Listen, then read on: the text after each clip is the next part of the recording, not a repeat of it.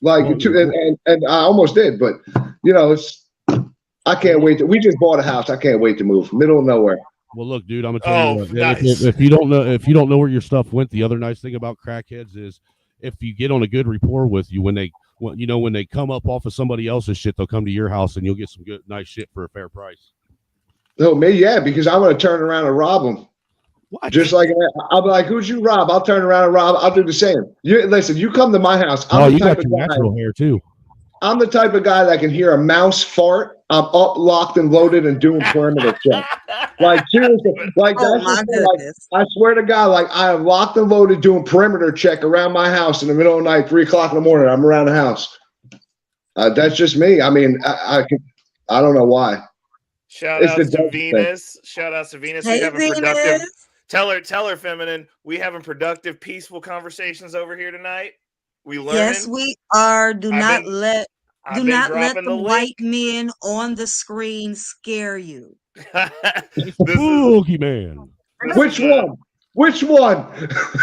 Oh no, bro! Somebody just paneled up, and the name is Malcolm X, and it's got a picture of that dude that. Oh, he left. It was a picture of That's a troll. It was a troll, but his name was Malcolm X, and it was a picture of who's the very light-skinned dude that anytime something happens to a black person, he's always on Twitter going ham about racism. Benjamin Crump? No, he's really black. Oh, he's Benjamin Crump is black. Yeah, he's black. Oh no, it's Talcum X now. It's Talcum X. Hold on. Oh, Talcum X. Okay. I'm gonna bring the screen up so that way we can see what's going on here, I guess. Oh Lord. Here we go. Actually, I'm gonna go ahead and unmute him. Okay, hold on. Okay, Talcum, what you got for us? How y'all doing tonight? Doing awesome. How are you doing, huh? I'm doing all right. I heard y'all were talking about some issues that I just wanted to be a part of. Dude, you are stupid. Why do you do these things? Hey, will you please? Can you give me a synopsis of the Berkeley debate? We don't even have a troll. We have Jeremy. Shut up, dude. Why you gotta call him out like that? Let him troll. Let the man troll. He's such a jerk, man. Because I was concerned there was gonna be a dick, dude. Like, I'm not gonna lie. Look, Jeremy, if you're gonna do this shit, we'll let you play your characters, but you gotta at least give your boy a heads up. That way he knows that you're coming up, and then you can do your thing, dummy. The only thing. So funny. The only thing is that I'm blacker than that dude. It's the truth. I've seen pictures of him. It ain't no lie. No. So Jada, hold on. Venus, welcome to the panel. Also, thank you for stopping through. No. Hold up. Can we do me a favor real quick? Can you run back that question that you asked everybody else? Because I'd like to answer it also. No, we don't care about your answer. No. I will, because Venus might want to answer it too. So, and I'm going to recap with what everybody else said first, because there was some really good context. And I really wanted to thank you guys for answering that question. I asked questions for me. Fuck everybody else. And so, I wrote down, I took notes. I wrote stuff down. I was listening. But the question was, what separates us? And so far, we've covered language, which is the difference between the way white people and black people speak, which can be misinterpreted either one way or the other. Artificial racism, which is the perception that all of one group or all of these people act a certain way. Dropping identity, which would be like identity politics, the facts that we put up these barriers to self-segregate ourselves. And then mine was upbringing, which is indoctrinating children into a culture that believes in racism instead of letting them figure it out for themselves and then letting them know the history, so that way they can actually process it and choose how they choose to move forward with that knowledge. But having a foundation of I just went out and met people and this is how I was treated, so I made my own opinions already. Jeremy, you were up. Well, real quick, ask the question the way you asked it to them earlier, not just the synopsis, because the actual question is important. No. What do you think separates us as a culture from working together to actually make things better? What are the barriers? What are the things, if you could gravitate to one thing and pick that as the wall that keeps us from talking to them or them from talking to us. Okay, that's what I wanted to hear. So the real problem is that people aren't seeing themselves in other people anymore. So when you go to argue with somebody, you are, you got your point in your mind, and everybody wants to argue fervently about their point. They don't want to listen. They want to wait until it's their turn so that they can spout their shit. And they never look at you as a real person. If you voted for something different than I voted, all of a sudden you're just the enemy. You're not me anymore. And we're not the same. And that's, to me, the real issue. And that's why people can't really come together and actually have real conversations. Okay. And then Venus, did you want to jump in on that? One thing that comes to mind immediately is just like the perception of Black people in terms of like what's portrayed media wise, and not just in this country, in a lot of countries, right? Mm-hmm. And that does shape the perception of others. Like people, there are people who have never met Black people, but they have already like a preconceived notion about who and what we are, and that we all operate the same way. Another thing would just like be we all like chicken and watermelon. Right. And another thing I hate chicken and I don't eat watermelon because I'm allergic, but nonetheless.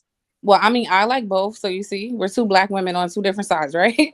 Right. So, another thing was you made like white people put raisins in potato salad, which literally has never happened ever in the history of white potato salad. Damn, y'all make me forget my next. And they will drop out all the seasoning. They will drop out all the seasonings, though. I've had some very bland fucking stupid, man. You are dumb. You are dumb as shit, dude. Why y'all cutting at my answer? Y'all making me forget. I'm sorry. Sorry, Venus. My other one bad, Venus. Sorry would be like the beauty standards, right? I was just saying, in this country, historically, it's been like white is right, and like the lighter the skin, the better. So like that's just something in my mind a white woman can't really relate to, right? Like I just think Black people have and like everybody does, but we all have our own like unique issues and struggles that other groups can't really understand, some of which other groups don't even have to go through. But my I guess the question therein is, of course, absolutely, like everyone's upbringing and their experience, and there are certain things that, like, obviously somebody that looks closer to you is going to experience that you don't. But the issue that we're positing to stamp out here is the fact that we are not able to work together as a society, which, like, I think there's a lot of deep-rooted hatred on both sides sometimes. Right. Yeah. And so like that's kind of where we're looking at, because like obviously I've got some very far right leaning gentlemen on the panel with us, and that you would say quote unquote, but like Mike speaks to it in a way that really caught my attention, and then Snowman has a lot of context to that same deal. He's just not nice. So dude, I've been working on it. Damn. I know. You make it sound like I'm just a complete and total prick about everything. I'm not patriarchy, at least. Facts. Well, if patriarchy was on, you wouldn't be able to tell us apart, which would be a whole other issue. Even me and patriarchy get into arguments, man.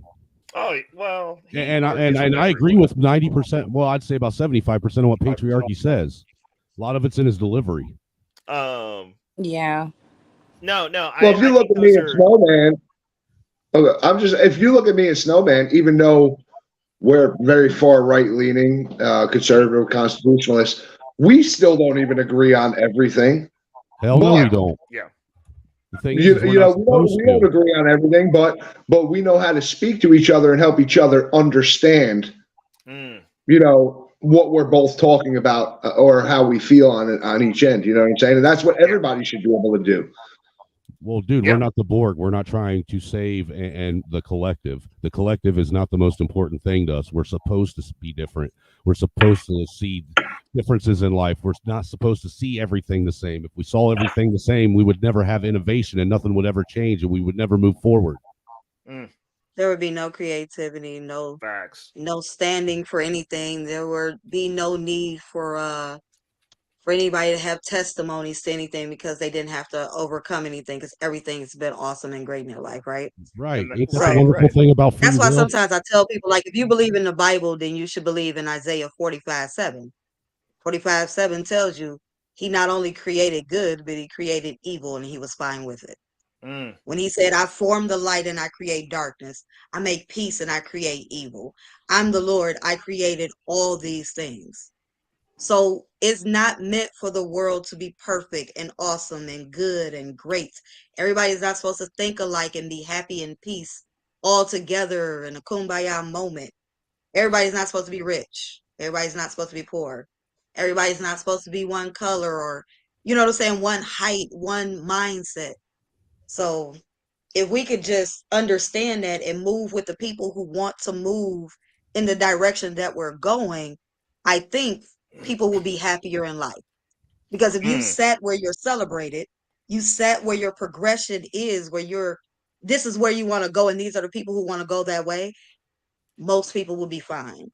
When people are not living in the way that they actually truly want to be, it's because they did not put forth the effort and they're mad at anybody for either not putting forth the effort or excuse me, those who did put in the effort, or they're mad at the ones who are trying to. Because sometimes there's nothing worse than a person who, like y'all said before with the money thing, right?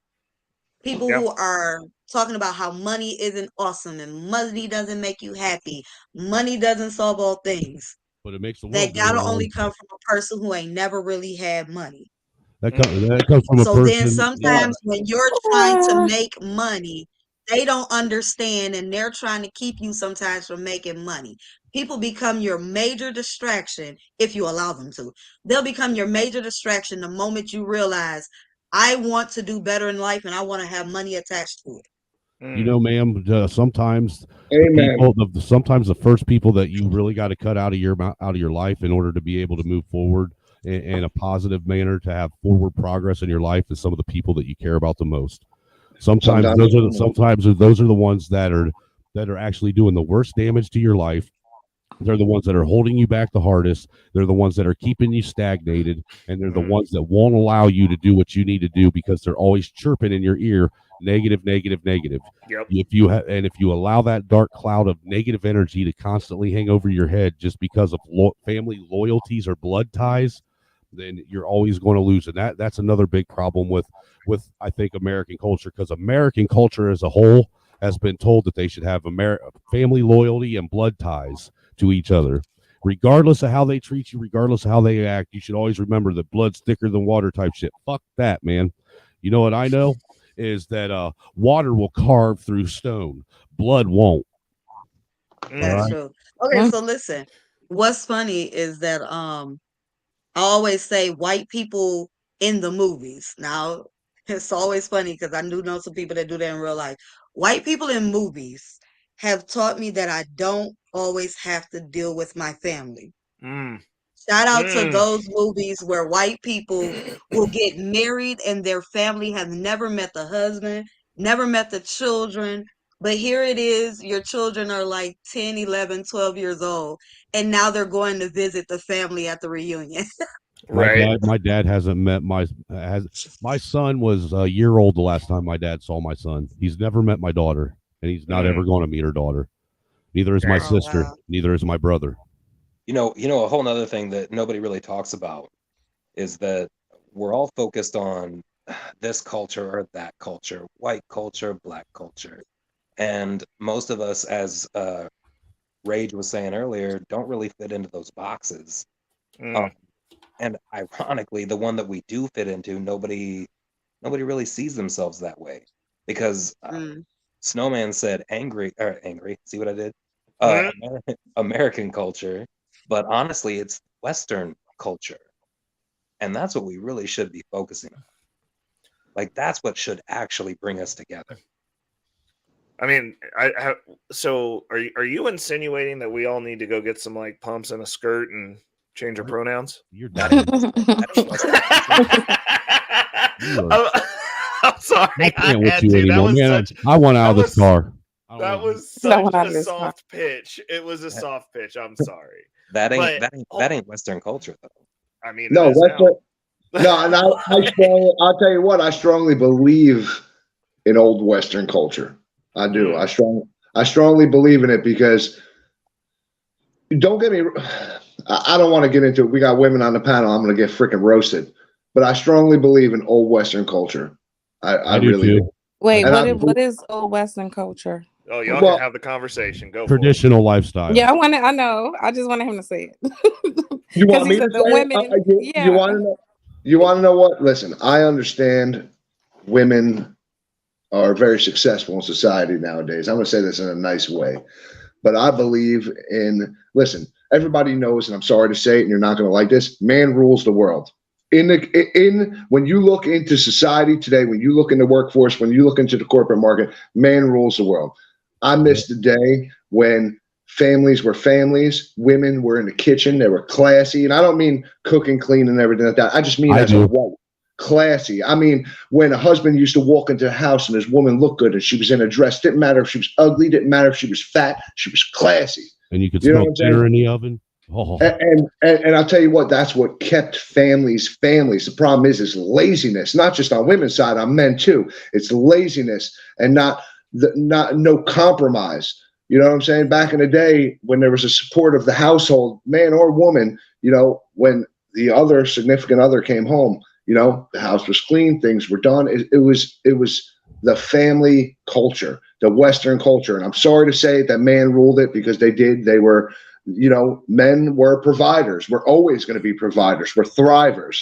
You know what I'm saying? And men have it the hardest. Women may not want to believe this, but in our culture, men have it the hardest, period, right now. Whether you believe it or not, we do.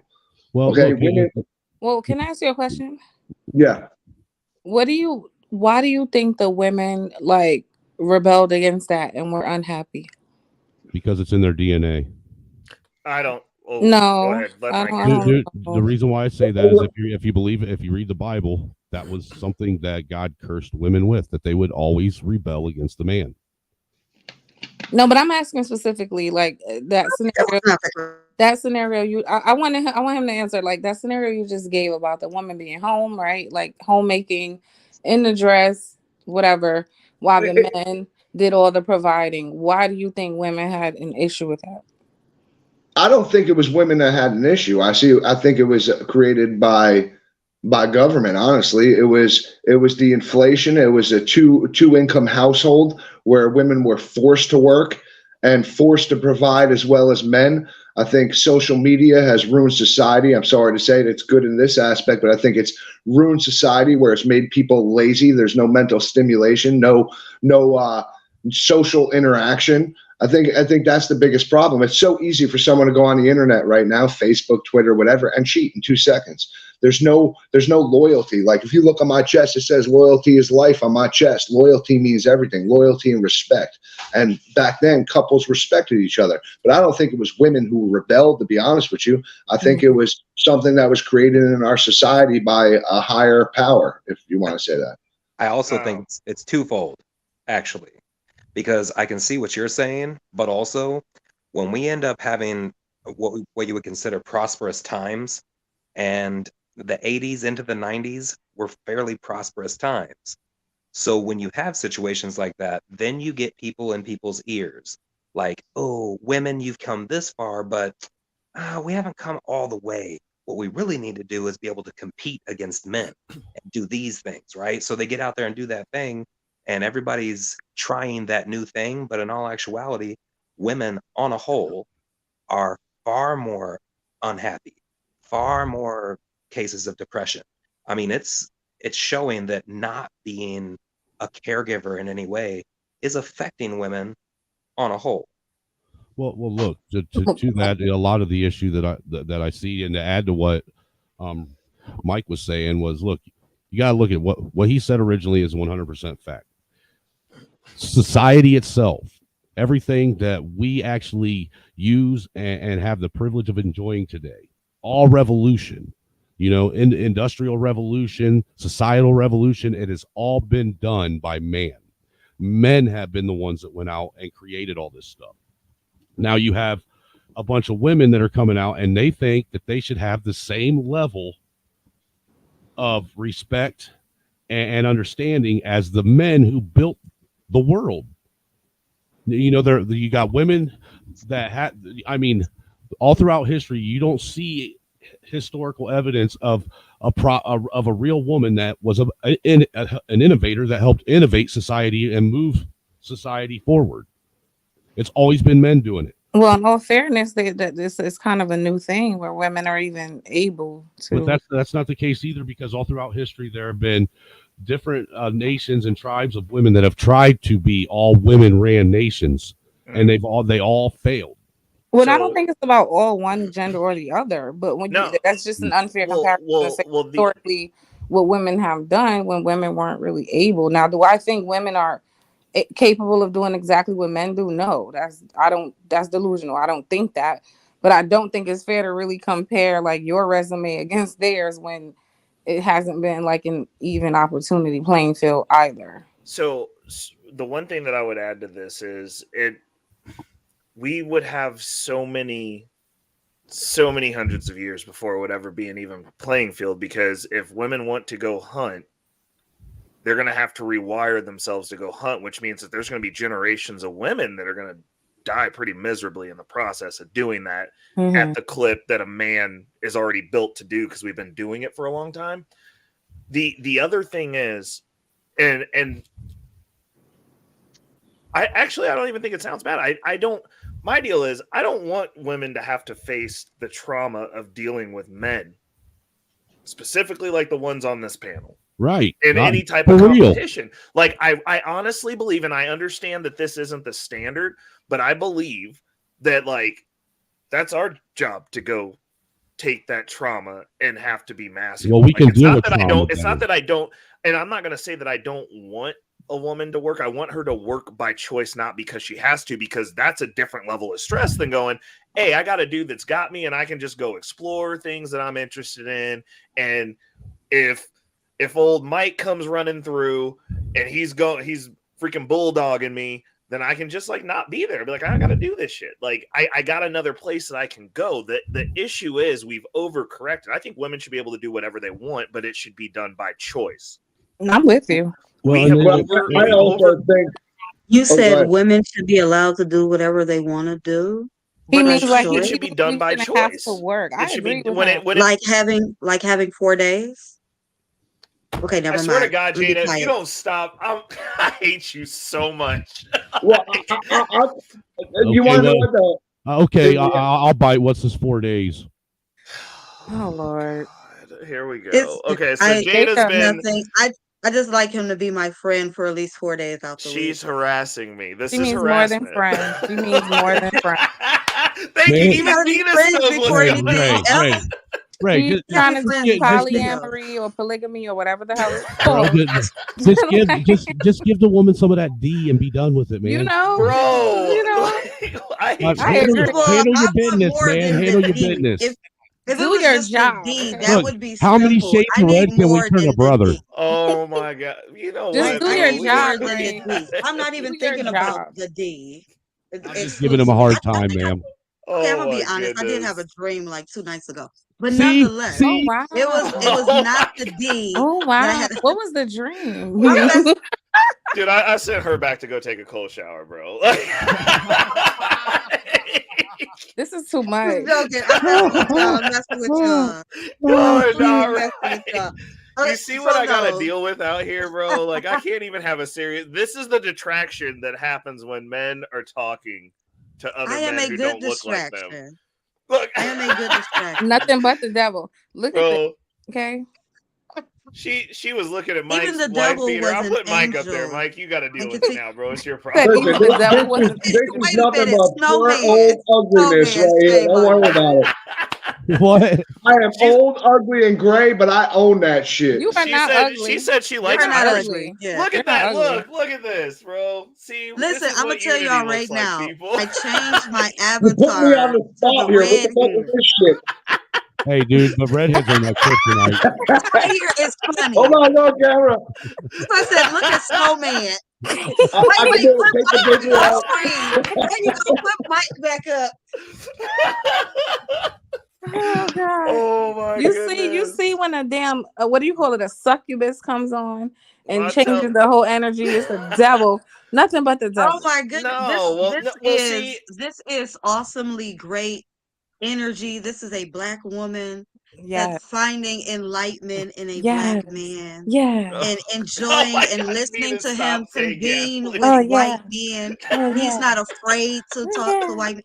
So How do you go from toxic masculinity and Western world to this? You see, it's the devil. You know. See, this is all he had to do was give me 4 days, and we wouldn't even have to go through this. Oh my God! How do you try to come in a relationship and then take majority of the week? Like you need to be asking and work your way up. You got to start on fries, and then you get on the cash register. Respect, Venus. First of all, it is not my fault that she settled for 3 days.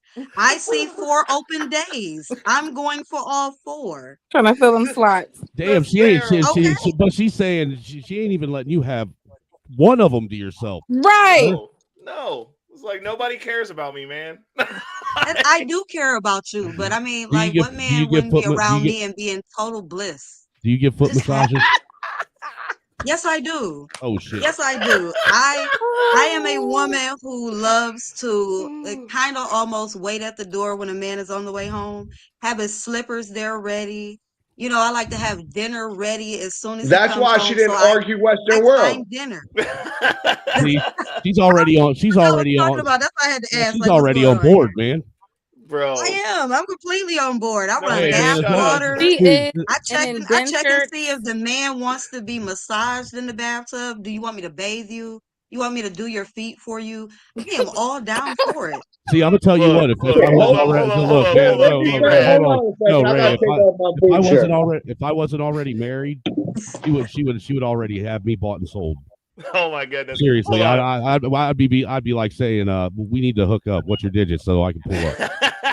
See what I'm saying? Look, they don't believe you in the chat, baby. He said it sounds like. I agree. Wait, who? B-Rad? B-Rad, I love B-Rad. He's a homie, but B-Rad gave the quintessential red pill answer. He's like, I ain't buying that shit. But wait, so Ray, weren't you there when I played that recording of a guy who hit me up that I used to date? Did he not sound like he was going through a bit of misery and needed me back because I was so freaking awesome? Yeah, he did. Yeah, I'd be lost without my wife. I ain't gonna lie. I would. I'll tell you what. Great. I mean, that man spoke about me like I could have been his savior. Dude, I'll tell you what. My wife is the alpha of all females. Snowman will tell you she is alpha. But I'll tell you what. Western world, I still get dinners on. I don't want an alpha woman. Man. That's for you, not for me. Well, I mean, the reality of it is she is not an alpha woman. She's an apex woman. But she treats her man right. Yeah. Right. Yeah. That's not necessarily being an alpha woman. An alpha woman, by the definition of what's told out in these YouTube streets, is, oh, you cleaning yourself. If I'm serving you, I'm a slave. Yeah, an alpha woman out here is oppressed by you, man. You better go sterilize yourself if you want to have sex with her. Like she's coming home and having competitions with you and like. I'm talking about in society. And in the right movement itself, like what we used to be involved in, like she's alpha. She was when it came to women. I mean, top of the women. Yeah, but dude, even in that, dude, but even in that collective, man, I wasn't a big fan of that, man. I didn't like those women that were outspoken. I liked my wife that, we spoke at home. She knew what her place and what her role was, and that was that, but you gotta understand. I didn't like her out there involved in that shit. Everybody likes what they You gotta understand, though. My wife held 43 rallies and did more in the Patriot movement than most of those guys. That's all right, man. I didn't want my wife out there holding rallies. I really didn't. I didn't want her part of it. I wanted her at home, taking care of the kids and all that shit when I was doing that. That way, if something bad were to happen, the kids didn't lose both their parents. That's see, that's what I say about these black rallies and marches and stuff. I don't think the women should be there. I don't think the children should be there. There's a time and a place because we know that different crazy things can happen, and we are not as prepared as a people to have our women and children out there on them streets dealing with that type of situation. Hold So on, I hold will on, say that I'm big hold on on. not having that. While I'm looking for B-Rad's sandwich comment, I did notice Rillo said matriarchal societies still exist today, believe it or not. That's true. You can have a matriarchal society after you've eliminated all the threats. What we're saying is, if it's gangland out here and you are taking resources and you live next to a place where it's like, yeah, all the chicks are in charge and the dudes are wearing pumps and dancing around in the streets, A, they're probably not going to have any buildings over 4 stories. B, the people next door where the men run things are going to go take their stuff. Like, that's historically what has happened.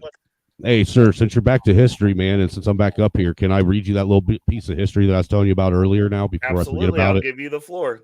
Read it. The whole Anthony Johnson thing. Anthony Johnson, in case those of you that are in here now don't know, he was the first black slave owner in America. He was actually an indentured servant, and he got his freedom. And after he got his freedom, he decided that he was going to get a plantation. He actually ran a tobacco plantation, and he bought a bunch of indentured servants himself. But anyhow, it says when Anthony Johnson was released from his servitude, he was legally recognized as a free Negro. He became a successful farmer in 1651. He owned 250 acres and the services of 5 indentured servants, 4 white, 1 black. In 1653, and you notice they said 4 white, 1 black. Okay. In 1653, John Casar, a black indentured servant whose contract Johnson appeared to have bought in the early 1640s, approached Captain Goldsmith, claiming his indentured servitude had expired 7 years earlier and that he was being held illegally by Johnson. A neighbor, Robert Parker, intervened and persuaded Johnson to free Casar. Parker offered Casar work, and he signed the term of indentured servitude. Johnson fled a freedom suit against Parker, or he filed a freedom suit against Parker in the Northampton Court in 1654. The court initially found in favor of Parker, but Johnson appealed in 1655. The court reversed the ruling, finding that Anthony Johnson still owned John Casar, and the court ordered that he be returned with the court dues paid by Robert Parker, the guy that just got told he was a slave again. This was the first instance of a judicial determination in the 13 colonies holding that a person who had committed no crime could be held in servitude for life. Though Casar was the first person who was declared a slave in a civil case, there were both black and white indentured servants sentenced to a lifetime of servitude before him. Dang. So that was a black man, a black slave owner that did that to his black indentured servant. Made him a slave by law.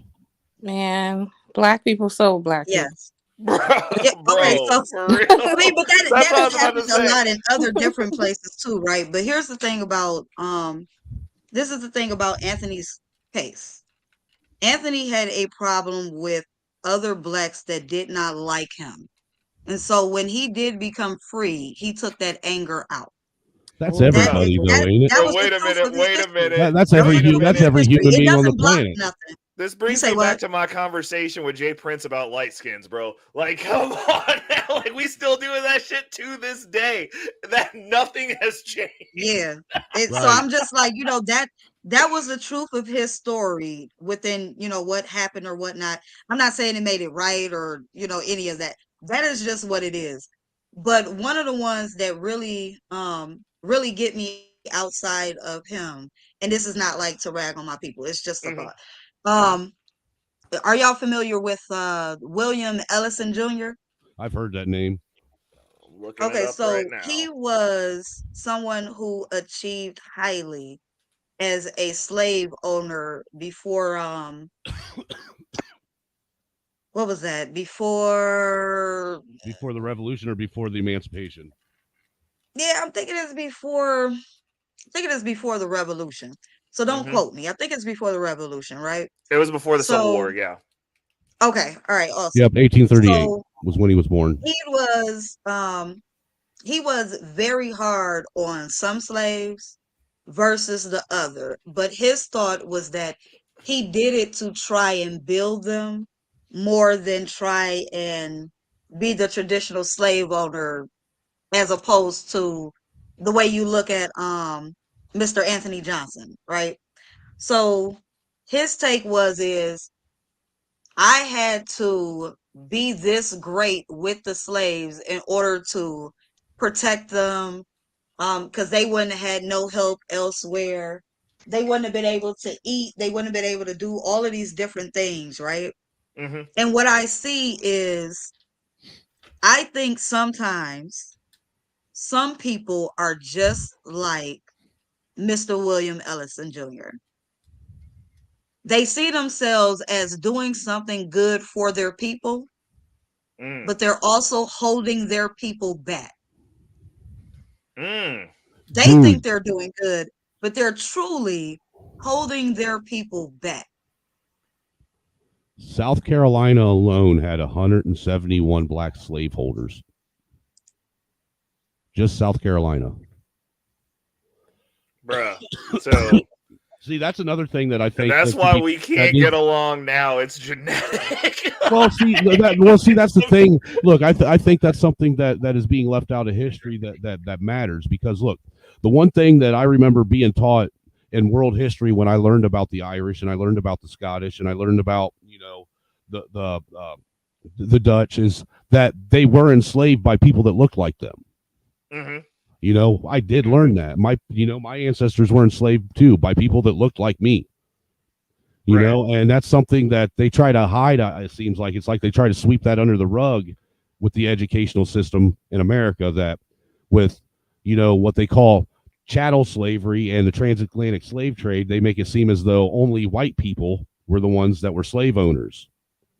I think that adds to some of this deep rooted hatred. So, well, I mean, but they are. Go ahead.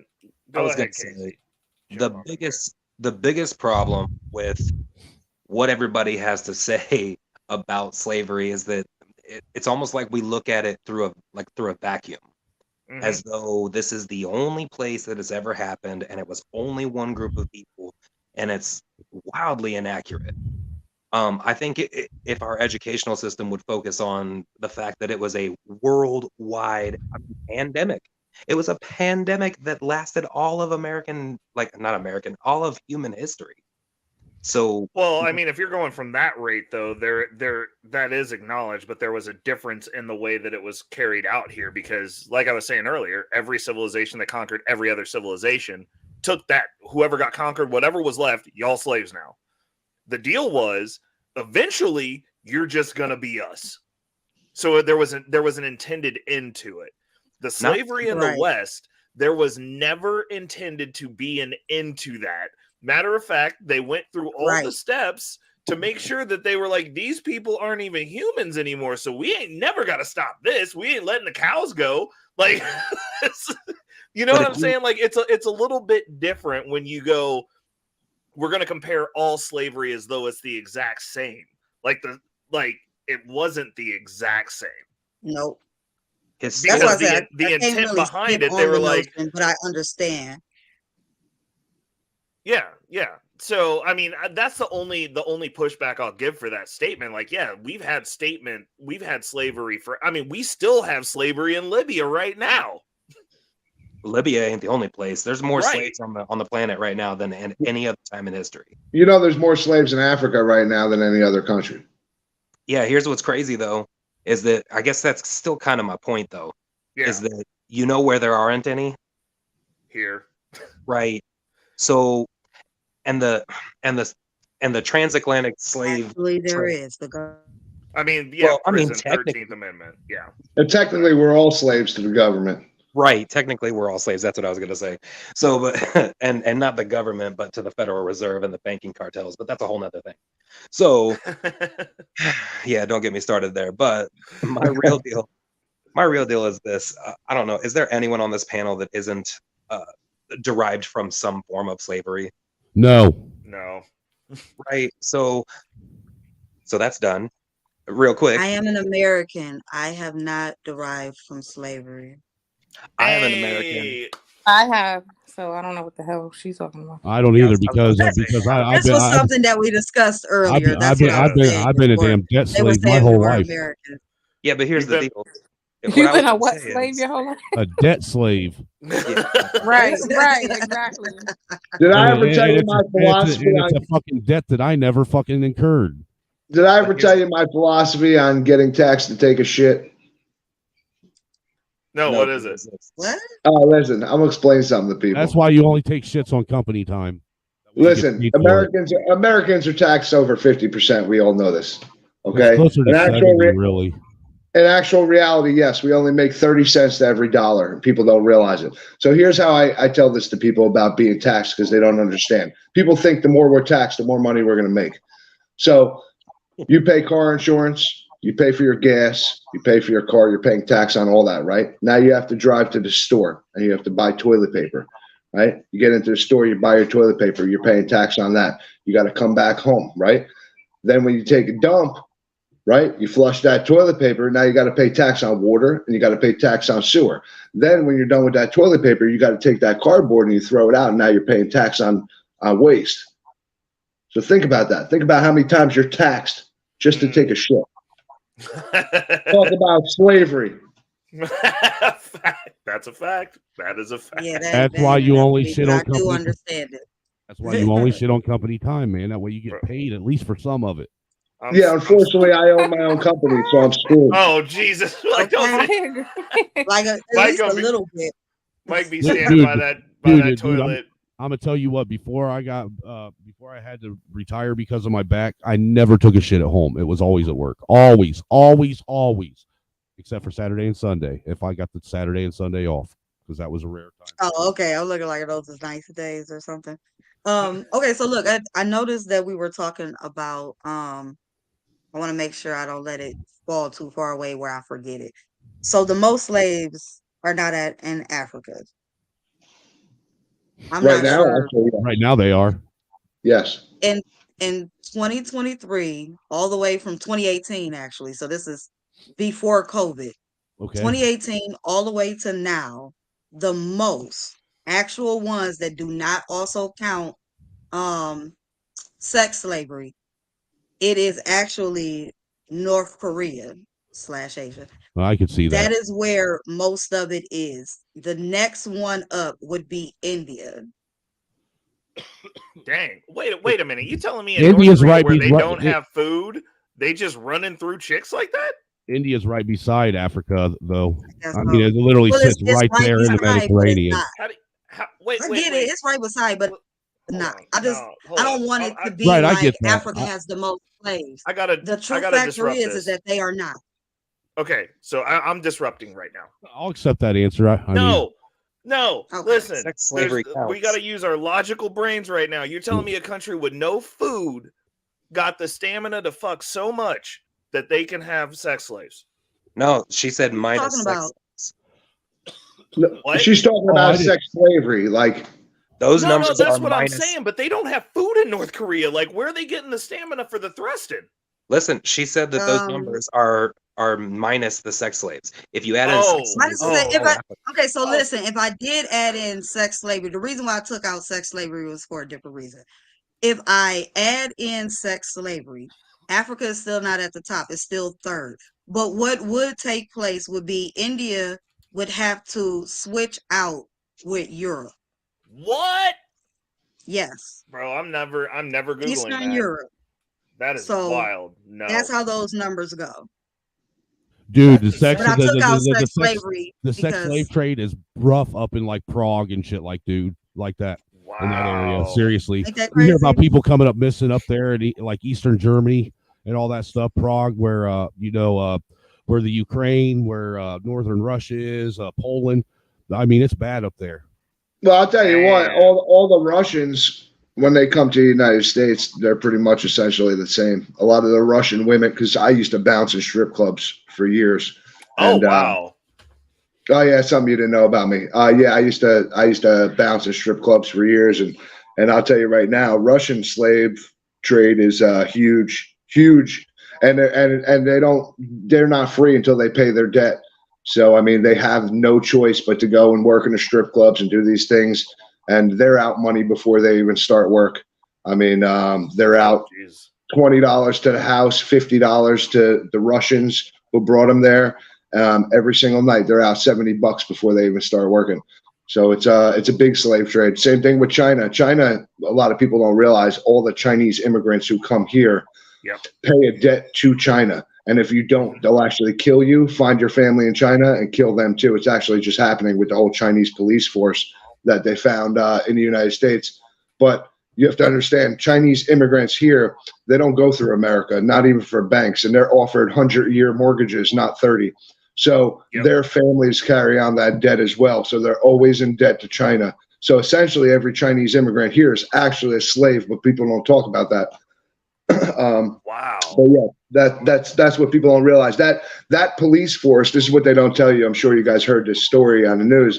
But the police forces they found in the United States, the Chinese police forces that were acting and had no jurisdiction, what they were doing was they were finding Chinese illegal immigrants. And they were capturing them here, reporting back to China, not only killing them here, but killing their families in China as well, because they came to the United States illegally and didn't pay their debt to China.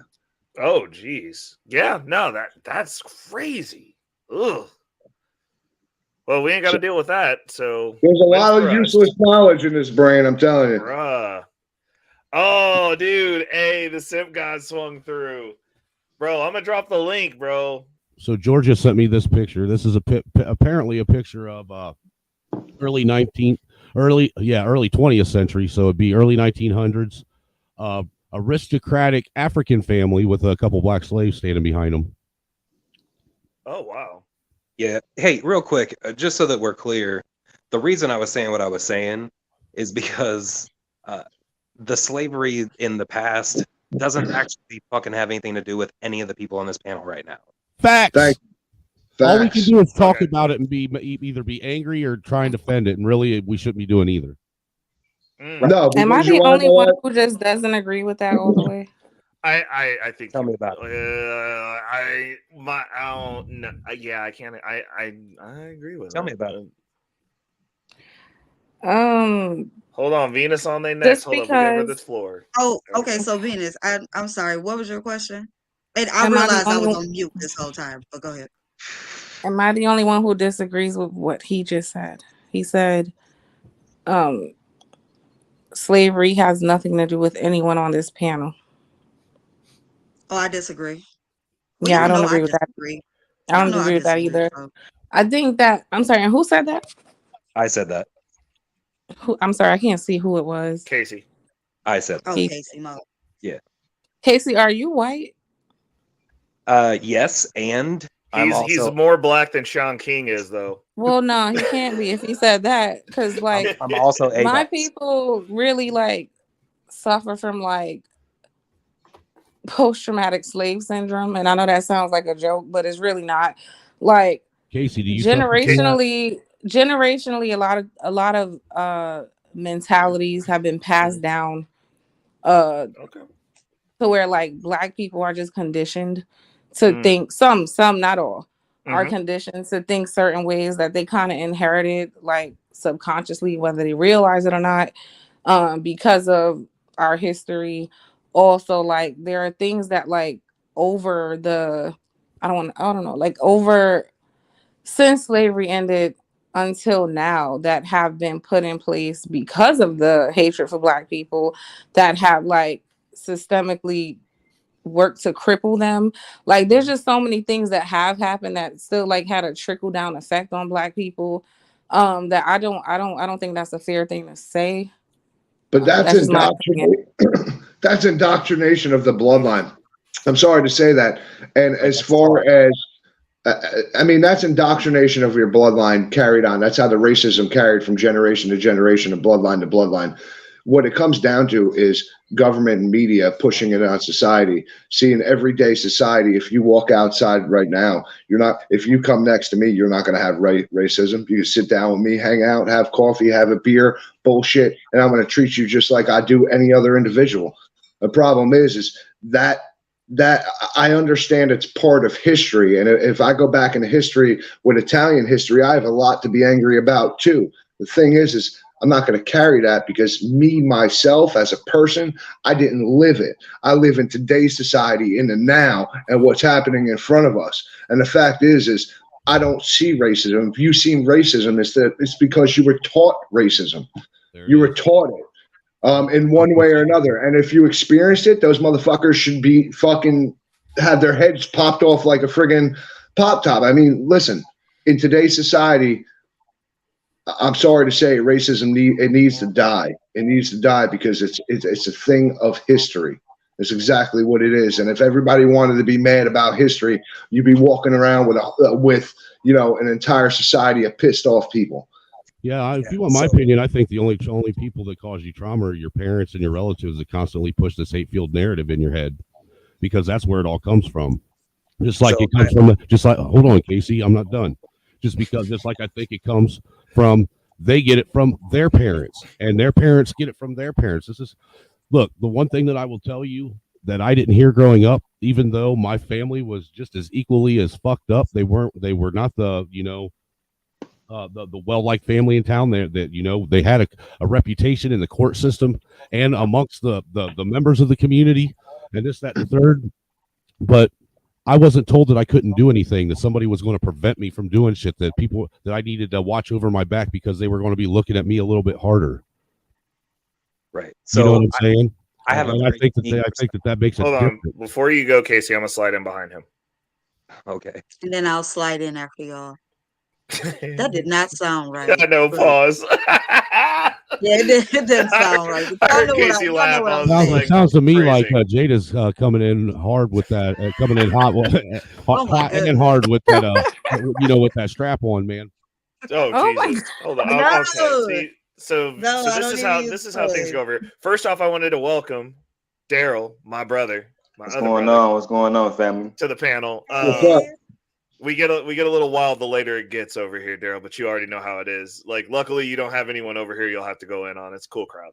But I agree. Mr. Youngblood City said a straight gangbang. Oh my god. Oh my god. Yeah, these are my so people. No. My innocent ears. The one piece of context that I would add is I was like, I think we're more affected by the stuff that happened during the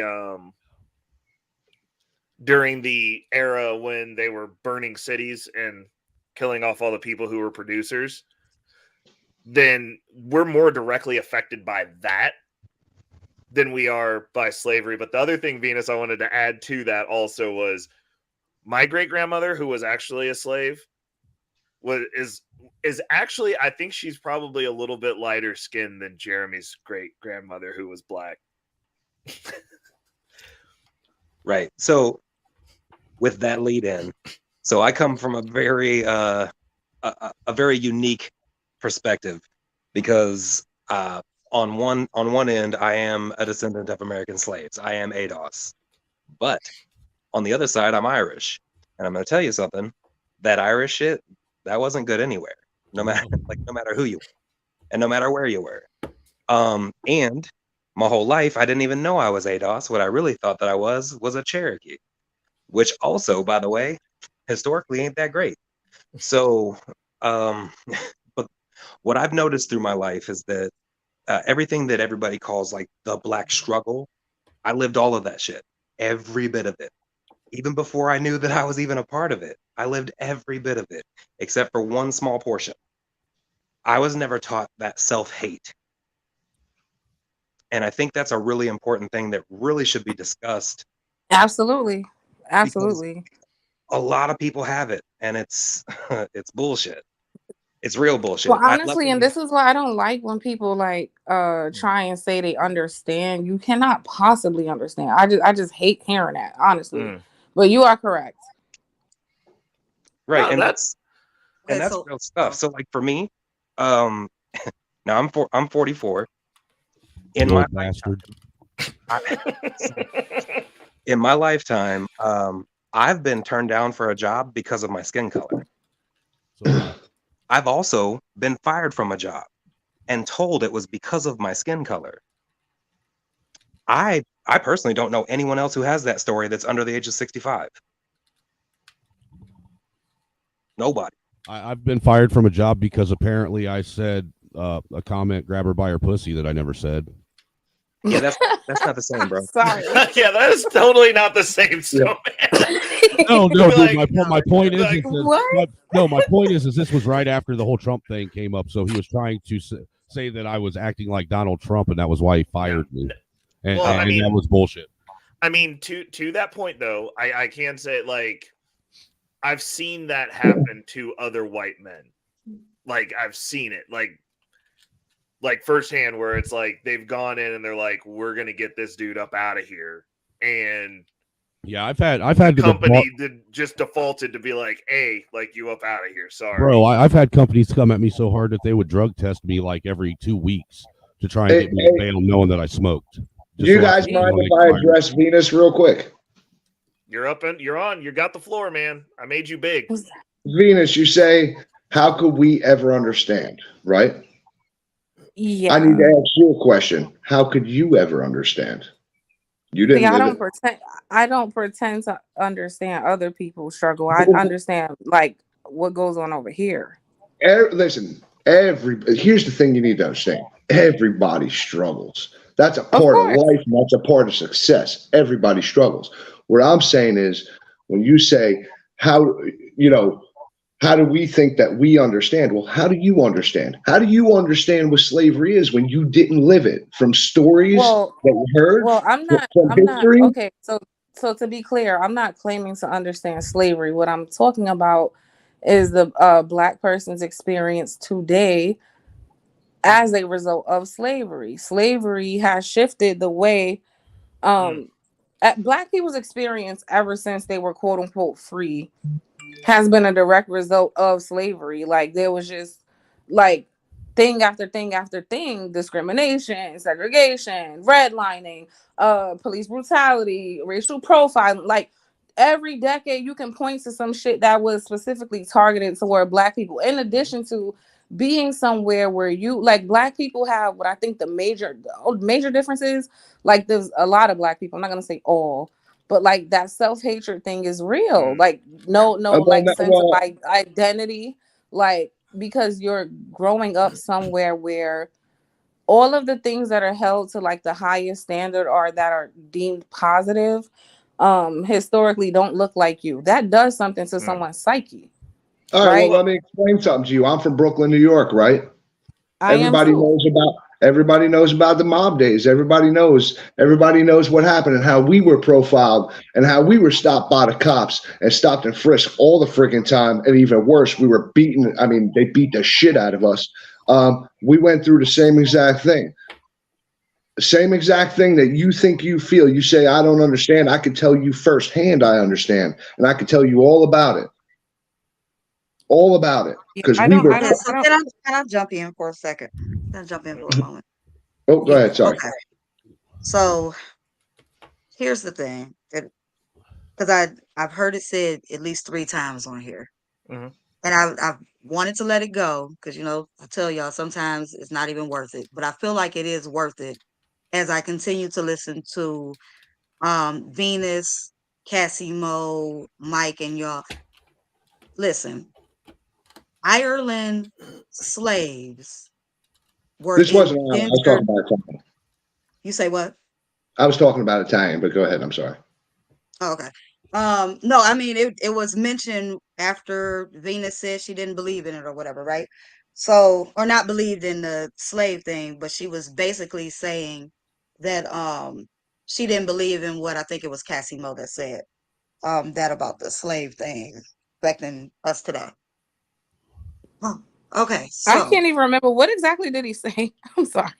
He was saying that it's the effects. Nothing about slavery has anything to do with us today. Yeah, I didn't agree with that. Yeah, because we didn't experience it. Because so what I think he's getting at though is the same thing that I say, like the way that I was raised. Like if no one told you that you were in dire bondage and they let you go out and like you were around other people that didn't look like you, and then you learned about slavery after you'd set some base levels and been socialized around people, and you didn't grow up with that you better be scared of them white folks, or those white people are going to come do something terrible to you at the onset of your development.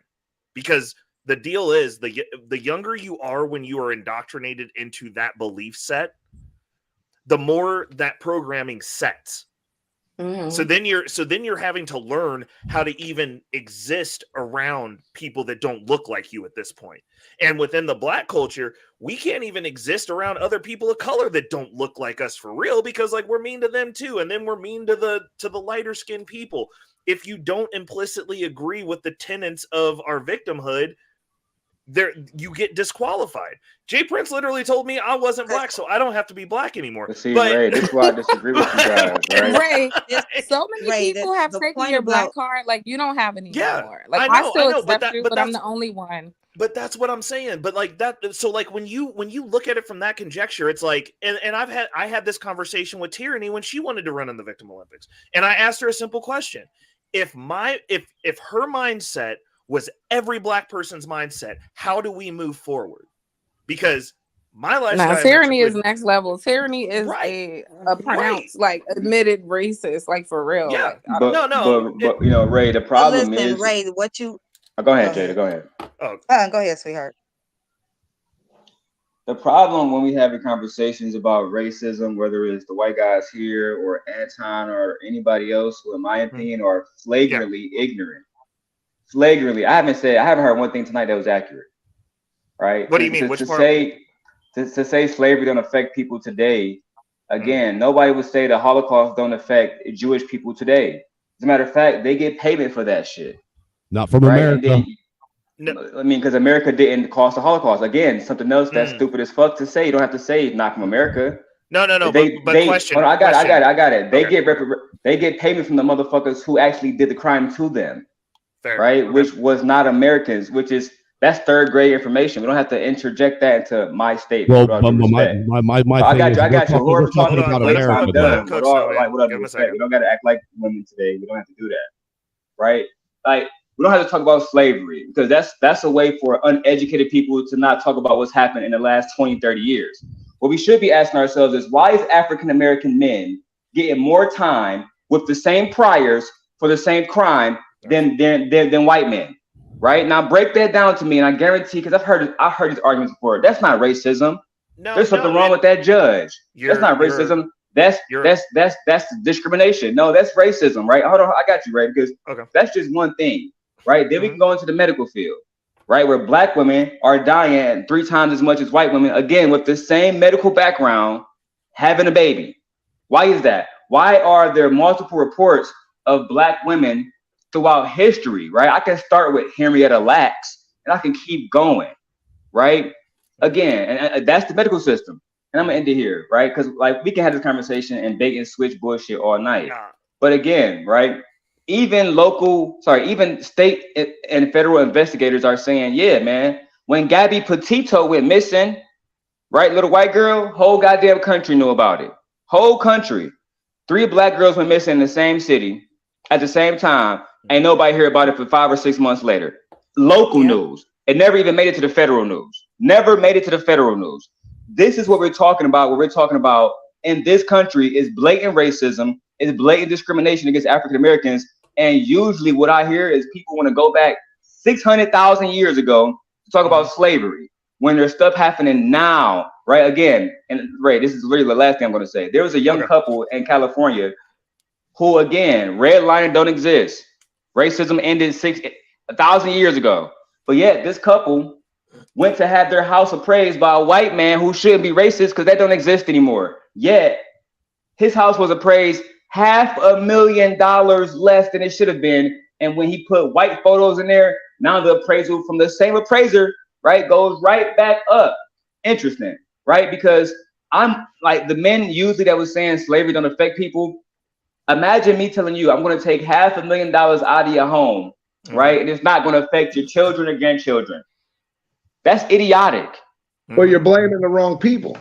Well, hold on. I wanted to answer. I got answers for all these. Okay, go ahead. Because he's blaming the wrong people. He said it in his own statement. After that, get to the point that I was trying to make not too long ago. Yes, Jada, I'm sorry. of even making my point. Listen, guys, I'm going to jump off, but I want to say it's been a pleasure. All the women, too. Thank you very much. Mike, we're here every Thursday. See you later, every Mike. Thursday, Have a Mike. great day. Ray, I love you, bro. Be good, man. Angry Snowman, everybody else, nice meeting you. Nice to meet you, Mike. Meeting you. See you later. So in regards to the time for the sentencing, I 100% agree with you. That system is very racist. 100%. My question is, why are we being criminals? Why are we? That's a specific system that we should not be participating in. Period. And I'm listening, Ray. Let me call. I got to call my kid. My son called me, but I'm listening. No, I got it on my other phone. I'm listening. So in regards to that system specifically, we should not be participating. Period. Like, we need to have a standard to where, like, that's an abnormality for us, because we know that's a landmine we know about. And in all honesty, I would like for them to lock up the white criminals for longer, because, like, I want the criminals up out of here. Like, if you're a criminal, you should go to jail. Ray, but I want you to understand something that a lot of us white people wish they would too, because most of those white criminals that they're letting out are murderers and child molesters and rapists.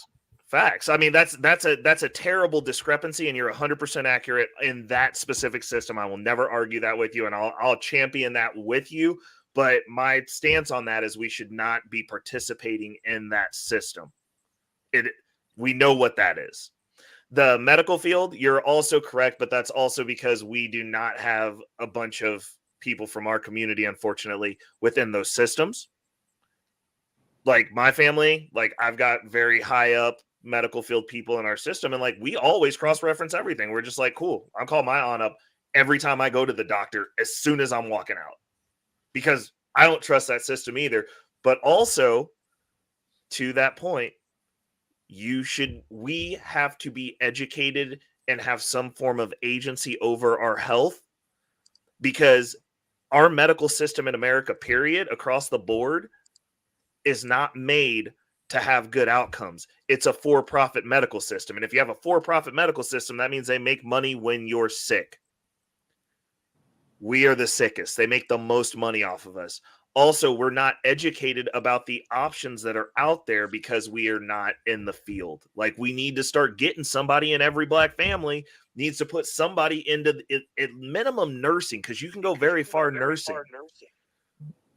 And we need to have that exposure in that field, so that way we know what's going on the other side of that curtain, because there's a bunch of stuff that we don't know, whether it's a discrepancy with how much we're paying for meds, because we're also paying more for medications. We also don't know what grant money's out there for medications if you don't have the money to pay for medications. And you can get the good stuff, because they do allocate grant money for those overpriced medicines that we don't know about. Like, there's a whole world that we're not a part of. When it comes to the appraisals, I'll tell you straight up, because I work in the field of high-end appraisals, and I'll tell you what, none of these rich people, regardless of what color they are, have pictures up. Period. And I understand it shouldn't have to be that way. It shouldn't have to. But that is a minor inconvenience to get your $500,000, bro. Like, minor inconvenience. It would have got the same appraisal rate most likely if there were no pictures, because blankly staged houses are how the affluent sell their houses regardless of what they look like. You're not going to go walk through a house and see pictures of anyone on the walls. Yeah, staging a house is like pretty standard across the board if you want to get the highest amount of money for it. I mean, there is a standard for it all across the board regardless. But of the three things you listed, because you listed three really good points that are valid now, and I'll give you the validity across the board on all three of them, including the appraisal. It's just people feel like they're entitled to not be inconvenienced when rich people are inconveniencing themselves all the time. But the last one that isn't on here is the discrepancy in financial literacy between. And it's not between cultures, because it affects both cultures, but like not having that piece amplifies all of these three things greatly. We're set up, and like you could say that like you're started out like a couple of steps behind in the race. I'll even give you that, but like we have the internet. we can sit here and have these conversations where we're focused on solutions and actually building and getting to talk to some people with some different perspectives without actually shutting them down. Because honestly, Snowman, Venus is nicer to you than she is to me. Yeah. Like, that is a lie, man. That is not a lie. Dude, I'll be honest with you. We haven't had a fight in like a month. I think that's a great thing. It's a great step forward. I've been growing. But, me too. But what I'm saying is, like, you know, like these types of conversations that we like don't want to have because we get in these silos. And it's like, yes, all three of these things I can tie back to money.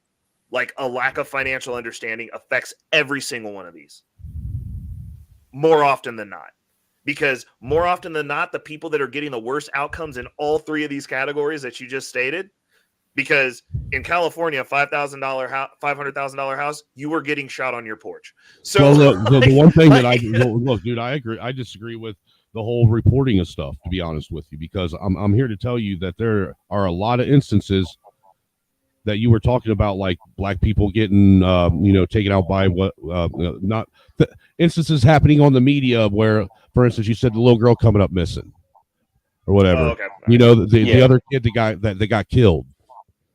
Well, Cannon Hennett got shot and killed by a black man in his front yard right in front of his brother and sister, and that was never reported on the media either.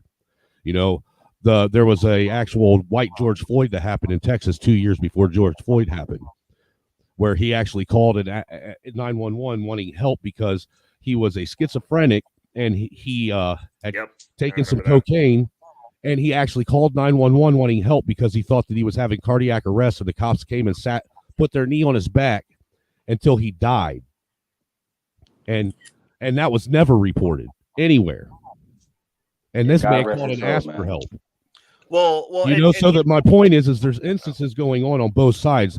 What's going on here is this is actually intentionally being done to make it seem that things are one way and not the other, or the other way and not this way. It's done so there is divide. You want to know what's wrong with the healthcare system? The most of the people that are victim of the healthcare system are on government insurance, government paid insurance. That's where most of the deaths come from, because the government can't make money off of people that are on insurance that they pay for. My mom, it's anecdotal. My mom, she was diagnosed with stage 4 small cell lung cancer. I know all kinds of people that have stage 4 small cell lung cancer have lived for 14, 15 years. They also have private health insurance. My mom was on Medicaid. She got it. She found out she had it. 9 months later, she was dead.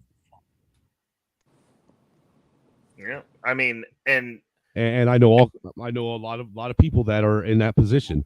See, this isn't about color of skin anymore, man. This is about the haves and the have-nots. You notice that they're trying to eradicate and erase the middle class and make it where it's rich and poor. That's being done for a reason. Well, it's twofold, because they're agitating both sides. I definitely agree. Most things about social economics these days than anything else. Yeah, and that's what I was trying to get at. It's like, obviously, people's existence, and I would never discredit someone's experience, but like a lot of the stuff that we're triggered by, and a lot of the stuff that is pushed to us that would keep us from wanting to even talk to a white person to see like what their side of the story is.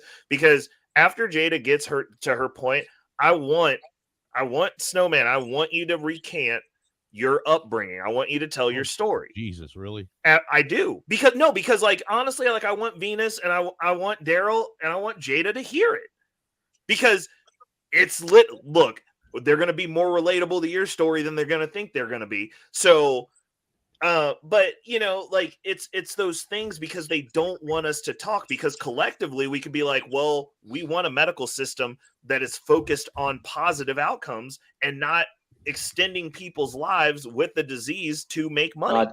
I definitely agree, Ray. A lot of this comes back to like commonalities, right? Like, yes. I always talk about BMF White Boy, right? People love BMF White Boy in Detroit and White Boy Rick, since we talking about race and stuff. They love both of them in Detroit, bro, the same way we love Big Meech and everybody else. But that's because they have shown us undoubtedly, man, listen, bro, you my brother, no matter if you white, black, or what. You know what I'm saying? Like, White boy Rick is known for right now. He's still in Michigan now, bro. Like doing stuff after he got out of jail. You know what I'm saying? Like teaching young kids not to be in the streets and shit. Like that's real, bro. And he do it with black kids too in the ghetto. I done seen white boy Rick in the ghetto, no security, chilling. You feel me? So like it's some people that don't even want to come to our neighborhoods because they're afraid of us, bro. You know what I'm saying? And that's not cool. Well, my question is this, and like I mean, we could reference Nipsey Hussle. It's like what do we feel? What do you feel that those neighborhoods are entitled to if we're so focused on keeping the base level, the baseline, and there's so many people focused on that they'll get somebody like a Nipsey Hussle and they will just kill that man over ego.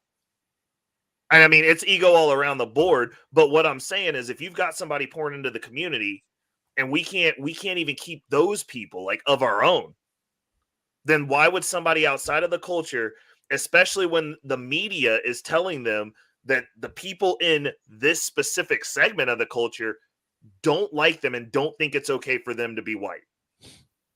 Like, why would you? And like, I've had this conversation. I was like, it's not my responsibility to go die to save some people that like want to stay where they're at. I'm like, just stay where you're at. Like, I'd like to live. You know, I mean, that when it comes to the white culture, that's what we do with the trailer park scum. You know, some of us, the majority of us, we start there. You know, but we leave. We want better, and if that's where they want to stay, that's where they want to stay, man. We don't associate with them type. And I mean, it was the same argument that I had with be brave and think or whatever that stupid Santa man is over on CT's channel. You know, he's self-admittedly he lives in a trailer park and he's poor. And I was like, well, you know, it's really messed up because like I got 5 white millionaires that are pouring into me. Like, why aren't they coming to save your ass if this is supposed to be a race thing? Why are they helping me? Why aren't they coming to save you? And he was like, oh, well, I don't need to be saved. And I was like, yeah, you do. You're poor. Like, yeah, all white people not racist, bro. When I was locked up, you feel me? Me and my brother, I told you, Ray, my brother was locked up in Kentucky for, I don't want to say like the drug name, but the big H word, right? Yep. You feel me? And you were locked up? Out, yeah. Yeah, they tried to hit us with trafficking, and they got my brother. And I'll talk about that like on a different stream. Like, you know what I'm saying? Ray actually know me though. Please do. Yeah, like. Listen, Ray, when we got locked up, the woman that helped us the most was a white woman in Mount Pleasant, Michigan, right? She helped my brother get his trucker license for free, bro.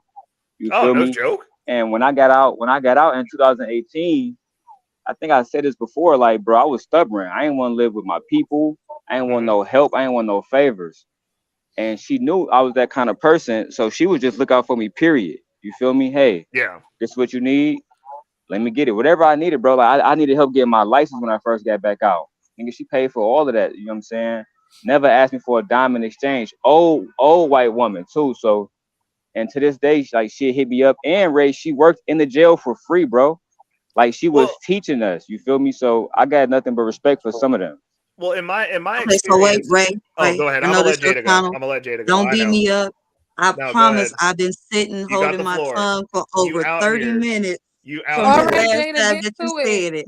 Okay. I'm gonna give this girl a Snickers too. Quick. You say what? I'm gonna give you a Snickers too. Which one?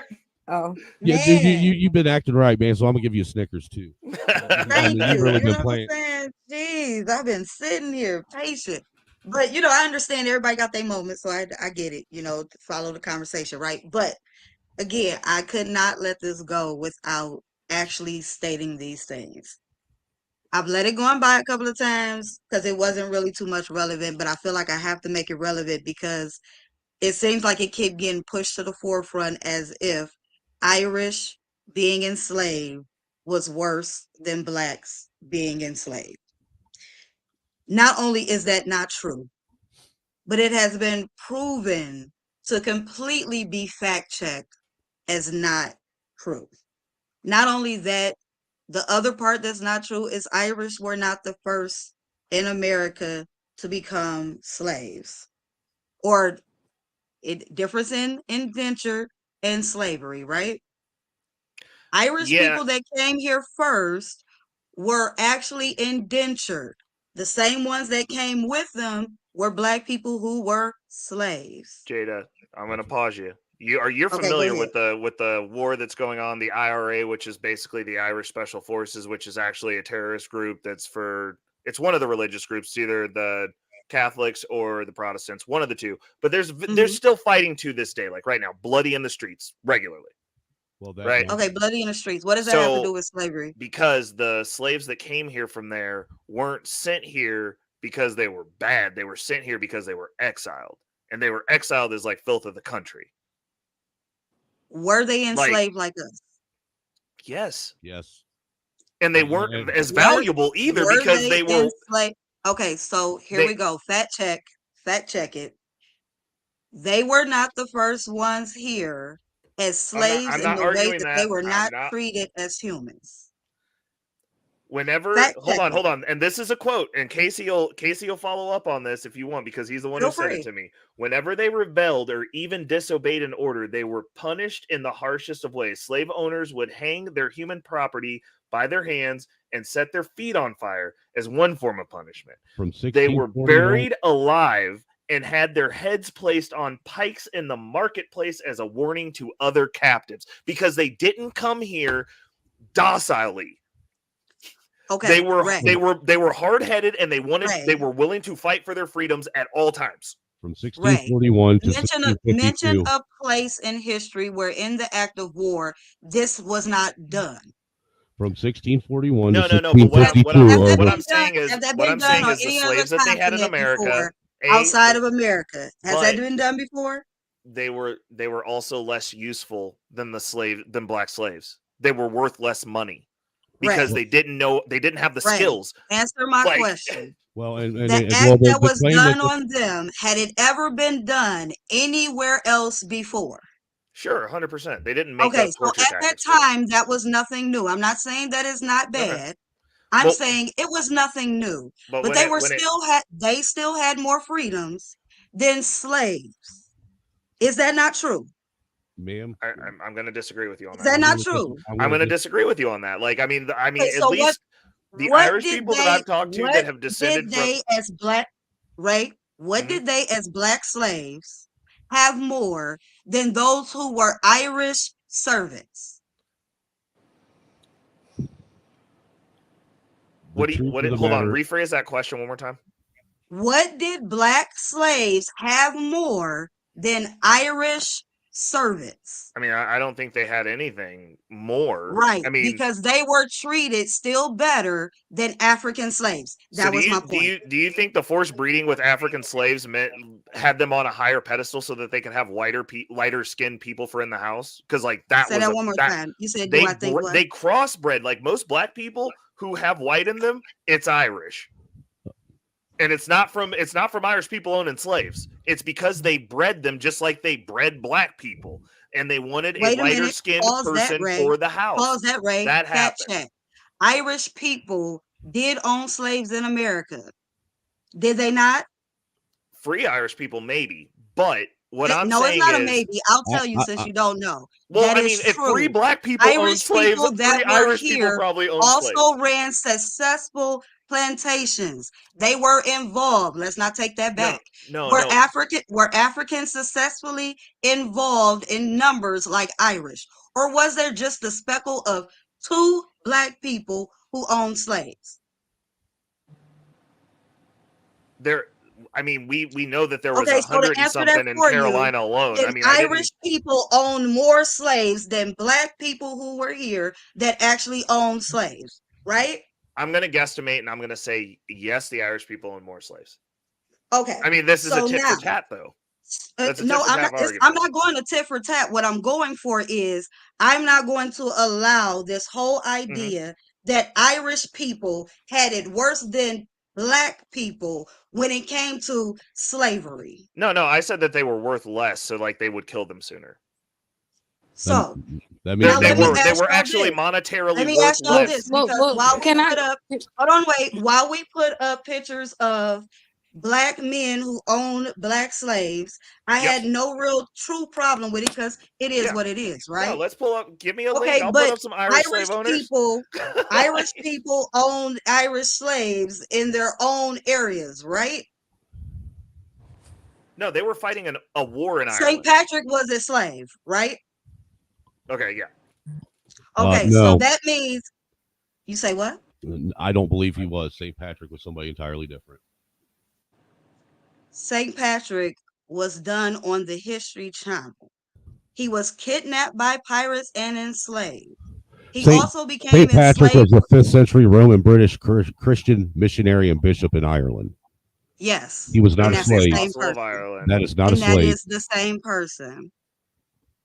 Okay, so what's the definition of enslaved? A bishop. He was a bishop. That is not a slave. That's really high up in the clergy.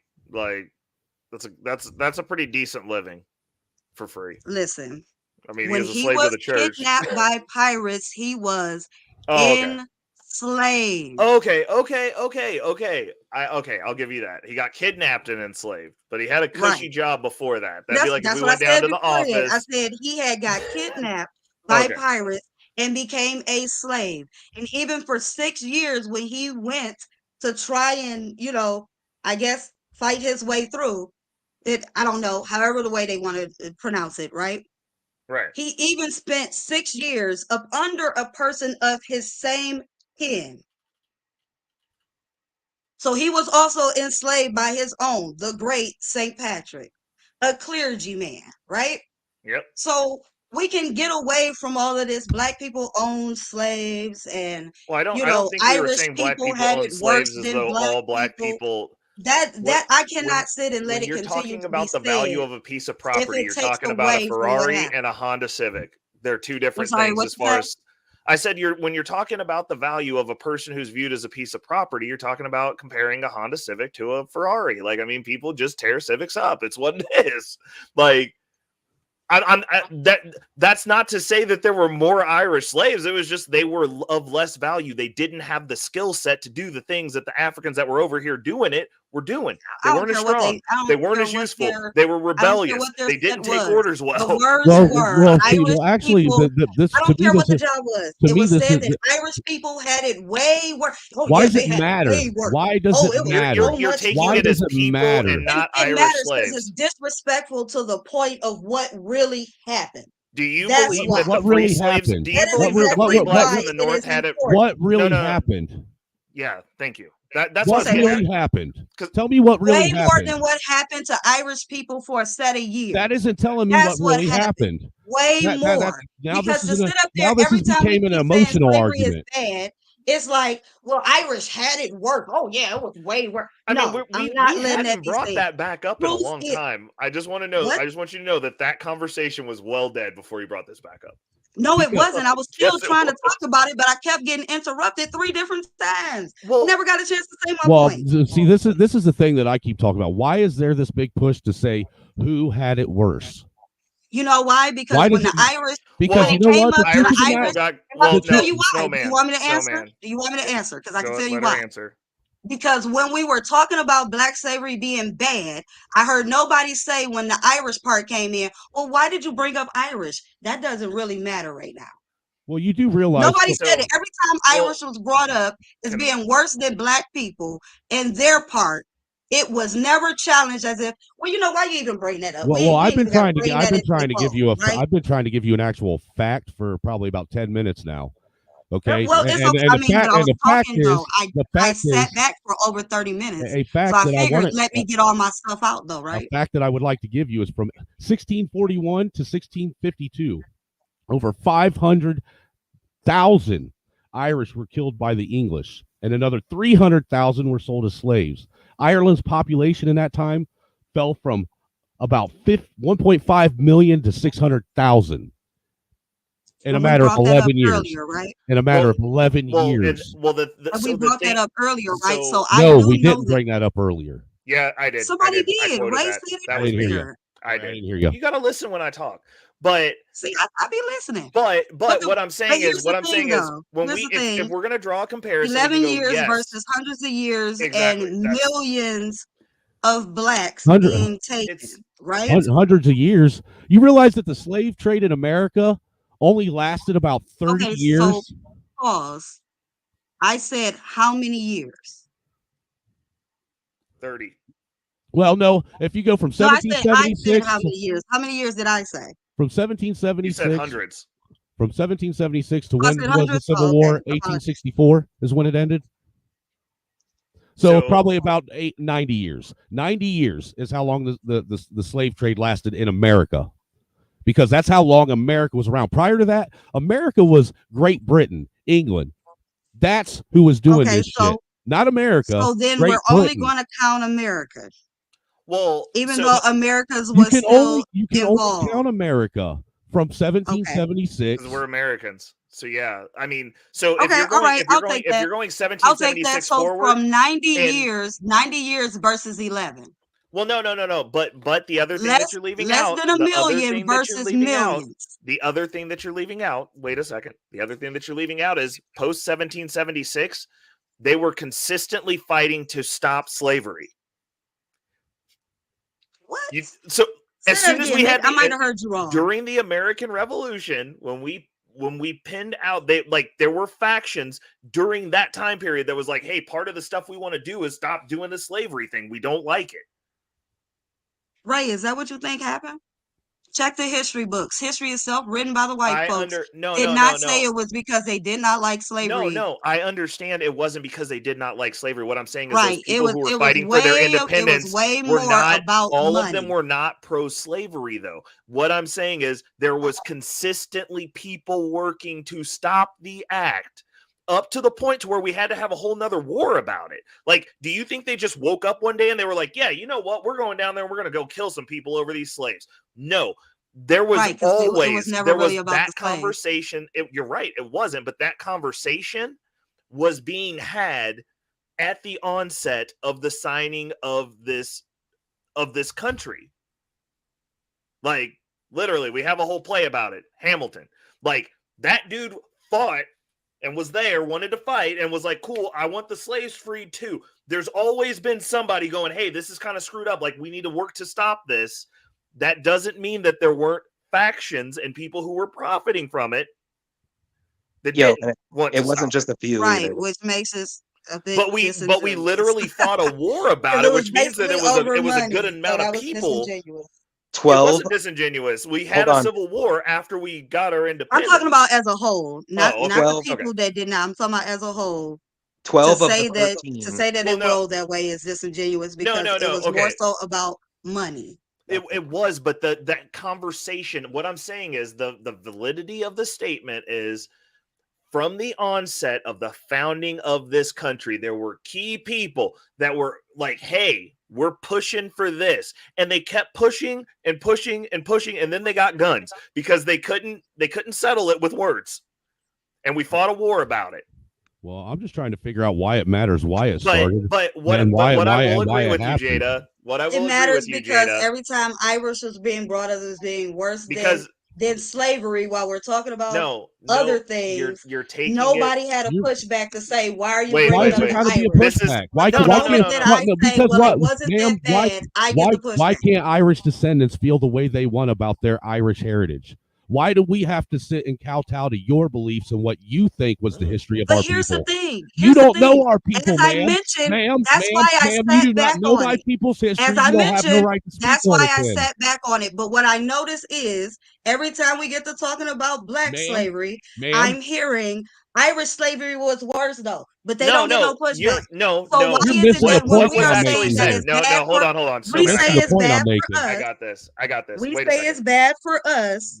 And in return, we get Irish was worse. No. So that means forget your feelings. Irish was worse. Don't see it that way because Irish had it worse.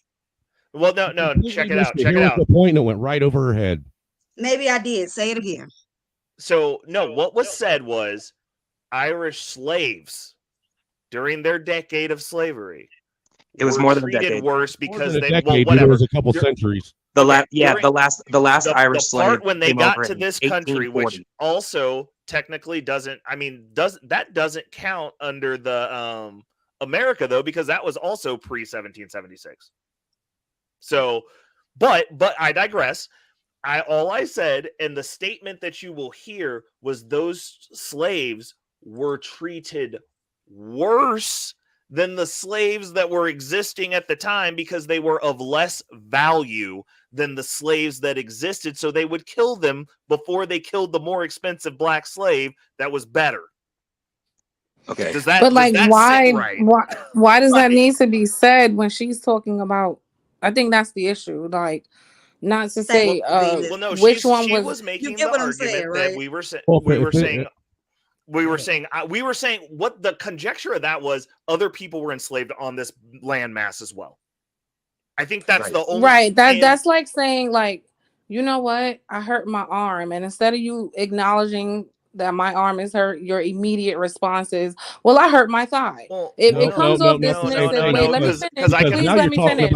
Please let me finish. Hold on. Let me finish. Then you will understand. The reason she is reacting that way is because, again, you can't relate. This is something Black people run into anytime they discuss an issue. The immediate response is dismiss, and let me tell you about this issue instead. That's the part everybody's missing, and that's why she's responding that way. Okay, what I was going to say was, I was like, the argument that I would say that would make Black slavery worse than Irish slavery, because there's a definitive answer for that if you just give a straight answer. But I don't think Irish people got granted whiteness. Like, I mean, it's not comparable. I don't think they should be compared, though. It's not comparable. That's the point. Like, because they got whiteness and no one else did. So you're right. The mistake.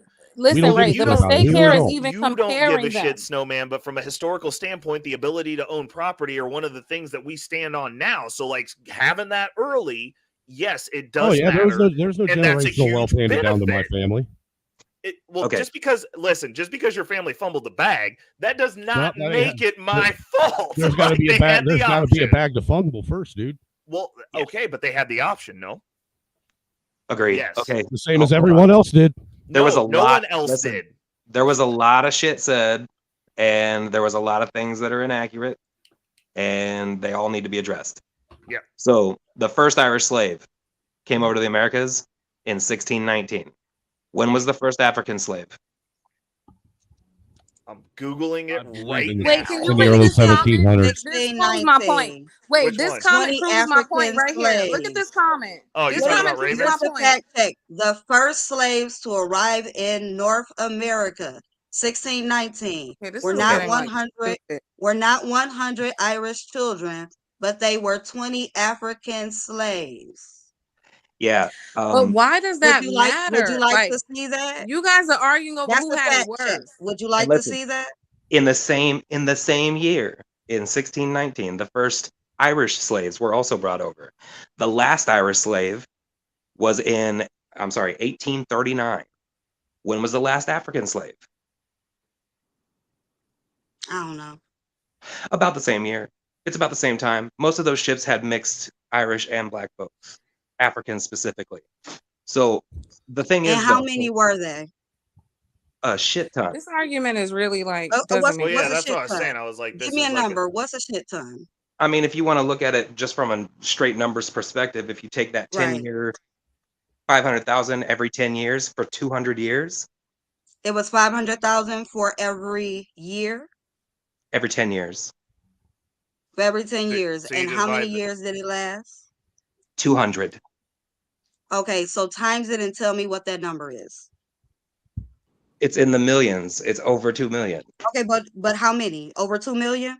Yes. Do you know how many Black slaves were brought over here in that time? Where over here? North America or Central America? I don't care. Just pick a spot. Well, no, because if way more than Irish. About 800. That's the point. Way more than Irish. Not North America. Way more than Irish. 800,000 total. Yeah, 800,000 North America was Black. 800,000. How many Irish? That's how many people. That's how many people. That's how many people were killed by COVID in America in 1 year. It's more than 800, but let's go with 800, right? So then, how many initially were taken from Ireland? Let's try that. How many initially were taken from Ireland? See, that's they don't what, even have the this is numbers. this is what I'm getting at. Okay, so how many Why does it have to died be on this? their way? Why does How it many have to be a died on their way battle to on America? who had more and who had it Millions. worse? Dude, slavery's slavery. Exactly. That's why I Every said, nation how on this come while fucking we talk planet has about been through slavery with slavery. blacks, suddenly Irish had it worse? Hold That's on. the point. But that's the other thing I was going to say. That's the point. Nobody Now, by said the way, slavery for while blacks you were only. real quick, This conversation wasn't about 1619, right? black slavery. It was just slavery. 1619. Did you know that some of them that came over still were not actually slaves? They were indentured servants. Would you like me to send you the fact check link for that? Do you know what an Rutgers indentured wrote about servant it. is? The History Channel wrote about it. So Hold on, would yeah, they they're be wrong. wrong? Because they fact checked that. They're hella wrong. US Today. Yeah, US also Today wrong. did it. Fact check. You actually They got believe the what same. the history. You actually John believe that Hopkins legacy media University tells you. fact checked it. It's still the same. Right. They're all wrong. But why are y'all arguing about what's worse? Okay, They so were they're all both wrong. bad. All right. Like, I don't That's know. what All I'm, right. So that's what in I that don't case, understand. they're all wrong about how many black slaves came here and how bad it was. No, you're You arguing can get to your next semantics point. because I when they talk about how many slaves were brought to the Americas, that's a different number than how many actually came to America that we are the landmass we're currently on, where we talk about ADOS. Okay, but baby, That's did you all hear I'm- me that's say? all I'm I saying. don't care which one y'all want to count for. I just don't understand Y'all why. can pick whichever Americas y'all want to do. I don't How understand. many of those were taken 12.5 million and made total into came to slaves Americas versus See, blacks? this is my Because if we're thing. going to talk about worse, let's talk God about the damn. number then. But nobody wanted to talk about worse, and nobody wanted to talk about specifically black I slavery. think they did because they said Irish had it worse. No, we and it just was brought it up. repeated It was more just a than one time on this Why discussion. is it any time a white person brings up anything about Irish slavery, black people get all butthurt and bent out of shape? No, and I think they tell you gotta what, you defend it? could have brought off Irish slavery because remember I said I let it go by because I understand that But you some of that didn't let it go was by a bad thing. but you didn't let it go heard by. it a We're third having this because we've time, been having this after I 45 heard it minute a long third nonsense time, diatribe. Was after a it from black the same person is talking person about or did different slavery, people? I hear Because Irish people Mike had it talked worse. about Why it. can't it just be said, oh, yeah, I feel you because Irish people were enslaved too, and I feel what you're talking about. Could dig that. But it's like, oh, I well, don't no, feel what you're talking Irish about, people though. had it I worse. feel this situation where you're trying to say my people had it worse off than your people. It's like this victimhood race, and I'm not down with that. That started off with the person who said Irish had it worse. That was Ray. Why does it matter if they said they had it worse? Why does how he feels? Ray, what I'm saying is even if he didn't say it, There goes the Victor Olympics right there. See, I didn't bring that in. The issue is this: when I said they had it worse, it was in the sense that I was like, well, black people were worth more than Irish people. Like, I mean, and then you wanted to just be like, no, like we were worth less. Like, no, we weren't. Like, we were very expensive. No. I actually rewind it back. I actually let it go for a while. Well, but what I'm saying is, now, I didn't said I do it. that? Snowman I didn't have a said it. Like, pushback for it it's not the same person who brought it up. After that happened. But it wasn't the same person who kept bringing it up. That's all I was getting at. I was like, you're going to Snowman like he kept bringing it up. He did not. He brought it up once. Let me say this. This was not directed as like all against the white people. If that's the way it's taken, it's not. I think that's the way it was taken. No. The problem for me, I was speaking as a whole. That's why I said I had been sitting back and I did not say anything. And I don't feel right not saying it. So I'm going to say it. It had no dealings with if Ray said it, if Snowman said it, if Mike said it. It was that it was said in the midst of why we're talking about blacks with slavery. And so then it's brought up again. It's like, dang, how many times is going to be said? I just wanted people to understand that people are Ferraris. That's all I wanted. Stop it. I just want somebody to acknowledge me. I'm identifying as a Lamborghini from now on because I'm a super black man.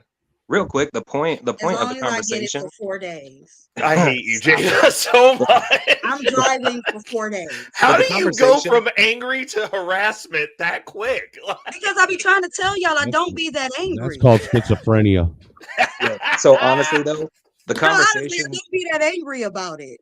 It really shouldn't have anything to do with who had it worse. Right. It was bad all around, and it was bad on both sides, on everybody's side. That's my point. That's kind of the point. And again, I come from both of those backgrounds. I say we go get a flight over to Britain and push over their trash cans or something. I kind of feel they're the way about this. right? Yeah, fuck but them. hey, real quick, also. Yeah, fuck them lizard people. God damn it. Ray, read your chats. I mean, read your texts. Oh, my texts? Yes, read the texts. They're important to this conversation. Oh, you ain't even been texting me, you motherfucker. No, I was going. Where do you want me to start? Either. I'm a little offended. And where's that dumbass comment you highlighted? Because I don't see it in the chat anymore. Oh, don't mind Raven. He just says stuff sometimes. He gets upset. It was something about black folks crying. Hey Jada. I want to see it. Hey Jada. I ain't even gonna pay that no mind. I don't care. Yes, Jada. Honey. It's yes. Casey Mo. You know what? You are so right. I'm sorry, Casey Mo. That's my city. Yeah, Cassie's a girl's name. Yeah, I thought about it. And then I thought about I've been saying Cassie. I'm sorry. So not only, dude, she thought you identified as a woman, quarter black, 3/4 white, pissed off woman. I see what you're saying. Okay, no. Okay. Yeah, so I mean, you ain't even necessarily need to read those, Ray, out loud, but it is very important. Those all come from that link. It's actually important reading. I think you should drop the link in the back chat. Because I think it'll give a different perspective. Is it that? Is it the same link you sent me earlier? It is actually. If you read through the whole thing, I've read through quite a bit. It gives you a lot of information. But either way, real quick, it's actually a neutral place too, which real quick. I think that the point that I was trying to make over all of this shit, which a lot of it got misconstrued, and I'm pretty sure it has to do with my melanin levels. But, excuse me, I said Cassie again. Casey, see what you keep doing to me? Yeah. You hadn't even got up here by the time I was already irritated about it. So it was not directed towards you. I know, but it wasn't even a direct bullet for anybody. Ray did it as always. It's always Ray. You see, Ray did it. Hey, it was me and Ray that shit was directed at because we're the one that kept pushing the shit. Dude, they be on my neck all the time. Wait a minute now, because the other guy said it too. That's why I said it's been said a couple of times. So it didn't have a direct "I'm mad at you" thing. It's can we stop saying that? Right. No. I think if y'all wouldn't want me to say it to y'all, that's why I brought it up in that way. Because see, like it all of a sudden, it's like, I can say what I want. Really, why are we counting? Why no, does it it's matter? something called tact and situational awareness. You should not always say what you want. That's a very ignorant thing to say. You should not always say what you want. You shouldn't always say what you want, but the truth of the matter is in America you can say what you want, and that's something. No, there's something called hate speech. You actually can't. You actually there are consequences for saying what you want. What was hate speechy about? Like, stop what he said, though? No, I'm making the point that he's saying in America you can't just say anything. No, you can't. You know, go on a fucking plane and say bomb and see what happens. You tell in me America you cannot say what anything. Speeches hurt stop you? with the ignorant what speech has ever physically hurt you? Stop. What speech has ever physically brought you danger and harm physically? My point is this: when Reckless Ray told me I couldn't have 4 days. Listen, what I was trying to say is there is definitely. Why is it illegal to threaten people? No, you can say what you want in America. It's not illegal. Why is it illegal to threaten people? Then it isn't. Why is it illegal to threaten people? You ain't going to get arrested for threatening somebody. Yes, you can get arrested. No, you won't. No, you will not. Trying to make his point, y'all. I live in New York. Yes, the fuck you will. I don't know what you're talking about. I've literally tried to get somebody arrested for threatening someone and had actual. And I literally seen somebody get arrested for threatening somebody. So I don't. You can't say whatever you want in this country. That's bullshit, and that's some shit that y'all like to do when y'all want to dismiss people's feelings. No, just because you can't say something does not mean you should say something. Feelings aren't what make the world go round. Who gives a shit? You're talking about what you should do. That's a feeling. You're talking about what you should what you can say. What you can do is a feeling. I should be able to say whatever I want. That's a feeling too. Don't build shit. Ray, does my feelings? You started this talking about feelings. You said you should be able to say whatever you want. I can't say whatever I want. Okay, but that's a feeling. Since Ray says that my feelings you said I should be able to say whatever I want. Now, Casey Mo, you do realize that the First Amendment, the freedom of speech. Go on the plane and say bomb. Go on the plane and say you have a bomb. Since you can say whatever you want, it's unpopular. You sound crazy. Okay, hold on. Y'all just be saying any fucking thing. Listen. It's Okay, so literally anyone can say anything that they want. There's consequences. That's just what it is. So yes, you can say anything you want, and there could be consequences for whatever it is that you said. We can agree on that. That's the baseline understanding. I don't understand why that was an argument, but it shouldn't be, because he's right and you are right, Venus. You're both right. When are we going to start arresting? He was saying it to be dismissive. They could be right. When are we going to start arresting all the media personalities that push hate speech and misinformation daily to get people? I don't know. Didn't they arrest Andrew Tate for the shit he was saying? I don't know. No, they didn't. They literally arrested him. He said they arrested him because somebody alleged that he had a fucking sex ring. That's why he got arrested. It was alleged that he was doing sex trafficking. And they still haven't charged him. They still haven't put the case together. The floor of the case for the people who allege that literally have text messages. That chick's mom don't even fuck with her. She's a liar. Why do people get fired from work for saying shit? You can say whatever you want here. Being fired is very different than getting arrested. Venus, okay, you're talking about the consequence. That doesn't mean that they literally can't say it. No magic muzzle comes up to stop anybody from saying anything. It's the consequence. Well, that's obvious. The non-willingness. Obviously, so and not having a job, being able to get a job or getting fired because of something you said is the equivalent of not being able to get a job or getting fired because you're black. Same fucking thing. No, it's not. You can control what you say. Can I control my skin? That's the dumbest shit. What the fuck? What? Okay, I don't agree with. Yeah, no, it's nothing. It's nothing less than fucking. Are you out of your mind? Are you out of your mind? Here's the thought: you can get in trouble. So the things that come out of your mouth equate to me not being able to change my fucking skin color. How does the things that come out of my mouth hurt? You ain't got to change your skin color. Everybody said you were cute. Because there's something called menswear. This is the difference between. This is why it's different when men have discussions and men and women have discussions. No, because men leave their emotions at the door outside where they leave their shoes. Yeah, but you have not been leaving your emotions at the door. Because if you did, you wouldn't have said, "Oh, I can say whatever I want." I can say whatever I want. I can say whatever I want. The First Amendment protects that speech. Technicality, yes, he can. I don't understand. You can be arrested for mens rea. Mens rea? What's mens rea? You could be arrested for having a guilty mind, saying something with your mind. What? That's mens rea. There's actus rea and mens rea. I've been trying to say it for like 20 seconds. Hold on, so you can't get in trouble for your thoughts based on mens rea. Beans, imagine a loud flavor. Right. No, because getting fired for what you say is irony. The irony, right? I don't understand. No. Wait a second. Can we let Casey Mo land his plane, please? No shit. So, what I was trying to say is, I think what I had originally said about slavery and its effect on us now got blown way the fuck out of proportion. And it made it to where nobody could even understand the point of what I was trying to make. Mm-hmm.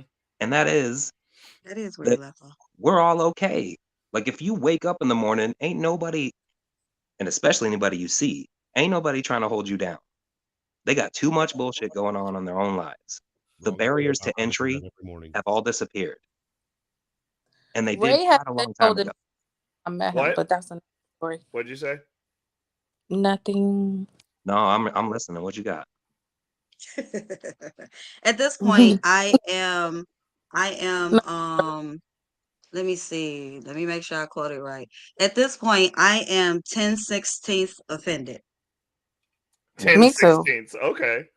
All right. I'm 3/4 of offended. Okay. How much testosterone you have in you? Yes. I like that. No, but you know what? I like that a lot because you at least understand 1/16. Wait a minute. Did somebody? Did they ask me that? He said, "Is that how much test?" He asked me, and I say yes because I don't give a fuck. Next. I will tell you, y'all scared my son off. My son was watching the panel.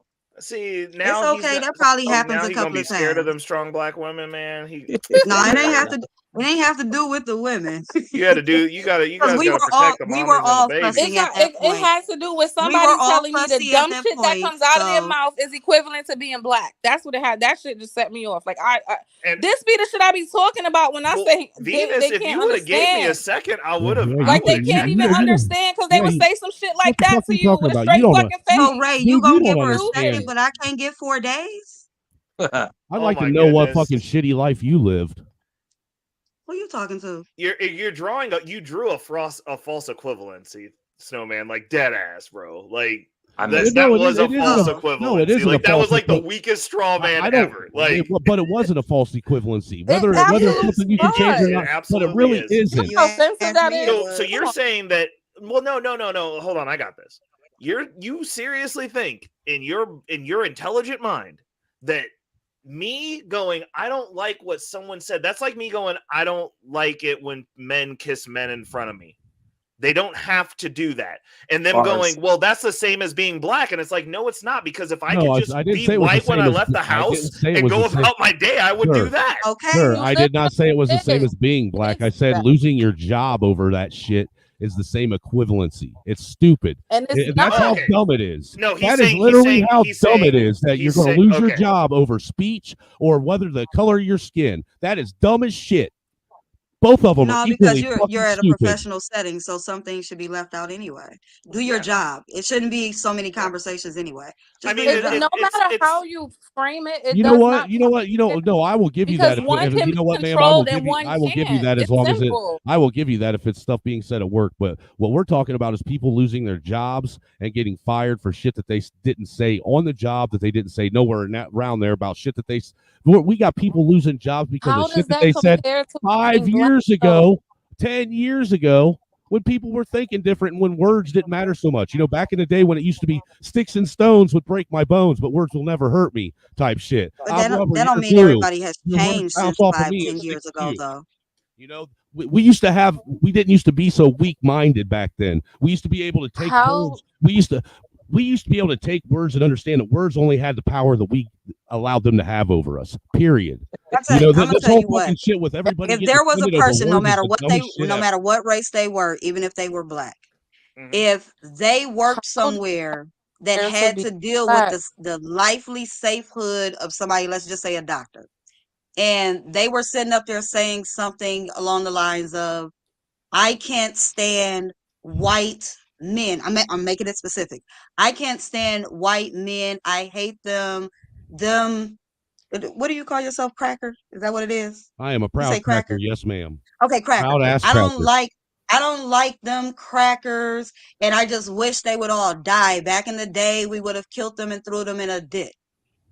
Now, let's just say the person who said that was a black woman. I'm making it specific. Okay. Let's just say it was a black woman. I would want her to lose her job. Okay. Does she not have? Then who's going to start taking care of all these people that we deem the other people? Ma'am, can I finish my question? It would be the other people. You know why? Can I finish my statement? God damn, you don't even know what I was going to say. Well, I wasn't done with my statement though. So you asked the question, Jada. God damn. And you didn't let me answer. Everybody. Okay, so go ahead, answer your question. Mike, the thing is, answer my question. Excuse me. No, I don't, and no, I don't think they should lose their job, because if everybody loses their job because we don't like what they say, then who the fuck is going to start paying for all these people that don't have jobs? Because I know I sure as fuck don't want to pay for a bunch of people that just lost their job and can't find work because they said some shit that people didn't like, and neither are you. Okay, so if you rewind it back, I don't remember asking you that question. I said I would not want that person to have their job anymore. And I said, I'll tell you why. Because I would hate to see Snowman.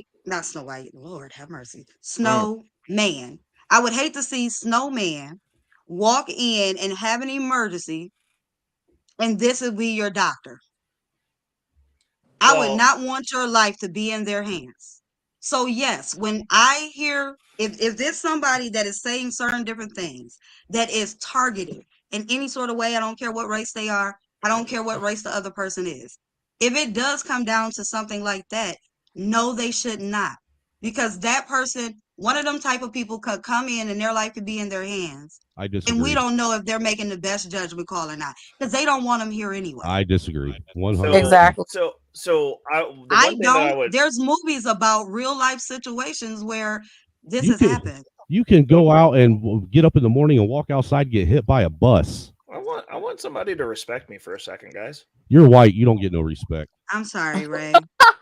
Can I get the 70% of the 70% of the other side respect then, please? If I could get that. Right, Beans, for real. Completely missed it.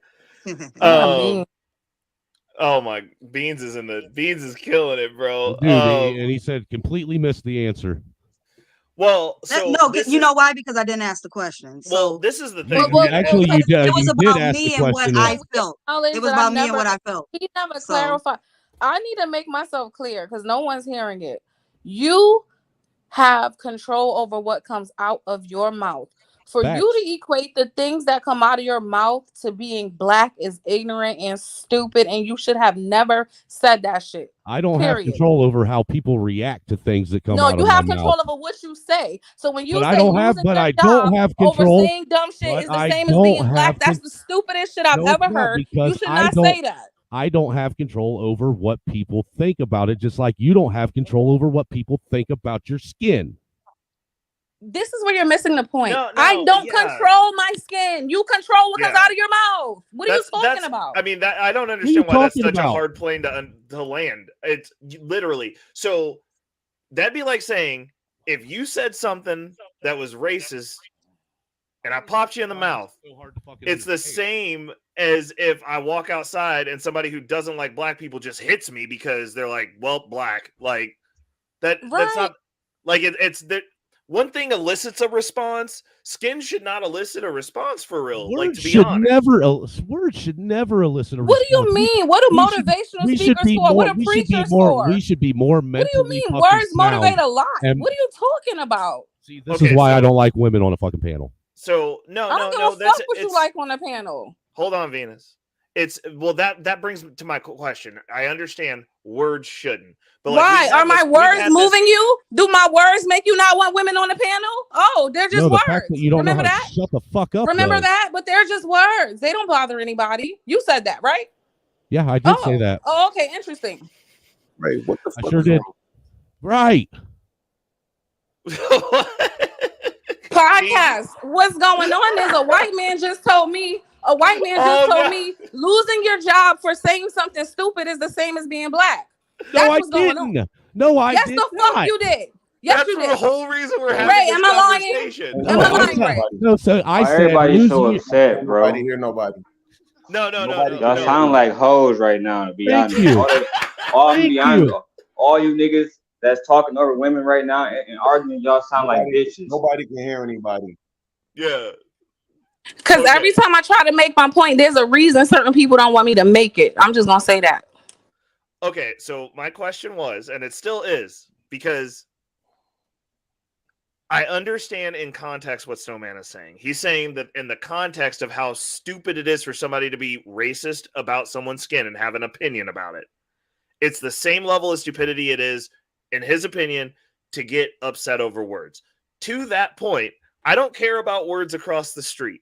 I do care about words within arm's reach, and I do handle those situations on a very high scale of fuck around and find out. Like, so my question is, why did I have to come up here for you to clarify that? You should have been did that. That's exactly what I came up here to say. Fair enough. This is exactly why I'm really trying to figure out how to get the fuck off of YouTube outside of just clicking the X and never coming back again. I hate YouTube, bro. I feel you. It's people don't come here to actually think and have conversations that causes them to think, right? They find ways to be upset about everything and triggered about everything, right? It's like, even if you hear it and you hear it the wrong way, when somebody clarifies it, you have to accept it the way that they mean it. You don't get to continue moving on forward in the conversation saying that they meant it the way you needed them to mean it in order for you to be upset about it. When he first said what happened, because Ray didn't make the statement. So Ray don't get to kind of clean up somebody else's fucking mess. I had clarified it. He said what he said. He did clarify it, Venus. When he first said it, he did. When he first said it, I'm like, man, why did he say that? And then when he said, I immediately knew. As soon as he started talking, oh, I see what's happening. Because unfortunately, I do the same thing a lot. And you can't compare things in this day and age because everybody, is sensitive about certain shit. Yeah. So it's like, you notice, Ray, most of the time, when I use examples, what do I always use examples of? Something happening to a woman's vagina. Because I know it's going to get people in their feelings. I know it's provocative. You know what I'm saying? It's going to get the conversation riled up. And it's like, I know if I don't use that kind of example, then you're just going to keep making excuses and pretending like you don't understand what I'm really saying. So, yeah, I get what you're saying. I wouldn't necessarily agree in totality that they are equally, well, yeah, maybe they are equally stupid, right? But I don't think the effect is the same. I think the effect is way different, because there are some things that you can say that you might actually need to be fired for. You know what I'm saying? Well, I agree with that. But also, Beans, that's also why I put into context also that there's a difference when you're saying something on the job that can actually be a reflection of the job.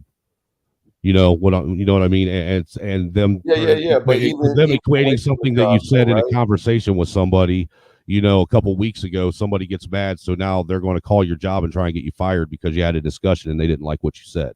Yeah, that's different. I don't necessarily agree with, but I will say this: I can't 100% disagree with it, because the reason why is because if you get caught on cam saying something, it matters. You know what I'm saying? So even though somebody called and told them, it's like, if you imagine, and now I have to do this, bro. I have to use this extreme example, so please don't be offended by it, right?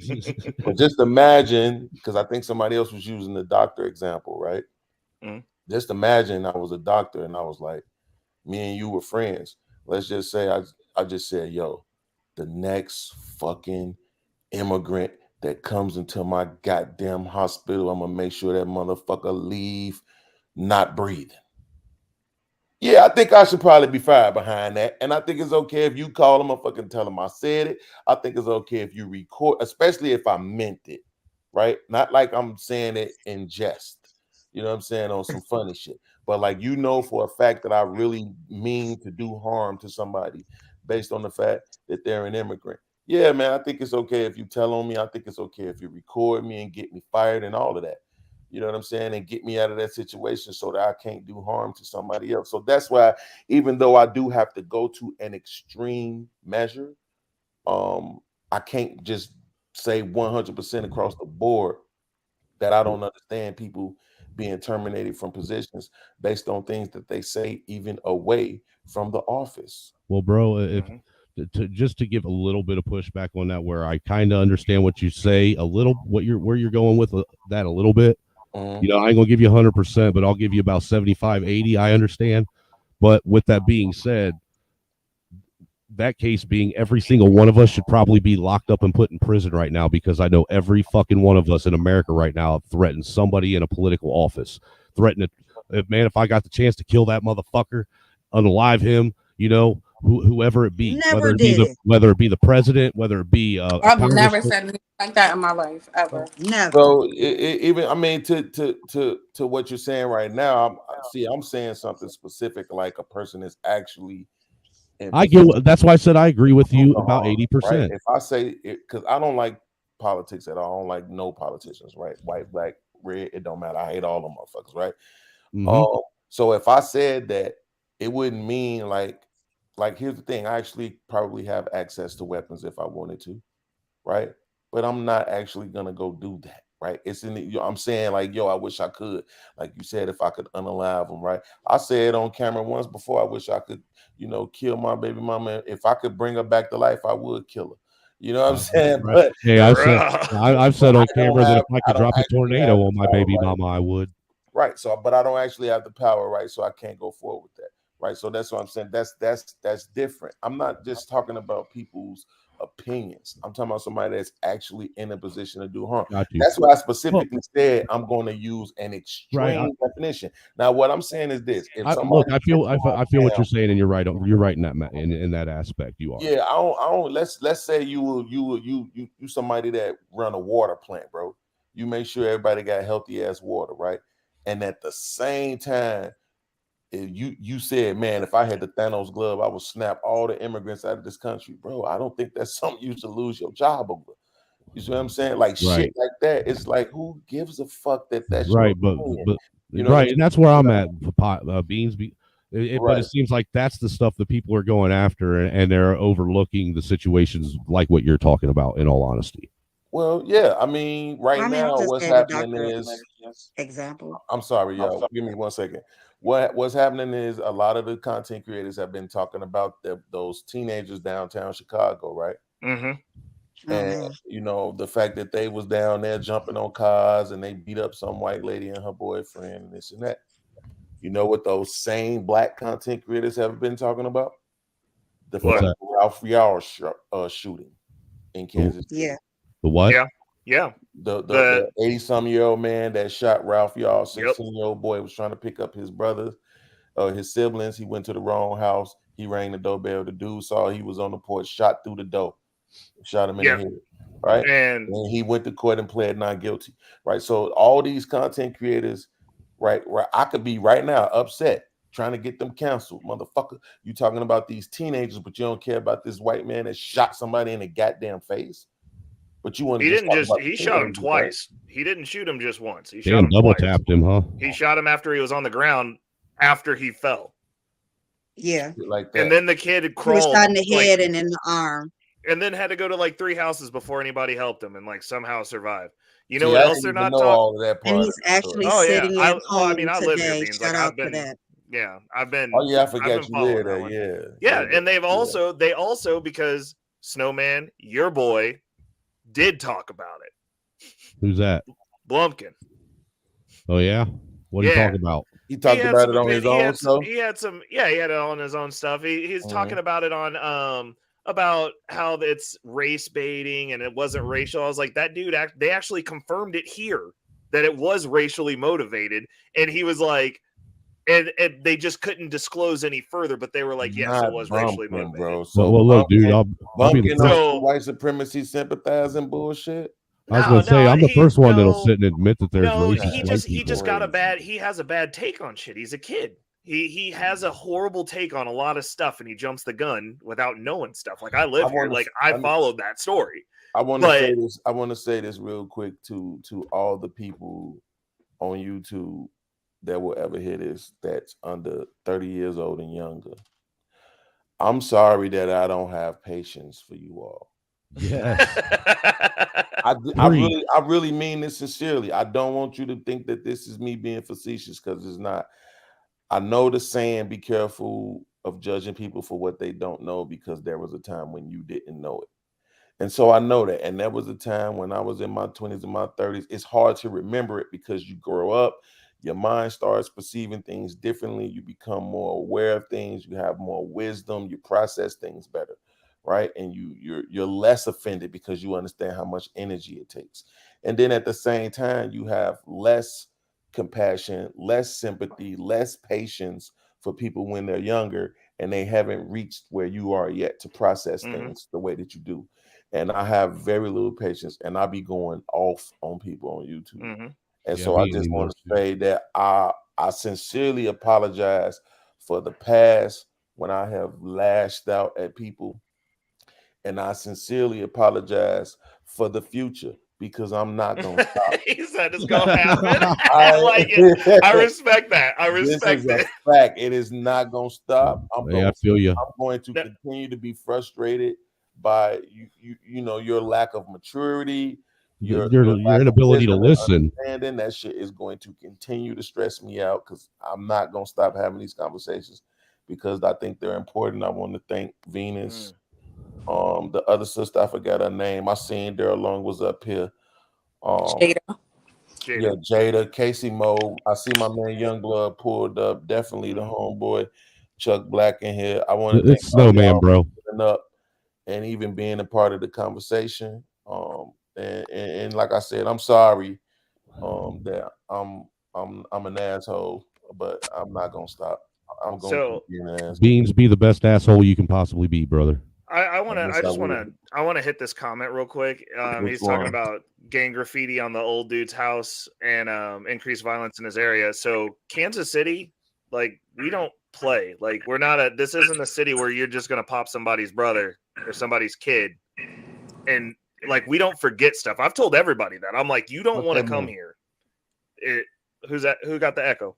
I think it's gone now. I was asking what does he mean by that though? What is he saying? Well, he's like trying to equate that like, oh, it was an unsafe area. That area is not unsafe. I live here. Again, like I said, like you guys are talking from where you're at, and no offense, but y'all need to shut the fuck up. Like the dude himself, when they questioned the authorities, was it racially motivated? Yes. Can you elaborate? No. It's an 86-year-old senile old white man in Kansas City, bro. That's not even like a surprising. done deal to me. I heard that he said there was 0 words exchanged. Exactly. He shot him within seconds. He saw a black person at the door and shot him. But and before they get upset, because I'm going to give them a story that they probably haven't talked about, because they like to pull this like race grifty shit to get me mad to comment on their shit. But they didn't talk about the white girl who up north, another 76-year-old. These old men need to have their guns taken away. I don't think everybody should, but these old senile dudes, like, we got to start getting the guns away from them. Hey man, I'm gonna tell you what. There was a white woman. My dad. Hold on. I know you told me about that, but there was a white woman it's up north somewhere. I think it was Jersey or New York, something like that. She pulled into a driveway to turn around lost, and the dude came outside of his house and unloaded into the car and actually killed that woman. Like, I'm not like, y'all weren't talking about that. Like, where were you at on that? Yeah, that's why. Because there's no angle, but the guy who said I shot him because he was black at 86, like, we know what that is, bruh. Dude, so yeah, he's gonna have graffiti on his house. He might have his house burnt down. But like I said, you can say and think whatever the fuck you guys want, but there are consequences. And every once in a while, you find a real one, or you find someone connected to a real one, and then those consequences come and find your ass. And that's the way the world's supposed to work. You don't get to be weak and pathetic and have a dumbass opinion. Thank you. I'm gonna leave it at that. Like, if you're gonna say what you gotta say, get your shit off, but be built for it. Right. That's all I'm saying. Because the world's not fair, it's not right, and no one's coming to save you. No one's coming to save all of us. It's our jobs to save ourselves. And be prepared for when you might need to do that. And if you're gonna have a strong opinion, make sure you can stand on that shit. I damn near hate all these black conservative YouTubers at this point. I mean, I was on Bernard Riley's show the other day, and I was getting into it with them because, like I said, they was doing the show about the teens downtown Chicago. And it's like I said, all y'all gonna do a show about this, but none of y'all gonna do a show about Ralph Yarl. And I'm like, and the reason why you do that is because you're trying so hard to show everybody who's watching that you're different. You're not like the other blacks, and you're conservative, and you're Republican, and you don't believe that racism or white supremacy or systemic oppression exists. And even if it does, it don't really have an effect on anything. But feminism, yeah, that's destroying the whole world, but not white supremacy. Okay, amen. Right? Feminism really is destroying the world, though. Oh, but what I'm saying is this: I would agree with you that feminism, I'll speak for my community, did a number. Fuck, that's all the way over. But the problem is, even feminism is a birth child of white supremacy. There is no feminism without white supremacy. So at the end of the day, I can't argue that. So at the end of the day, that's my point, is that these niggas, and I mean NIGGERS, these niggas want to be on here making it seem like I'm so different because, you know, I get to make $5,000 or $10,000 a month on YouTube, and, you know, I got a white wife, and I got a Rolex, and I got, you know, hey, bro, there ain't nothing wrong with having a white wife. 10 years, and all these other different things. It's like all they try. Ray doesn't have a white wife. Snowman got a white wife. Leave him alone. He really white too, like really white. All these reasons to show, like, oh, yo, I'm so different. You know what I'm saying? And it's like, at the end of the day, think about it like this. This is why I want you to think about this. Because I know you support a lot of these guys, Ray. This is what I want you to think about. Is one of the things that they complain about about the quote unquote left, about the quote unquote woke, right? One of the things that they complain about is that all they talk about, right, is black people from a standhood of victimization. So what the fuck? How do you combat that, right? By saying all you're going to talk about is black people victimizing. That makes absolutely no sense. You can't say that somebody is wrong or a piece of shit or whatever else or not trustworthy or all this other stuff because they only talk about blackness from one point of view, which is victimization. And then you only talk about it when the black person is the victimizer. Who is going to create the balance? What program is going to say over here, we're going to talk about everything? We're not going to just talk about the black people who commit crime, and we're not going to just talk about crimes committed against black people. We're going to talk about all of it. We're going to talk about everything that affects black people in general that we think is something that needs to be addressed. That's what we're actually trying to do on the Mosh Pit Beans, but we're trying to do it with black and white people. Yeah, I mean, that's cool too to have that kind of platform, because as a person that lived in Iowa and currently lives in Kentucky, what I can tell you is it's po white trash, and the white people don't like them either. Facts. Straight up and down. I see more white people who talk, maybe it's because I'm a big black guy, but I see more white people who talk crazy about poor white people than they do about anybody else. About immigrants, about blacks, man, they can't stand them. Oh man, I hate those crackers. Right? They talk cash shit. Fucking dumbass hillbillies over there in the backwoods, fucking inbred. Trailer parks, all the different stuff. I mean, when I first moved to Kentucky, when I got to the area we first lived in called Fairdale, shit, I thought we was winning. All I was seeing was white people. But then every time I told somebody where we was at, they was like, it'll get better. That's terrible. You moved into the white hood. Right, exactly. So this was like this was a moment of realization, right? And what's cool about it is that it seems like cut the ladies off either. My bad. Go ahead, bro. I'm sorry about that. So the real deal is that we're getting to a point.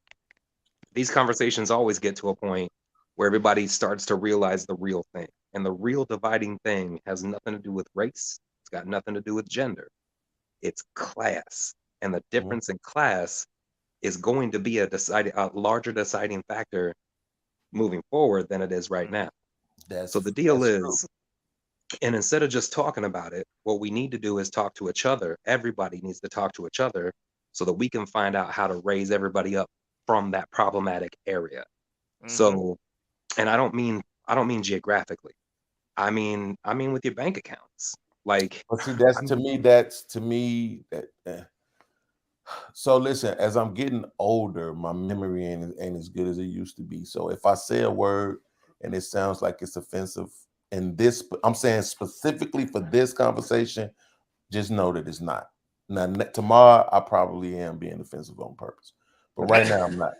Right now I want to say that what that conversation that you're talking about having to me is pretty asinine, because you cannot expect for people to change who they have been historically. Right, you're gonna need the working class, and nobody's really gonna ever want to pay the working class. Most people are working class because they don't have the capacity, the mental discipline, the fortitude, the drive. You know what I'm saying, to practice entrepreneurship or ownership. That's why most people really want to go punch a clock. So we cannot expect for most people to reach a higher level to a higher class. It's just not going to happen. We had something in this country that I only recently found out a lot of other places did not have, which is called a middle class, right? And so we had that, and it was thriving. And the fact that everybody is saying, particularly in this space, even niggas that I like, bro, and it's like it's hard for me to continue to like them because they say dumb shit like everybody just needs to get rich. And then when you have a conversation with them and you're proving that can't happen, then they want to get upset and want to make it personal. But then when I have a conversation with a white boy or a Mexican guy, like I used to do on the old show I had for a couple of weeks, they literally would say, okay, we can have this conversation. And I'll be honest with you. Yes, if everybody right now, if everybody just did what they had to do to get to six figures, $100,000 would be worth just as much as $40,000 is worth today. Then everybody gonna be saying, well, you need to get to 500,000. Then when everybody get to 500,000, well, you need to get to 1 million. It's like, at what point do you realize that ain't the answer? The answer ain't for people to need more money. The answer is for people to need less money. That's the answer. So no, I agree with you to an extent, but I don't think that it's necessarily about. I don't look at people's paychecks. I said that earlier in the show. Like, I don't care what you get paid. I care about what you're capable of stacking. And there's no excuse, in my opinion, that somebody should be stupid with money, regardless of how much they're getting. Like, that is the common denominator here. Because realistically, you ain't even got to get $1 million. If you save up $600,000, you can go live like a king down south forever off of getting 10% interest off that, which isn't hard. It ain't even really about those numbers. But I mean, my deal number, is though. if you're looking at it from the issue is, most of the black people in this space, or I'm gonna say most, I'll go with Beans, is what Beans said. Most of these niggas, including the ones I like, are giving y'all half truths. That's the issue, because I have my shows, like Future Financial Strategies. I've had one of my clients who is a multimillionaire go through that and be like, I can't believe you're telling people this shit for free.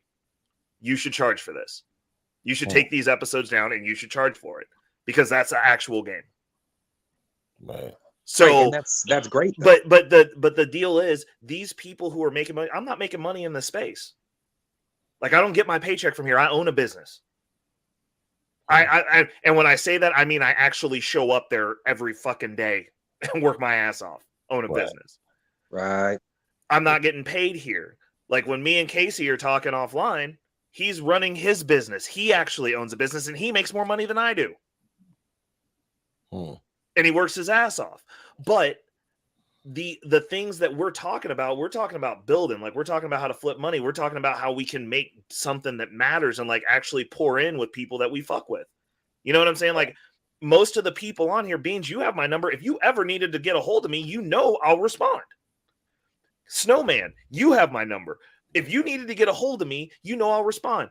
Daryl's wild ass. Whenever he hits me up. I make space for y'all, because I actually give a shit about you as people. We might not agree, but I don't fuck with people that I don't see potential in. And I've told you that 100 times, Beans. Like, to you, I've told you every which way. I think you have a lot of potential in you, and I think you're very much like me, which is, your ass is going to complain the whole way until you get to where you need to be, and then you're just going to be good, and you're going to be like, oh, okay, whatever. But you'll have complained the whole time you got there. Yeah, I'll still find something new to complain about once I get there too. But you know what I'm saying? Like, I think it's more about maximizing what you have and actually having a plan. Beans, you are working a plan. That's the reason I'll never judge you. You have a plan. You're working your plan, and I'm like, cool.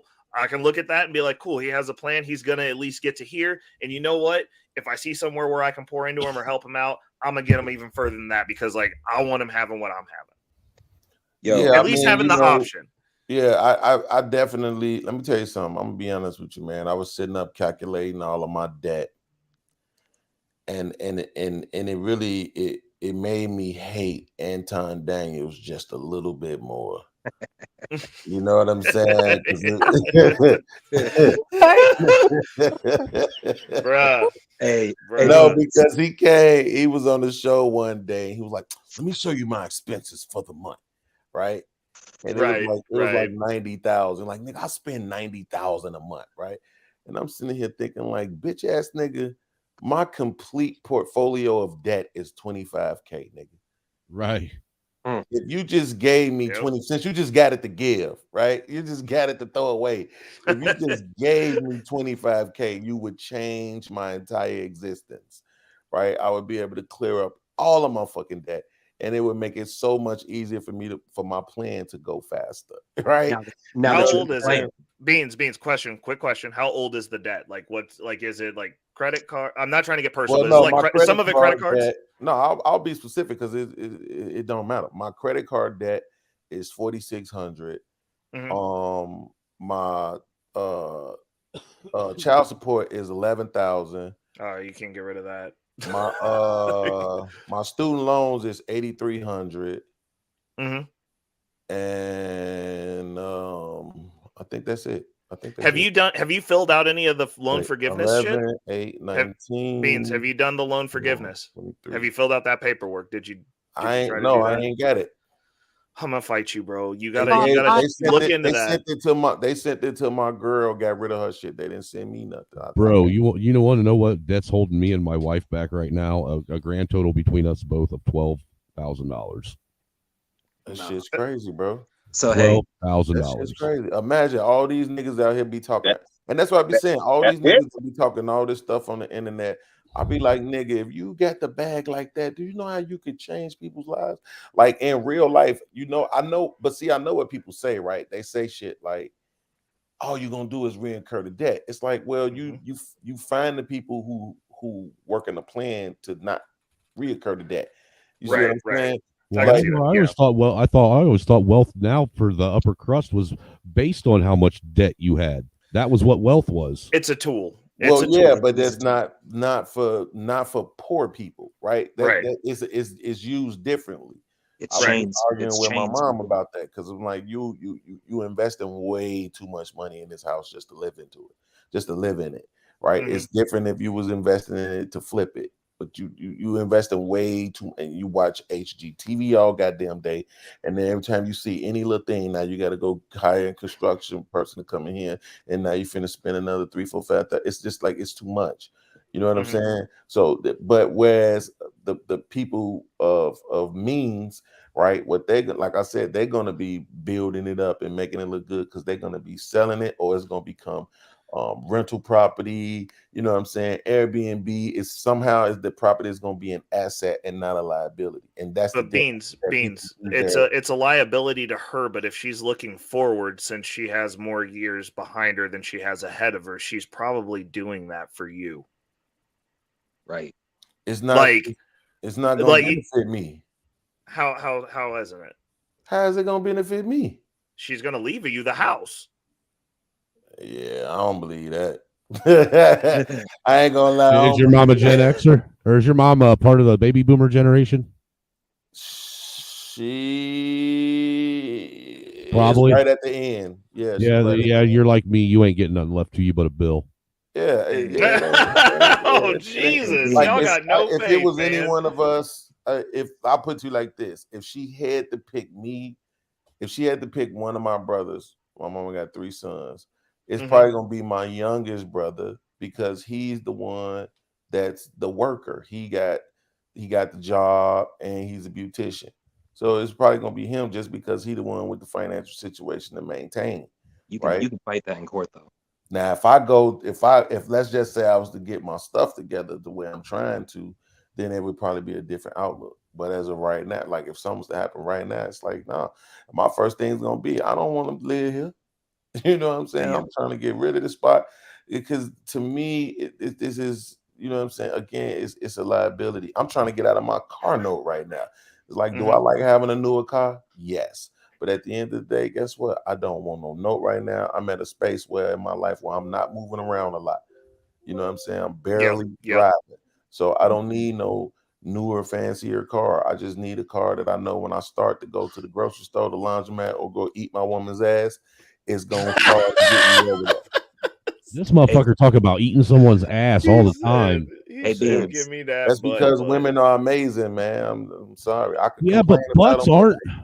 Yeah, no. You gotta have booty a hole. That booty hole is not amazing, Beans. You must ain't had a black one. I'm trying to tell you, they different, bro. Hey, dude, right. Let's bring this back. Let's bring this back for a minute. I'm sorry. That's all fun. Women's booties are amazing. Exactly. So, Beans, do you remember when we were talking on your podcast and what I was saying on there? I just told you about my memory, so no. I know, I got you. But what I was saying is, not everybody's gonna be in the same spot, and not everybody's a bag chaser, right? Yeah. Something to that effect, right? So, but the deal is though, is that the people who are bag chasers, just because you're not a bag chaser right now, doesn't mean that you're not gonna get to a point where that is a thing for you. And once that is a thing for you, the people who are bag chasers can become an asset to you because they can become a resource. So for me, I'm doing all right. I don't need to throw my information out there, but I'm doing all right. But I ain't a bag chaser at all. Now I'm a hard worker. And I got my shit in line. Like I know what I'm trying to do. So that's all I'm trying to say. And remember when I was saying, like, if you're making 20 grand a year, but your expenses only come out to like 5 grand a year, I mean, you're able to put away far more than a lot of people that are making 60 or 80 grand a year. Yeah, exactly. Yeah. So it's not really just about the money, the number necessarily. It's about what you're doing with what you got. Yeah, I mean, that's the same thing. That's the same thing that Ray, even though Ray, he wants everybody to be 6 figures too, but I don't want wait. I don't want everyone to be 6 figures. I want you to be the best version of yourself. You want everybody when you were trying to be self-deprecating, I'm always going to be there, and I'm going to tell you to just do a little bit more. That's what I'm here for. That's why I'm in your life, Beans. Right. Whatever that thing is you don't want to do, just do it. No, you know what I mean? When you wake up in the morning and you're like, man, I ain't trying to go to the gym. Just fucking do it. You know what I mean? When you get a paycheck and you're like, man, I could save a little bit of this, but I don't really want to. Just fucking do it. The only thing, like most of the stuff, the only thing that I'm able to really like consistently say, I don't want to do this, but I go ahead and do it. It's like when I like go down on my girl. That's the only time. Bro. All right. Well, hold on real quick. What you gotta do is you gotta save up an investment Seriously, account. you don't want to go down on her, but you'll eat the ass. What the fuck is wrong with you? Because Dude, my favorite dessert is my wife's strawberry pie. No, see, this is the thing, right? See, this is the thing, right? This is how I look at it. This will explain to you why I'm on Section 8. It's because when going down on because you eat ass instead of pussy. No, because the thing about it is that when you eat coochie, that's like work, right? But when if you know what you're doing. When you eating booty, that's like cake. You know what I'm saying? It's for you. What? You know, yeah, it's like for you. He said it's for you. Yeah, you know what? Most cakes are dry as shit, dude, and you need something to wash it down with. The point is this: it's for you more. It's damn near for you more than it is for her. You know what I'm saying? You get to clap the cheeks on your face. You know what I'm saying? And and you know what? If you eat that pussy right, dude, you'll get you get to eat the pie and you get something to wash it down with when you're done. Yeah, but all in one shot. That shit is like a job. Wait, real quick. I'd just like to say good overall convo, y'all. Hope everybody has a great weekend. I am going to step out. Shout out to y'all. And please make sure that y'all like this video. Oh, I'm sorry, what'd you say? Yeah, make sure you go over. Realize like it really is about to be Friday. I completely forgot about it. No, it is Friday. It is. It's about to be a weekend. So I hope y'all have the greatest weekend ever. Looking forward to other conversations. Facts. I am not mad at anybody. I like everybody. So that's what it y'all is. Don't have to worry about. Yeah, y'all don't have to worry about him. I'm going to be targeting y'all next time we have a conversation. I wouldn't be worried about it anyhow, man. I've been pissing people off since '92. No. In all honesty, Jada's being 100% authentic about that because she yelled at me once a week. Absolutely. She yelled at me once a week, and then she still come back, and she's still my friend sometimes. So. Well, look, if she's going to be coming over here and I'm going to be here, she's going to have to get used to yelling at me too, because like I said, I've been pissing people off since '92, bro, and I don't think it's going to stop anytime soon. But I don't like to yell though. I don't like yelling, especially with men. I don't like to yell. I don't really like to argue. That's why I had to pause myself for a minute, because I'm like, man, I feel like I'm arguing and I don't like arguing. So, you know, I'm not a big arguer. I just don't like it. It's not a big deal. If it ain't that important, I try to just sit back. But if I feel like it starts to feel important, then I do. But outside of that, you got to understand. I grew up around a bunch of redheaded females, so I had to learn how to defend myself. All they do is scream. Yo, I don't like to try and talk over nobody, but I do love it when somebody's got a different point of view or perspective from me. So anytime you want to talk, I mean, I'm ready to listen, and I'm ready to learn too. Give me a wave, lad. Yeah, I like being challenged too. I ain't gonna lie. Yeah, if you ain't challenged, you yeah, ain't that's why I going. had to tell y'all. Like honestly, I was not angry. It might have seemed that way because I don't really get as loud or as aggressive. People don't really see me like that often. Not even in my real life. So I didn't want y'all to feel like, oh, Jada is probably ranting and raving and mad. I'm not actually mad. To be fair, you was boiling like a kettle for like 30 minutes. Like, I was annoyed. I mean, truth be told, I said that. I was like, I'm annoyed. I'm not, for me to be upset, that means I no longer like you. I'm not talking to you. So I wasn't upset, but I was annoyed. So if that matters at all, I was just only annoyed. I wanted you to speak too. Oh, thank you. I'm glad it wasn't me this time. No. And listen, like I said, I waited patiently over 30 minutes. I was just chilling in the cut. Like I swear I was supposed to go next, but I'm just chilling in the cut. I'll wait. My patience is a virtue. It's no big deal. But Right, okay, so listen. You guys have an awesome. No, you didn't say F your couch. Oh, it was Take your feet off my couch. Take your feet off my couch. You got shoes on. But okay, so look, I will see you guys next time. Ray, continue to do what you do. Continue to bring different people together. I am liking it. I completely like it. So shout out to you. Shout out to you. And of course, I'll see you in the mornings for money tips. Shout out to the bag chasers and everything. We got to figure out what to call Ray De Niro's people. He needs a tag of his own. So hopefully y'all can help him with that. The reckless rats. The reckless rats. Jesus Why is he Christ. called a rat? Bruh. Nah, bro. It's a dog pound over here. You guys. Bye. Bye. Bye. Later, Jada. I think we should call them the reckless racists. There you go. I like that. I dig the shit out of that, dude. Bro. Who is this dude in the back calling himself all right, lad? That's what I was asking him. I don't know who that is. I saw his face for a second, and then I was like, "Is that you?" But he hasn't responded, and it's just a black screen. And I don't know. I saw one of Bumpkin's people over here, so we could have some dick trolls. Hey, you know what? Anywhere I go, man, they follow me around. I can't help it. In the chat though. Hey, what I want to say? What's up, Bing? Who is that? Your favorite black man? It's Youngblood. Is that Youngblood?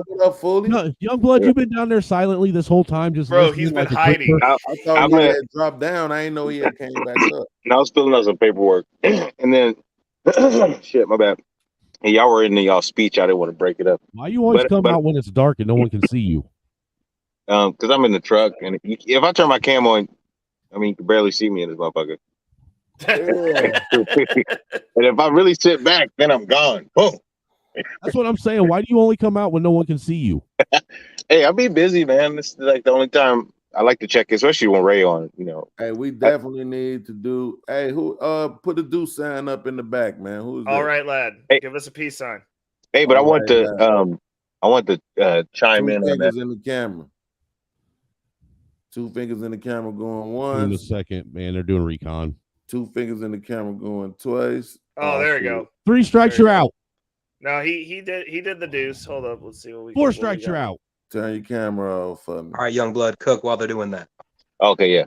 See, Beans know I got love for him. I think Beans is very smart. He has a lot of good insight and he listens, and he's really trying to have an honest conversation. Right. Those are the kind I want to have, dude. Like I don't want to sit up here and try and prove my point right by just beating you down. That's why this shit got a little wild tonight. I ain't gonna lie.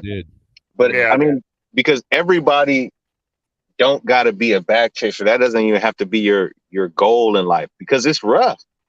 That takes a lot of time. You can work in a lot of hours. You got to make a lot of sacrifices, and you got to make a lot of hard decisions. And then at the end of the day, you still may not get there. So I mean, I mean, I'm not saying I can't say that Beans is wrong because he may be taking a way more practical approach, way less stress. Because shit, dude, all these motherfucking accounts I got between business and personal, I got to do all these fucking payments.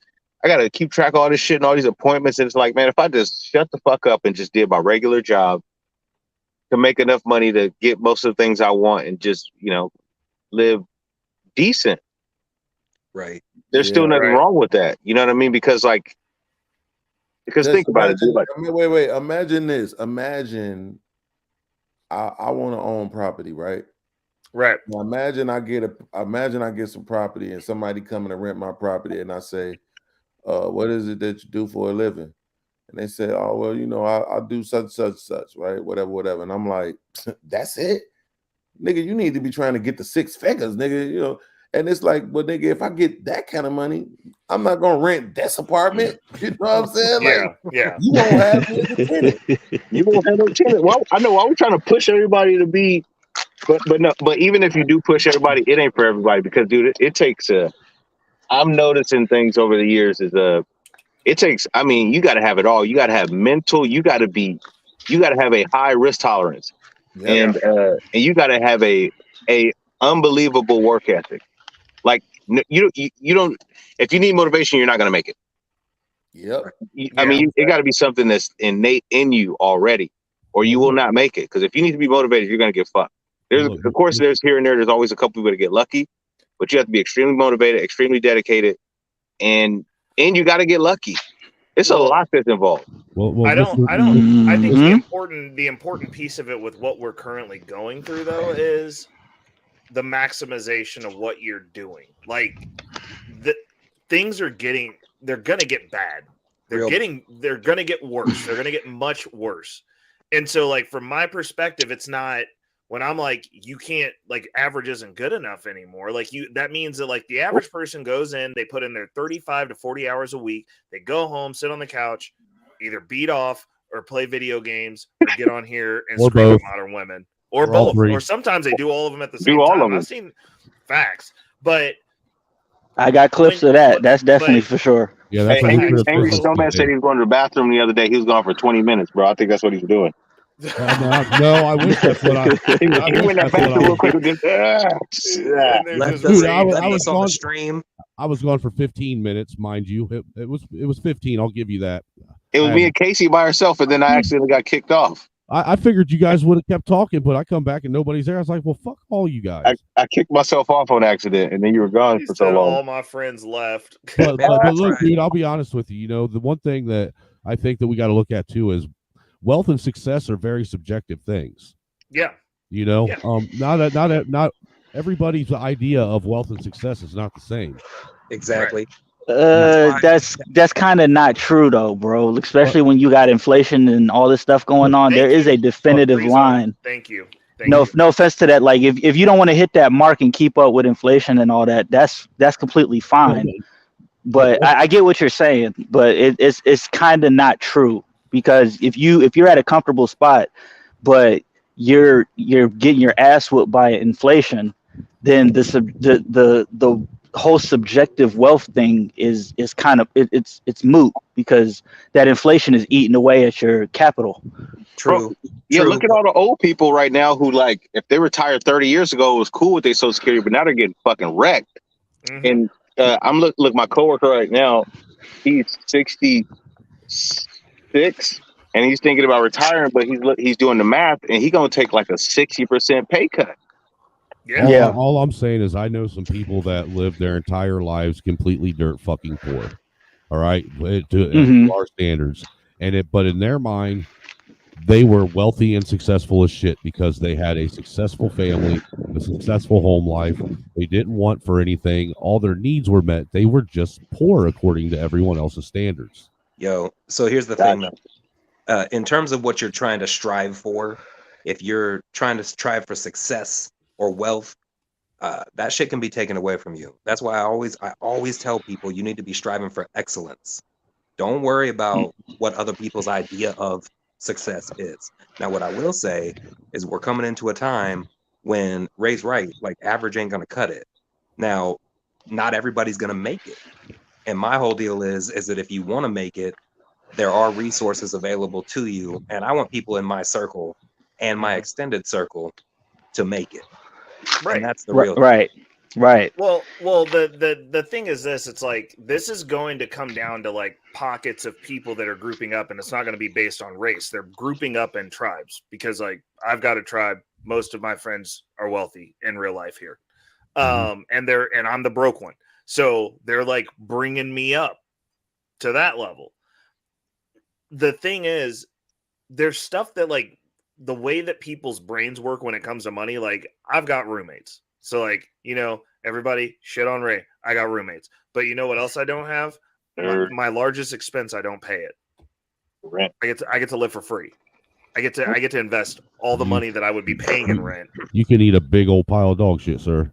Well, I'm just saying, but like that's the way that like my brain works. And like when my chick was like, "Hey, I want to move in together," I'm like, "There's not enough room at this place. I hope you choked on that dry ass dog shit cake too on the way down." Hey, bro. So check this out.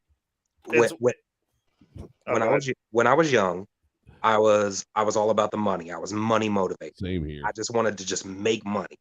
So when I started my business when I was 18, fresh out of the army, that was my whole concern. How the fuck were you fresh out of the army? What the fuck? At 18? Whoa. There was a lot right there. Well, people who know me know I got a medical discharge. A piece of glass went fell through off my a wrist truck. with some shit. Gotcha. You're one of them white guys. Gotcha. He got food poisoning and they say you can go? No, they put him in cargo largo for the military when you fall off the truck. So check this out. And anybody who's ever seen Mayo talking about geopolitical stuff will understand what I'm talking about. So I was in the 418th Civil Affairs Battalion. I was a 38 Alpha. That's a civil affairs specialist. I was a specialist when I went into basic. That's an E4. You weren't. I had the highest clearances you could possibly have. I had a $50,000 signing bonus, and I'm going to tell you something. At 17, because I was delayed entry, at 17 years old, $50,000 in your pocket, I felt like I was on top of the world. You're right. Yep. Yeah, they took all that away from me. Everything. He didn't even get one order of cocaine and strippers. Not one. No, in fact, when I healed up and they told me I could re-enlist, they were like, "All right, so you'll go in E1 infantry," and I was like, "I'm not gonna get demoted." No signing bonus, nothing. And they took away the GI, like they took away the GI Bill, they took everything. Damn. So that was when I decided, all right, I'm gonna have to do this all on my own. So I've always done that. I've worked average 20 hours a day, 7 days a week, ever since then, and I'm 44. Damn, that was that 16th in you that got you fucked on that GI Bill, wasn't it?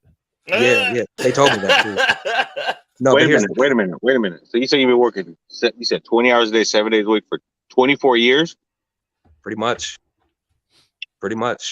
I'll take a day off here and there. But anytime you call him, like literally, he's either working or he's picking up his girl dinner on the way home from working, and it's like always dark. And he gets up when I get up, basically. But what do you do if you don't mind? I run a business painting houses. He pimps hoes. Painting houses? Yep, I've been painting houses all that time. Last year was a shit year, man. I hired and fired 26 people last year. Dude, how much has the cost of supplies went up since 2020? I actually since I've been dealing with the same company, I've been dealing with Sherwin-Williams that entire time. So what'll cost you $80 off the shelf cost me $30. Oh, damn, that's a hell of a price. Have you heard of this place called Finish Master? No, where's that at? I think it's all over. I mean, I've never heard of it. It's not around here. Yeah, I've never heard of it here in Kansas City.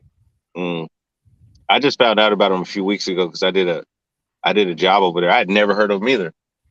I put some lights up for them, and I'm like, what did they do? They do paint and shit. Oh, so they're one of did they used to be that they bought out and changed the name to? Yeah, but you know what? They're probably one of them big companies like CertaPro. So them big companies, they hire anybody. Doesn't matter if they can paint. Most people who try to paint don't know how to paint anyway. So, but here's the deal. I started chasing the bag. That was my idea.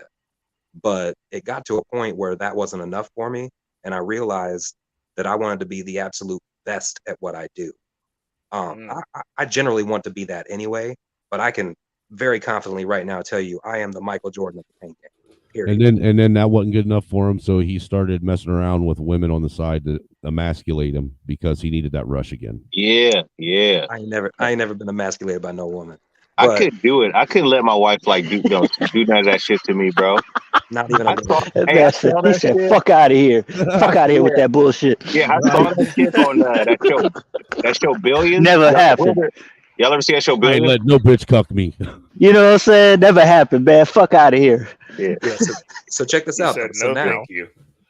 So now I'm at a point in my life. You know, I'm at that halfway mark, right?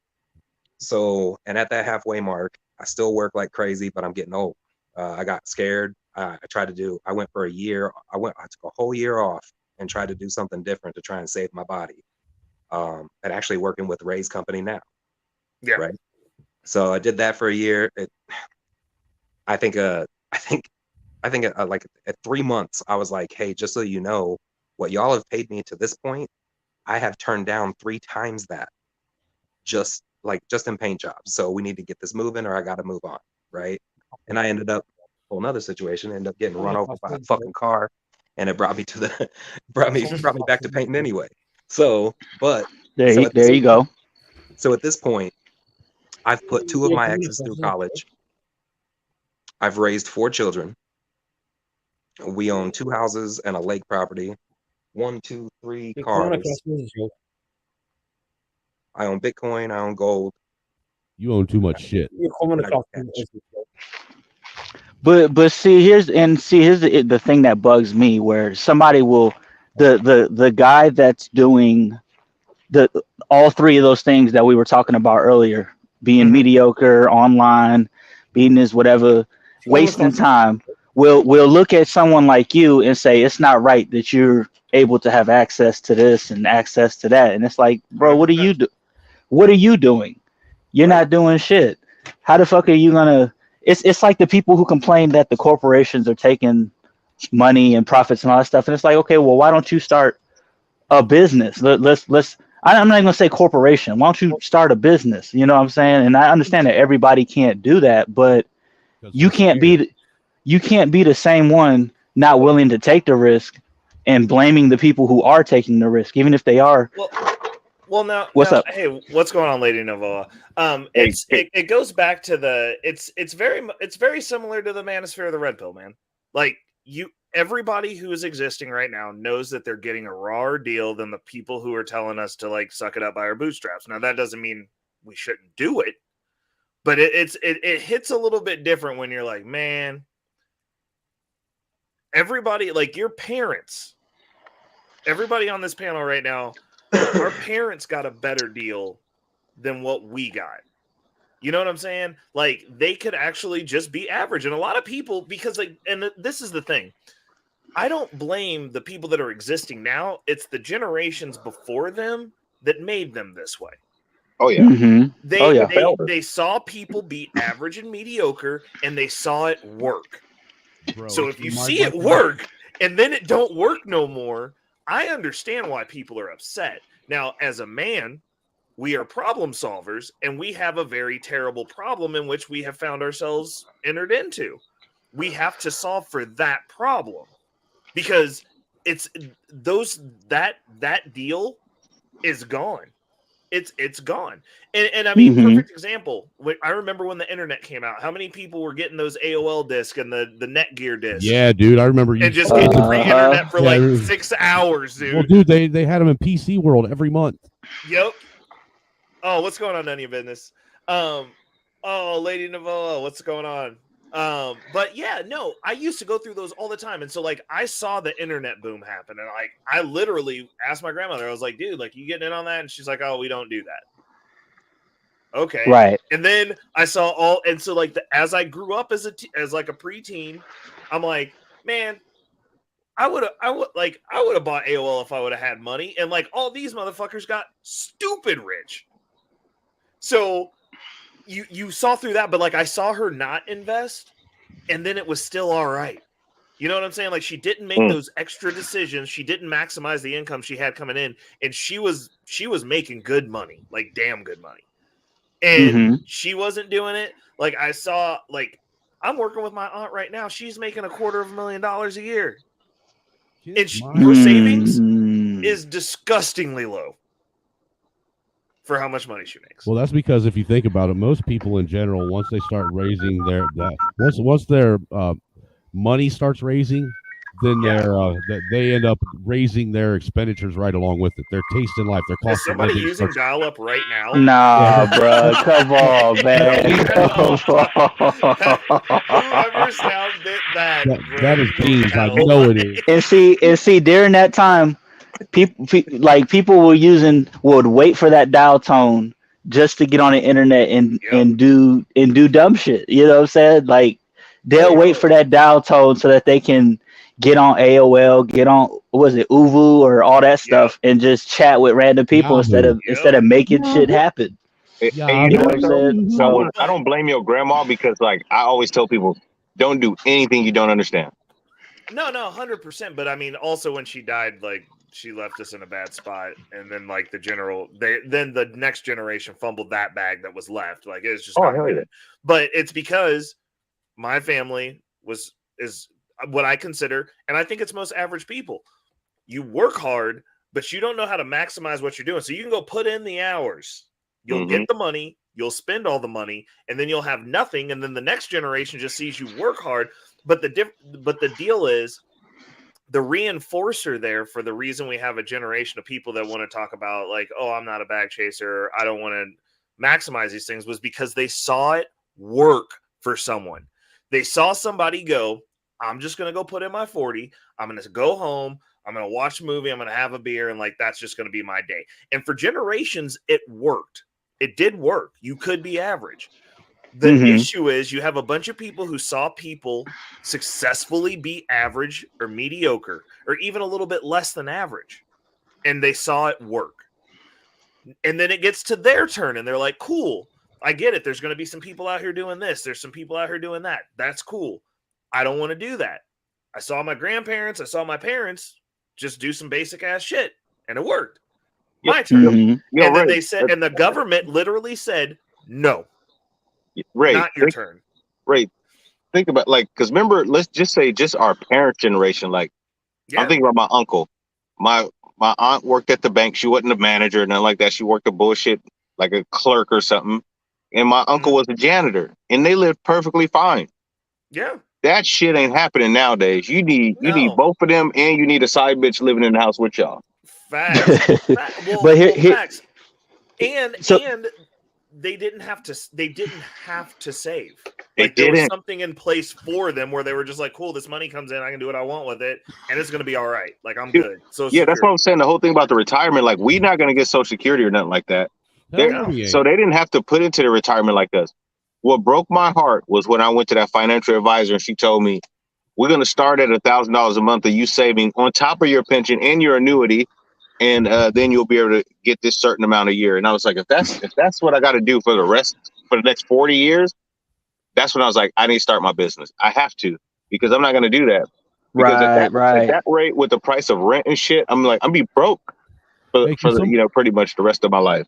Can one of you tech guys out here answer a question for me real quick? Just a real simple one. Why can I log into my YouTube on my phone, but it won't? It will not let me log into it on my computer. Huh? The password's supposed to be the same, and then like it. Every time I go to log in, it takes me to the inquiry page, like you just got your channel taken down. But I can get on my YouTube on my phone.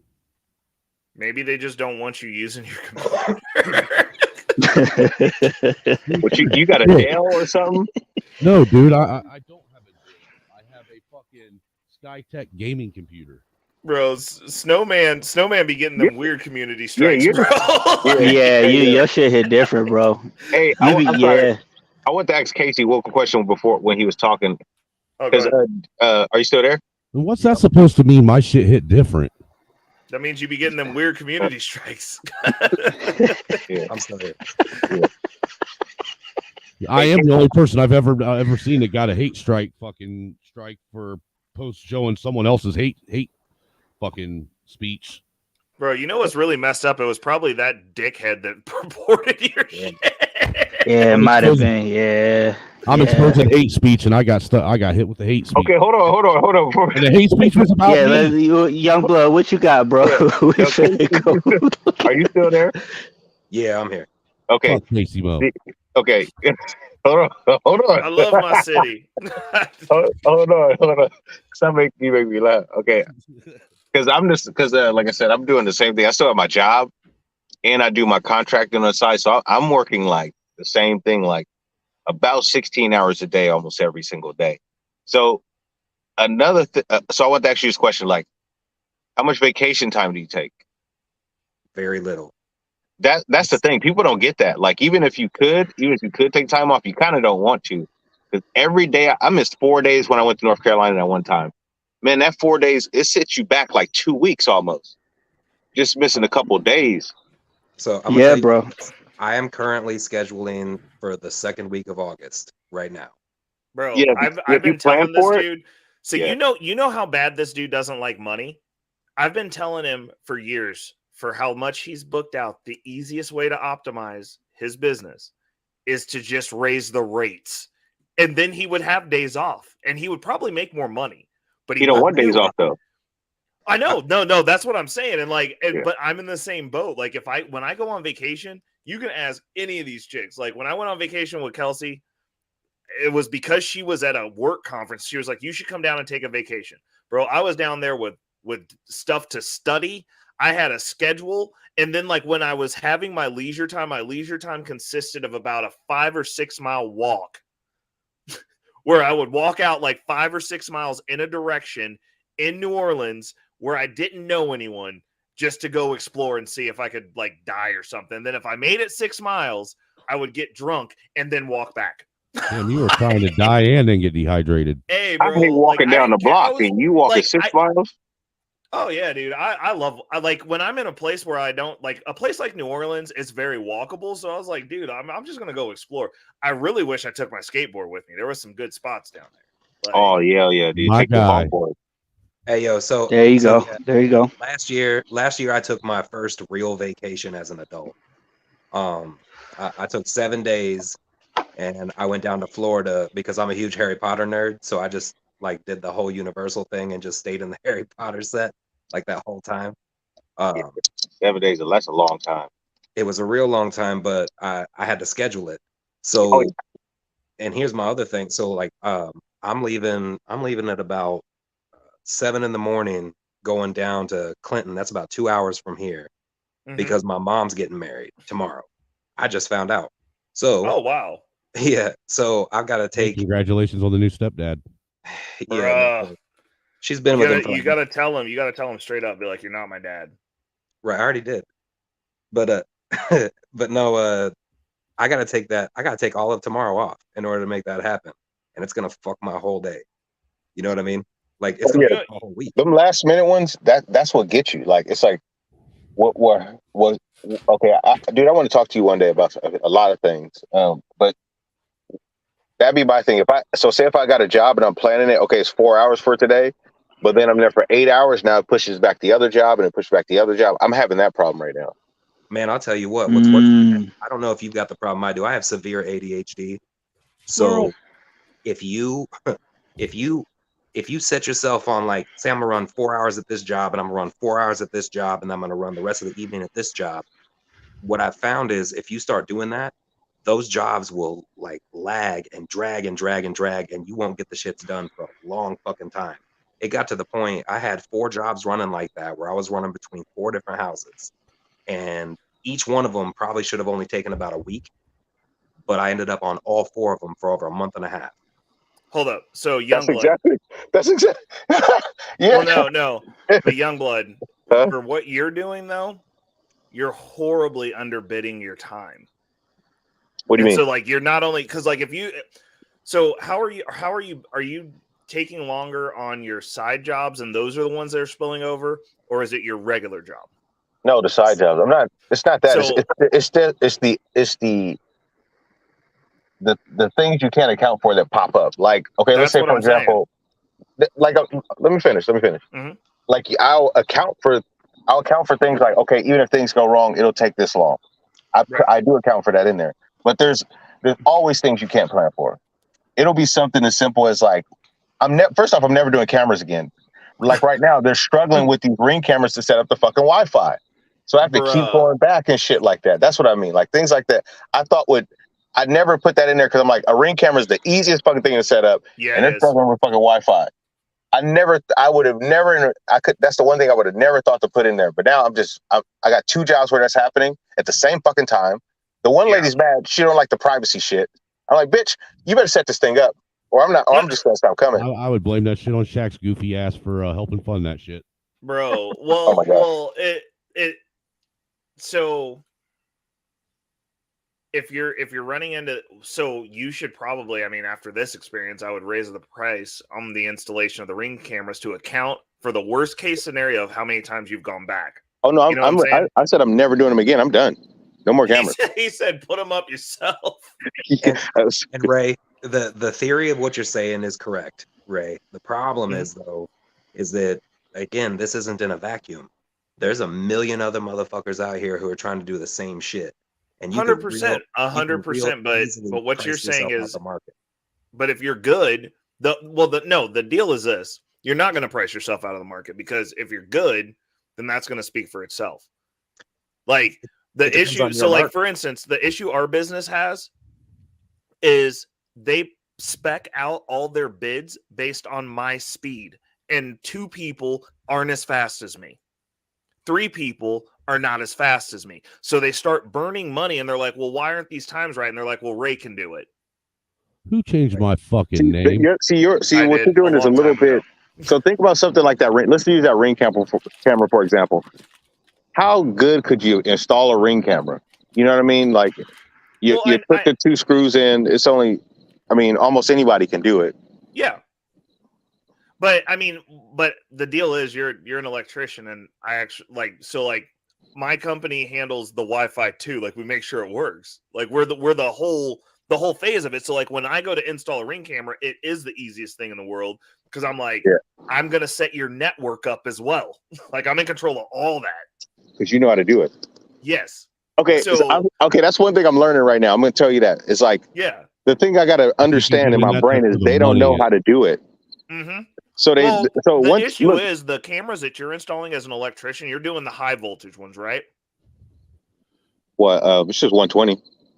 Yeah. You're doing the high voltage rings. So I don't install those, but the issue is they're expecting you as an electrician to also know the networking, and like that's outside of your purview, more or less, right? Not anymore in electric.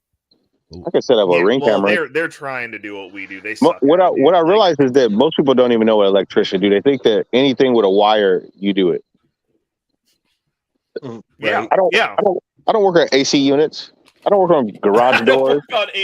Like there's an outlet by There's a specialty. You run that thermostat though. You run that thermostat. Oh yeah. Good God. No, I don't do that. You don't run the thermostat? No. I could do it, but I don't do it. No, he's talking about run the line. You can run the line. Oh yeah.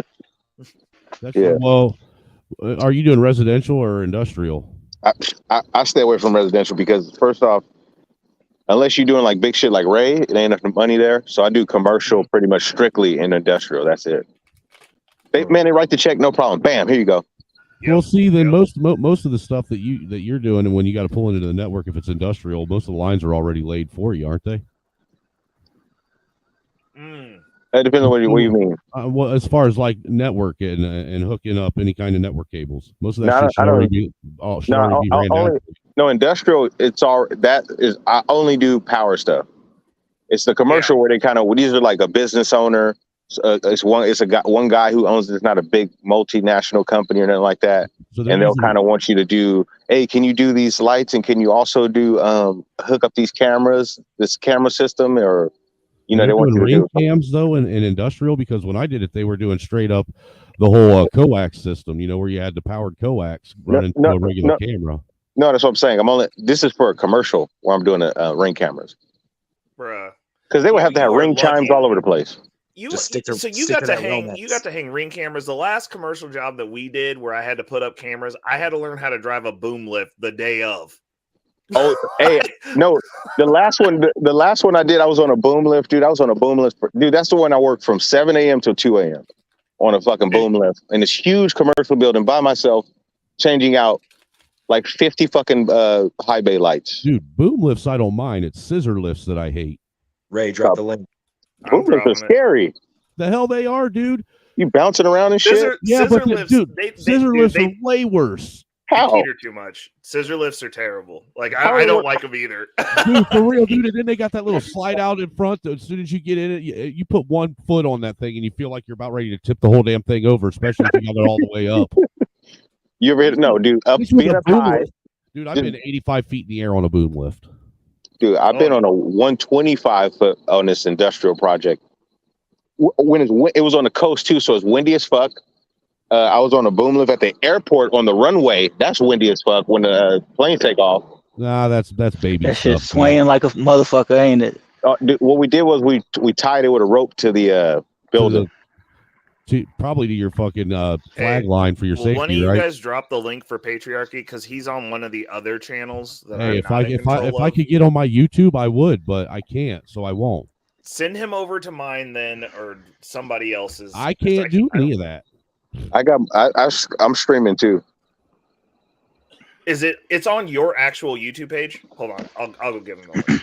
Hey, let me ask you a question regards to the conversation from earlier, because y'all were talking about how it was easier for let me see if I remember. It was easier for the generations before us to just make money and be cool. Right. But my take on it is now Patriarchy with isn't on your channel either. So prior, like we now have the access, like you can not know how to do something and easily have access to the information on how to do it. Right. And they didn't have that before, which I think gives us now an extreme advantage in the game, because the information in regards to wealth and stuff that they were seeking before is now easily accessible to us now. That's true, but the rules have changed, and that's kind of what Ray was getting to. So, would you break that down? Go ahead. So it's. Oh, do you want to go? I mean, I can go second. I'll go second. You can go first. I'll be polite. I'm a polite host. Right. So all that.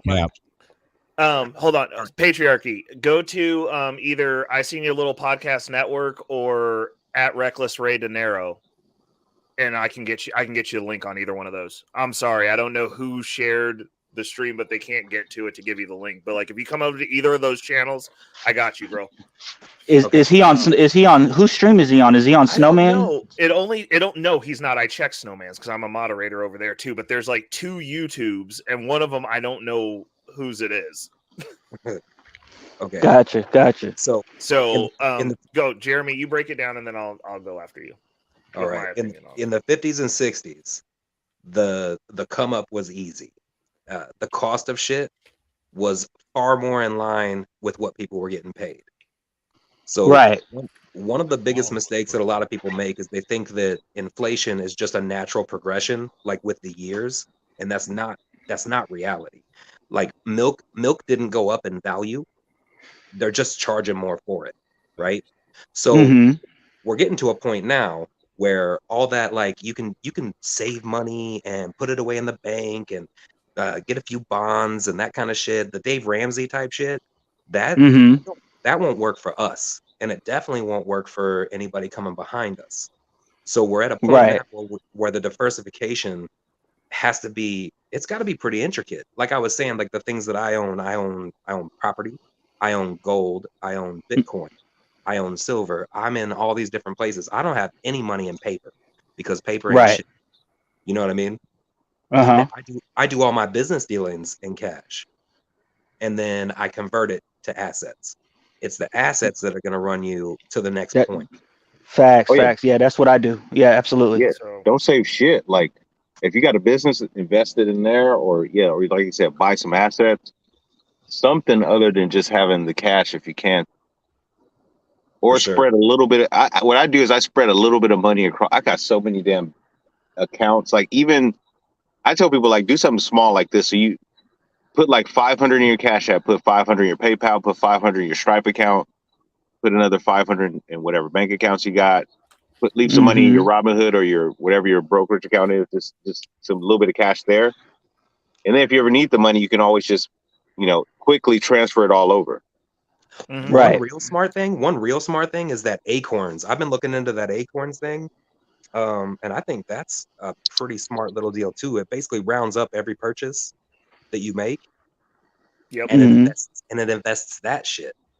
So Cash App does the same thing now. Just so you know. What I was gonna say, I just want to tap in on this real quick before we get too far away from the point.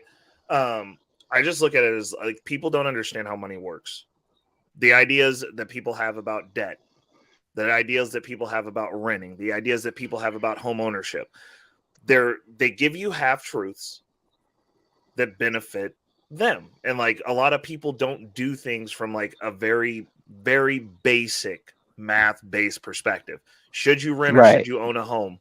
If you're going to be, most people, no one's getting a job offer for tomorrow that's for real packing up and going, oh, I got to get up out of here today, because if you did that, you have to pay the rest of your lease.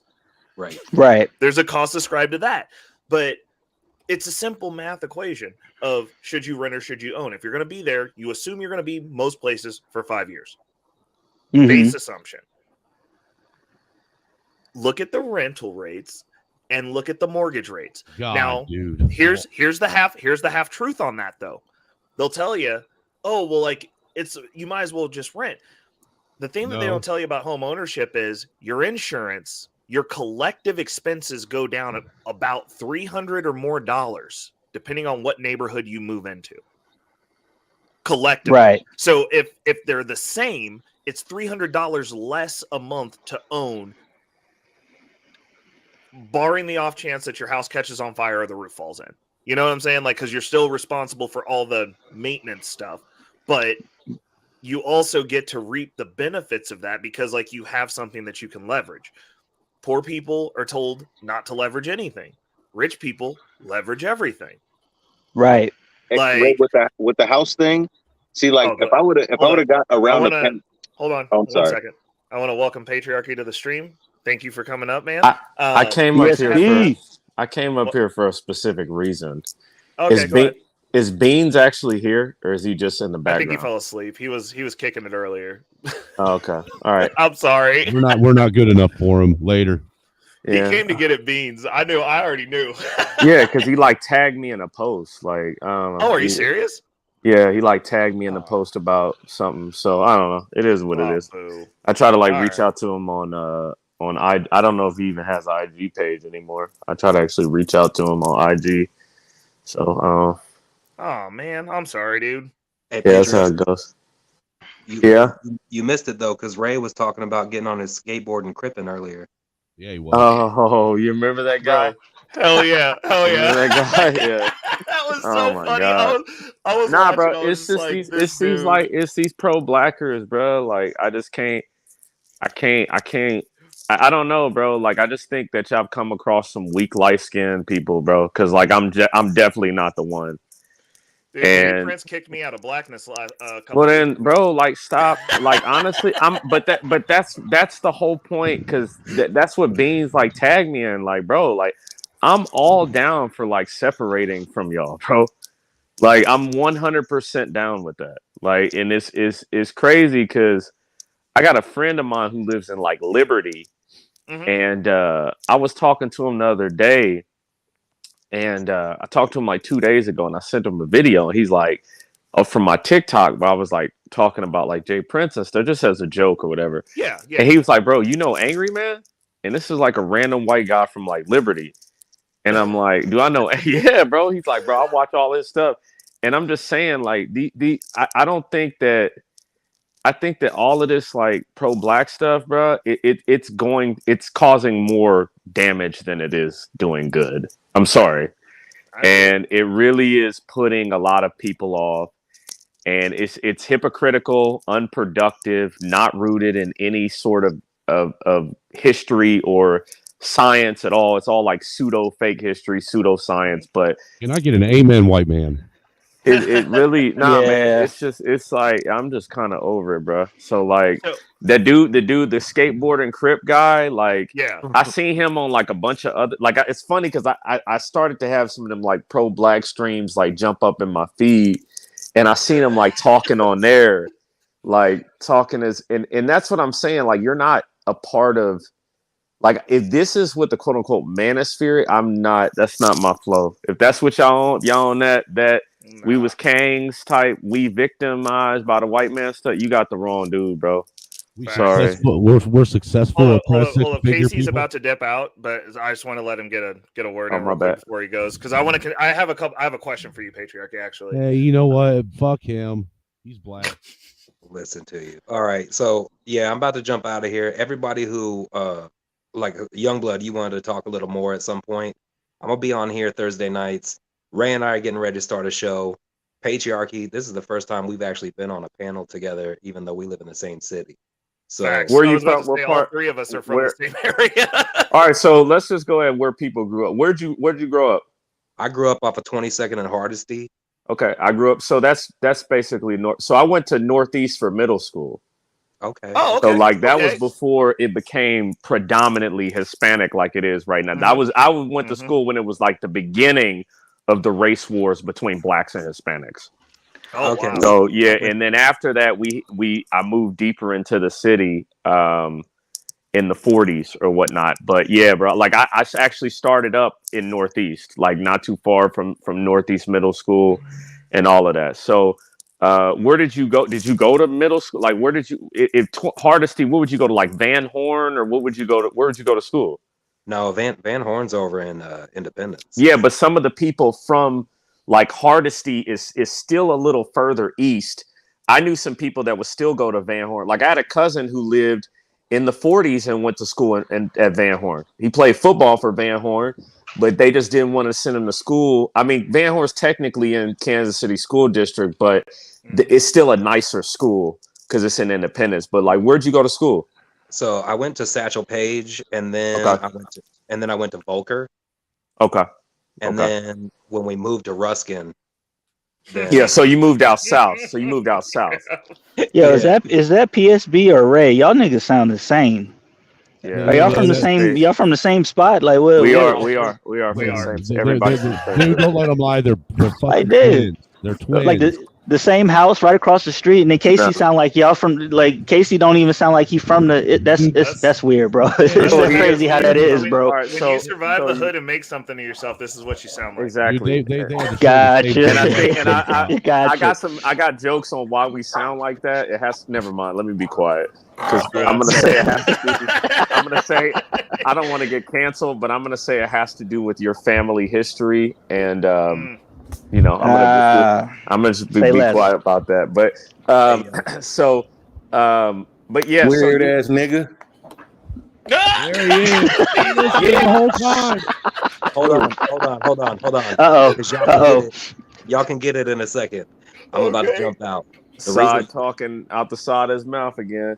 Yo, the reason I sound different though is because of we called it Operation Whitewash, and that's a whole nother thing. So you went to school at Ruskin. So yeah. And then I ended up going to 7 different schools for 5th grade because fifth grade, elementary. Okay. Yeah, because I was whooping people and getting kicked out, and whooping people and getting kicked out. So yeah. I mean that's how I go. I mean it is what it is. I had to go to like alternative school for like a year, so it happens. Yo, they almost put me in Ozanam, and I don't mean like just the alternative school. I mean like actually living at Ozanam. Oh shit. Yeah. What about you, Ray? Where'd you grow up? I grew up. I was off 31st in Bales. I'm a Bales baby. Okay. Yep. So 30s, yeah. I didn't. So what would you go to Central? Did you go to Central? No, they had me go. I went to Central for summer school, bro. I was scared as fuck. In Central, man. I don't know Central. Because I went to Westport my first year in high school, and Westport Central is the worst school I've ever seen. But Westport was technically worse, and they closed it down. Yep. But Central is the worst school I've ever, because they built a whole new school, and the kids destroyed it in like a year or two. Yep. Yeah, So they can't have nothing nice down there, man. Like it's hell. Yeah. You know, you want to hear something crazy though? So the guy that I bought my car from, I went to this car dealership, and he also lived over off Bales. Okay. And I was like, "Are we the only two people who made it out?" And he was like, "Yeah, probably." And he was like 30 years older than me. Yeah. Yeah, Like, that's like, you know, like, it I mean, it's so the city's changing. yeah. Like I actually booked a trip to Brazil because since we got the new airport, all of the like if you can book internet, I booked a trip to Brazil from MCI and the tickets were so cheap because the new airport, they're trying to like get as many flights out as possible. So if you book right after the draft, right? Mhm. So like I booked right after the draft, I'm going to Brazil. Somebody canceled his family reunion already. God damn. Oh, No, sorry. dude. Go ahead. No, go ahead. It's Go ahead, Kansas bro. City. Go ahead. It's all Go love, ahead. man. Like, Go ahead, man. this is how Man, don't nobody give a fuck about this Kansas City ass goddamn. Yeah. Oh, here come this crybaby right now. All right. Why you We'll- tagging me on we'll shit, hit it. nigga? I'm out. Bro, get your Why you scary tagging me ass- on shit? Cause y'all scared, cause y'all scary, bro. Nigga, I'm not joining your little pro-black death cult, nigga. Nobody go cares use shit on about- somebody else, nigga. Nobody cares about any of that shit, nigga. Yeah, you do. You do No. care, which is why you tagged me. You was in No, there I crying. tagged you. Oh, we I so tagged you. oppressed. I tagged you because Crybaby you ass nigga. and the rest of y'all conservative douchebags are some pieces of shit. Okay, I'll be that, At the end nigga. of the day, bro. I'll be that. I'll be that. As long as all y'all. Well, you know what? I'll be that. Tagged you in I it. ain't tagged you in it joining more your so little to death be cult. funny about it. Nigga. Well, I didn't. What's funny, bro? Hey, you want to hear some wild shit? You talking about the kids? I didn't make no video on the kids in Chicago. I know. But I got. I Hold on know, a second. Hold on a second. I got in trouble on TikTok because have you seen this woman from North Korea? The woman who's joining all these shows. She's like from North Korea, and she was on TikTok, and she was like, she's a refugee from North Korea, and she's like, when I was in Chicago, the black people beat me and they called me racist because I wanted to call the cops on them. And no, hold on a second. She's like, oh, we have to stop. I know that we have to stop them and fight this because this will turn into North Korea. I'm like, bitch, why don't you go fight North Korea? The black kids in like you trying to blame the black kids in Chicago for the reason why you had to leave North Korea? Like, get the fuck out of here. Like that, like so now you get to see what it's like to be blamed for everything like Whitey does. Nah, bro, that shit was like you are from North Korea, lady. You are from the like the fact that you think them kids, whether they're How's doing that white privilege for you, where they're doing right or wrong, they're still Americans. And for a woman who is from the country that is diametrically opposed to the United States, for you to come in here and say, because I got jumped by some kids. Everybody on this panel has been jumped or robbed or something like that. So for you to think you special and like, well, I have to fight this because this will turn into North Korea. Like, well, why don't you go back to North Korea and fight North Korea? Bro, worried about it turning that's into the South reason I Carolina. always tell everybody that I fuck with you, bro, because you got smoke across the board. Oh yeah, bro. Like, dude, when we had, I'm telling you, that's the first race war. I'm telling you, them black and Mexican wars in Northeast in Kansas City. Oh my, we're gone. We had to move. We had to move that whole neighborhood. The whole neighborhood is Hispanic now. That whole neighbor. So when I was in middle school, it was probably 70% black. No, it's probably 60% black, 10% white. 20% Hispanic. Now it's like 70% Hispanic. And they built those kids a new school for English as a second language. That was when I really began, and this was probably 2004.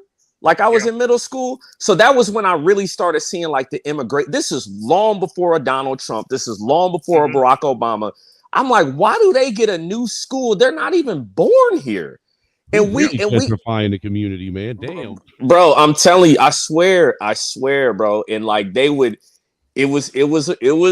would jump off between people would get jumped, bro. In the locker rooms, they get jumped. And what's crazy is it's funny that we got this boxing match this weekend because when I did my little comedy skit the other day, I roasted this dude in the audience for having a Blaxican shirt on. We would have big issues right after if a black person fought a Mexican person in boxing in middle school, we would have big issues like after that. So Northeast is completely how long you been doing comedy, bro? I seen that on the community tab. 3 weeks.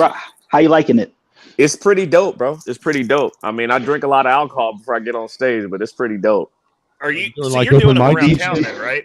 Do you do the stuff on? You do the stuff on panels that you do on stage? You do that? Even worse. Oh, bro, damn. I can't even post. Shout out to the hecklers. I can't even post what I do. Oh yeah, you can heckle me if you want to. I don't even post. Like my last yo, check this out. My last post, my last comedy set, I can't even post it because I was like making comparisons between because I did it on tax day. So I was making comparisons between tax day and since April is Sexual Assault Awareness Month, I was making comparisons between the two. Oh, you ain't like shit.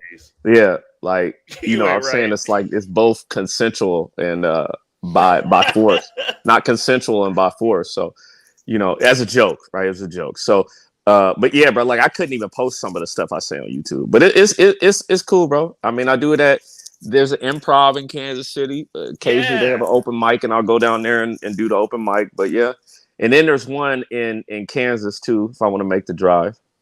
Do you well, dude, you gotta freaking let me know. I love comedy, so I'll come through, and okay. if let me know when you're gonna be there, bro. Bro, there was this white dude. You go, make sure you let me know so I can make sure that I send a bomb through that motherfucker. Allegedly, bro, you can't be talking. Out, bro. You can't be talking like that on stream, bro. Listen, allegedly, since y'all wanna.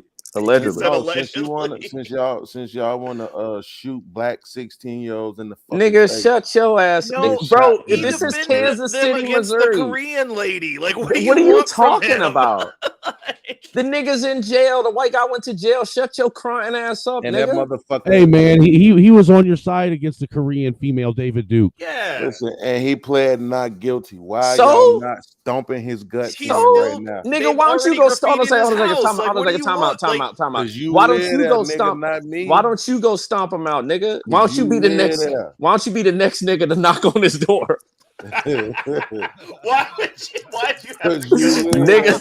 Yeah, fucked up. Why don't you go knock on his door next, nigga? Your job. I beat up Reginald Denny's cousin in 1991. This nigga old, bro. You was old as the nigga that shot him. You know what I'm saying? You that nigga. Nobody listen. Ageism is that only you old as a nigga that shot that.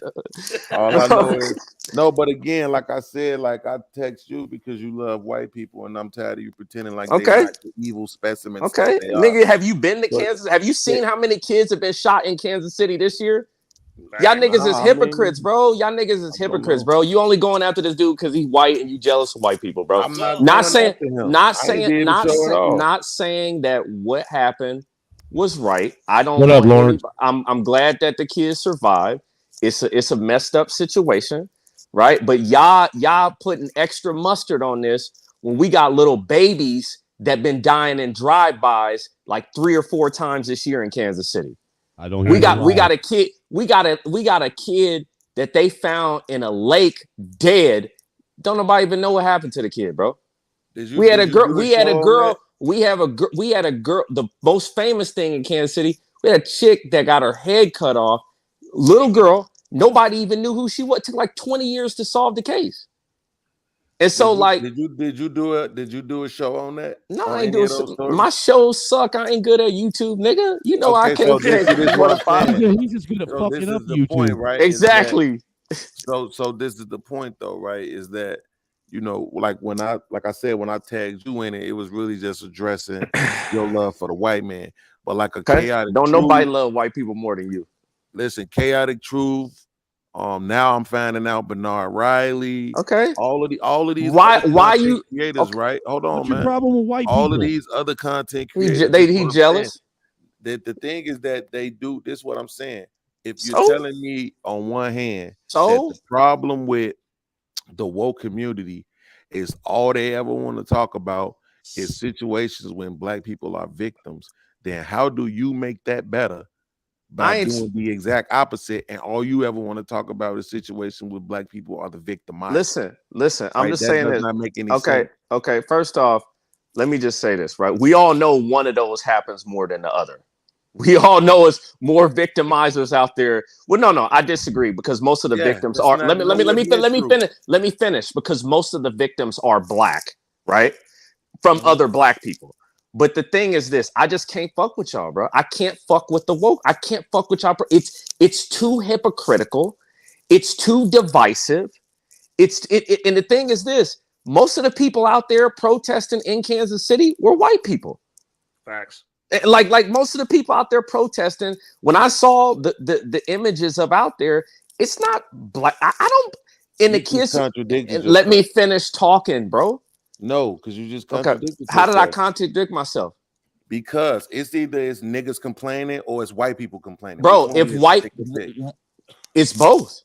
No, because you just if white people, no.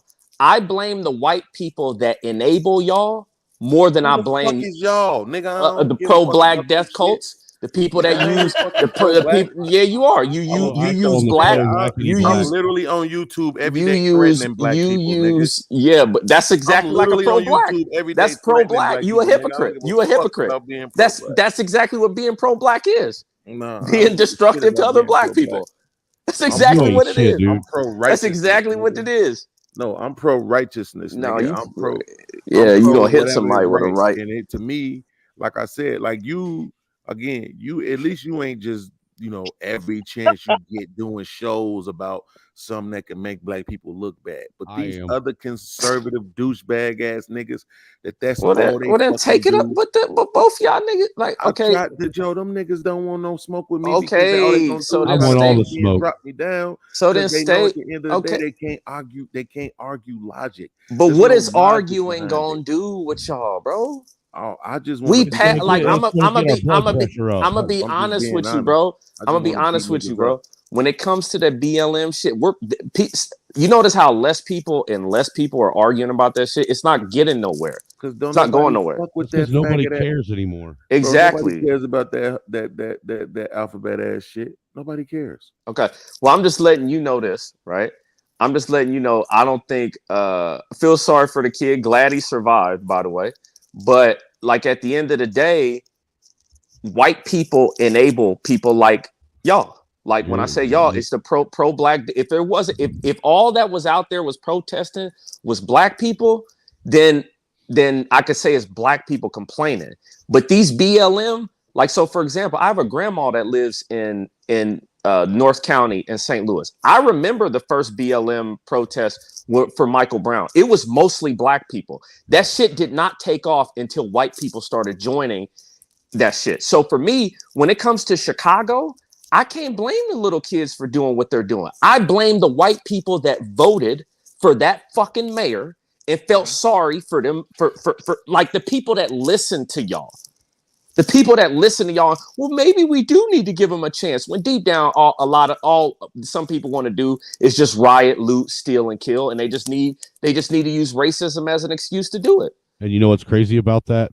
What you just said is all these self-hating white people that go out and claim that they tell all you black folks that they got white privilege and they're aware of it are really the racist ones doing it. Yeah. So you got racists pretending like they're helping fix the black community when all they're doing is going out there and they're tearing your shit down. No, bro, I seen the people in Kansas City, bro. I looked at the people who was outside of that dude's house, and I'm telling you this right now. Probably 60 to 65% of people was fat white women, and I can't stand them. How many of them had purple hair? Probably a couple Probably of them. all of them. Infinity wigs for whites. So, like that's what. So literally, it was a kid that they found his body floating in North Kansas City. I think that happened in North Kansas City where the 14-year-old got shot. I don't see nobody talking about this. Is an unsolved crime, bro. And I don't see nobody talking about this at all, But it's because they don't know who killed him. If they find out if it was a white person that did it, then everybody's gonna riot. See, your black death don't matter unless you get. This is racist. This is racism. It's like my death don't matter unless I get killed by a white person, unless I become a martyr. No, your death don't matter unless a white person tells you it does. No, it's like no, and that doesn't matter unless a white person kills me. Yeah, so it's like because a white person, dude, a white person is in essence telling you like, on the news. It's like I mean, immortality. Hold on a second. It's like immortality. It's like if I get killed by a white person, it's like when Darth Vader got struck down by Obi-Wan Kenobi. I live on forever. Hey, Darth Vader was a G though. I live on forever if I get killed by a white person. That's so messed up. I mean, at the end of the day, the truth But did of you the build matter a Death is, Star? the truth of the matter is, there ain't nothing I can do about it. But threaten niggas. That's you all keep doing. That's a pro-black. That's a very pro-black move of you. It's really not. Listen, bro. Beans, I'm just letting you know this right now, bro. Beans, if you made triple the income that you made right now, and you went into a Vineyard Vine store one time, and you got a white Tesla, you would never go back. So you can keep on talking that same. This is the thing. That's what it looked like. Beans to drive. He's a white Tesla driving ass nigga, man. Hold on, look. This is the thing that y'all don't get about me, bro. I don't have a soapbox, right? Where it's this particular issue and I'm standing on it. Like that's what conservative douchebags do. Right, that's what niggas. So you got a problem with conservative douchebags? I do have a problem with douchebags. I do. Like who? What I'm saying. This what niggas do. Like all of them. Like let's go. Like let's take Mr. Lego. I don't know that nigga. Okay, he camps for women online. I've seen. Hold on, bro. Can I talk? Oh, sorry, my bad, Beans. Why don't you just stick with Angry Man, bro? Listen, his whole platform is women are children, right? Okay, I don't disagree with you.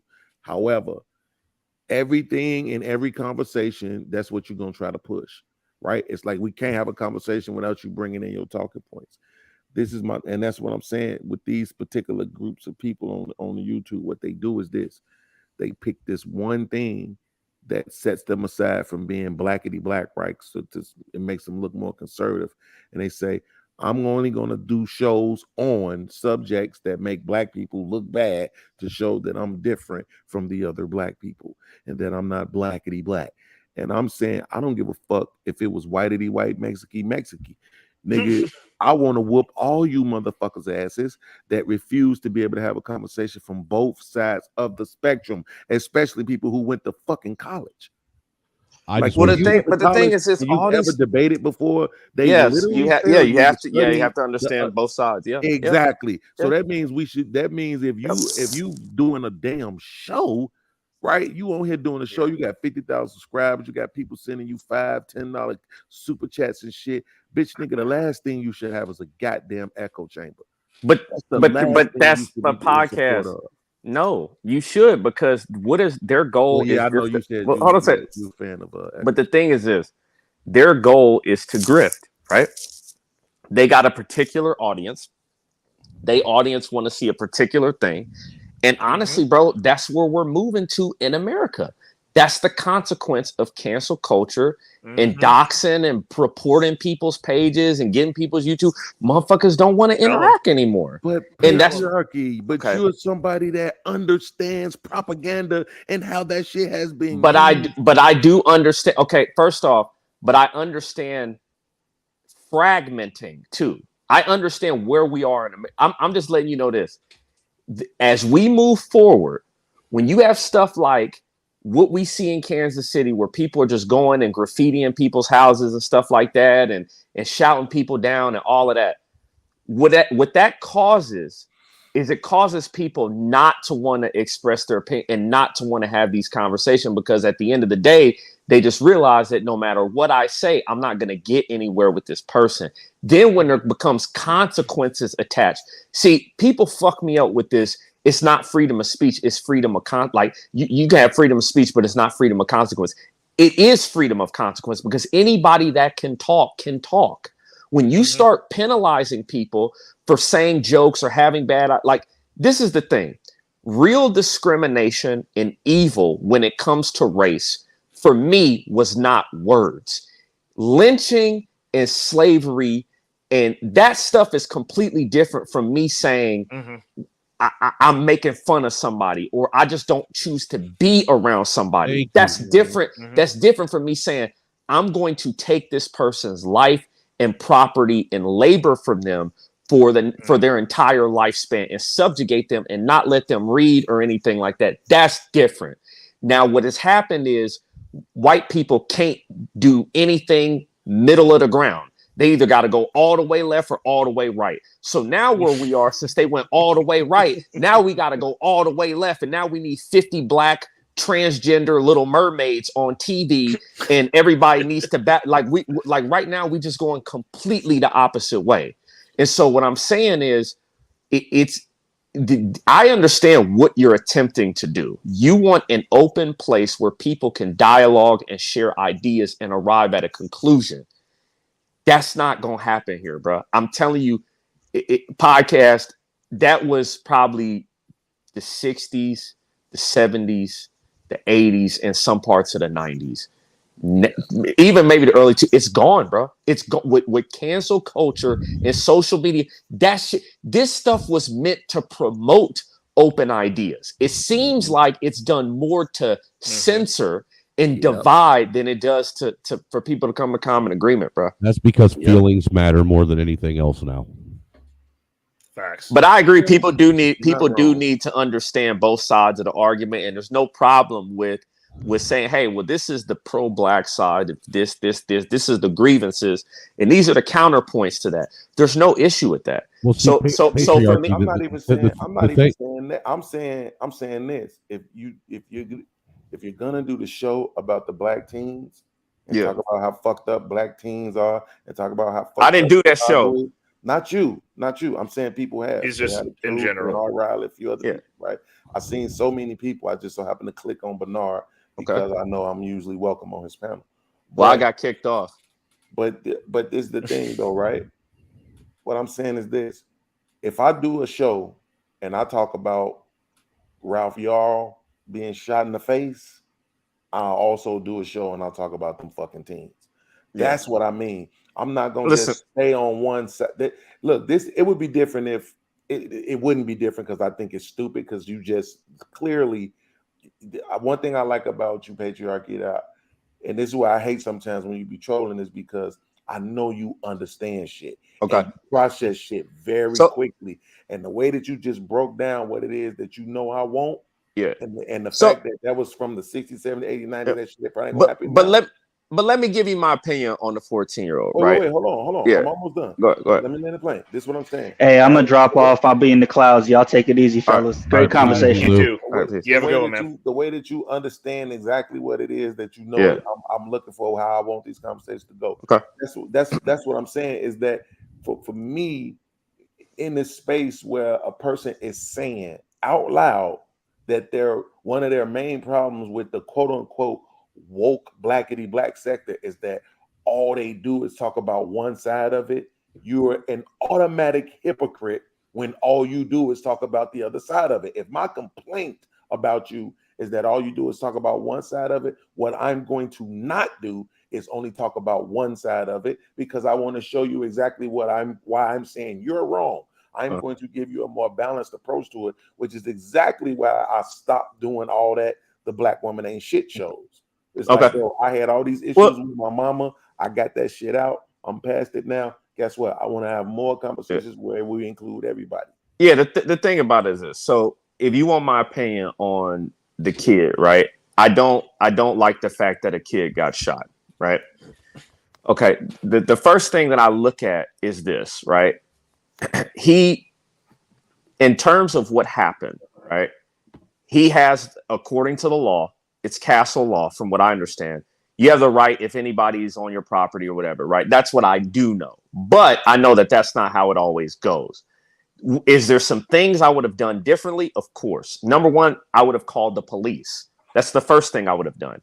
But I do know that we don't know everything about this case. We know that it will be investigated, but we don't know anything about this case, everything about the case. I would have probably called the police, right? From the very beginning, probably given someone just knocking on the door. So the thing is, they say that he knocked on the door and he stood there. Number one, I wouldn't have shot through the door. Let's just start right there.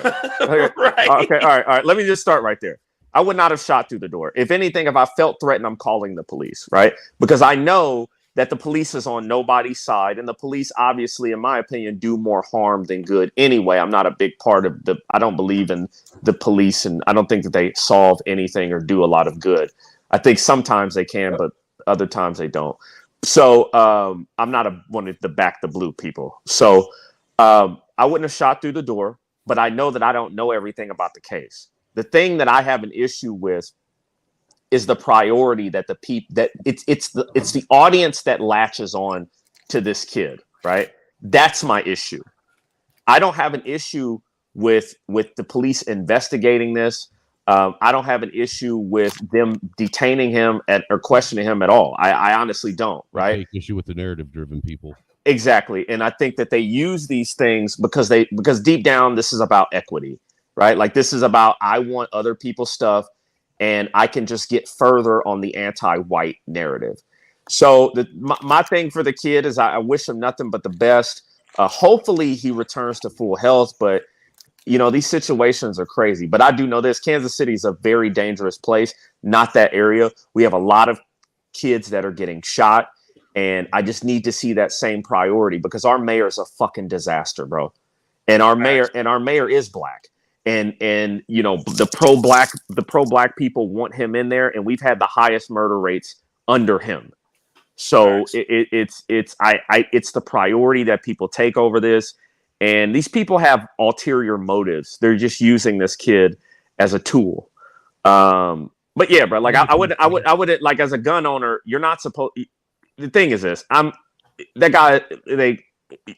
don't know everything about the case, but if what I'm hearing is true, I don't know why you're shooting through the door. Like, that's just stupid. Somebody just knocking on the door. That's crazy. Yeah, that's just dumb. So, but he's also real quick too, because he's 85 or 86. Like, that's why he don't need guns. He's old as shit. He shouldn't have a gun. Just in case anybody is confused, right? Because I know I'm very complex, so I know that probably fucks with people, right? But watch this. If anybody ever thought that I was blackity black or pro black or any of that shit, let me show you why you know I'm not. Chicago and patriarchy fucking knows this because he the one who did it. It's safer than it used to be. Out of here. It is. Hey, Chicago's safer than Indianapolis. It is. So that's what I'm saying. Everybody using this. Well, Chicago's much safer than it was in the mid 90s or early 90s and the 80s. That's just a fact. Wait a minute. Okay, wait a minute. Yes. Is it a little less murder? Yes. But what I'm saying is this. The dumber, and I get soon. Look, I just came up here. I'm in Chicago right now. I just came up here for my mom and my son's birthday. And I was back there debating with my aunties about this shit and my cousin. I'm like, why the fuck did y'all vote this black dude in? Oh, you just wait and see. He gonna make changes. Oh, my goodness. And Paul Vallis was the same old guy. I'm like, all y'all did was vote for the black dude.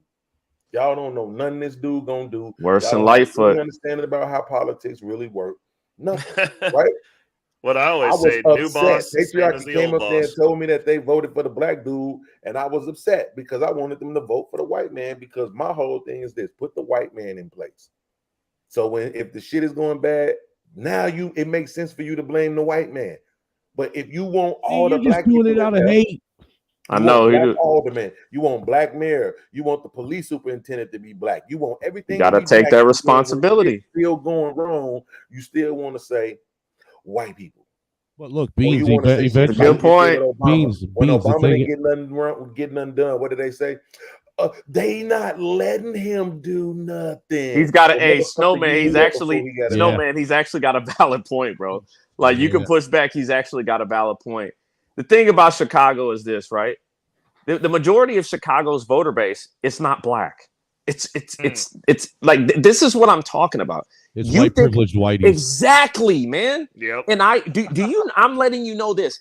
I hate. There's no way I dislike them. There's no way I have more disdain in my heart for those kids than I have for the people that vote. Them 16, 17-year-old kids ain't the one that put that mayor in charge, and they ain't the one that decided to defund the police. They're not the ones that have decided to enact legislation. I don't. It's like this.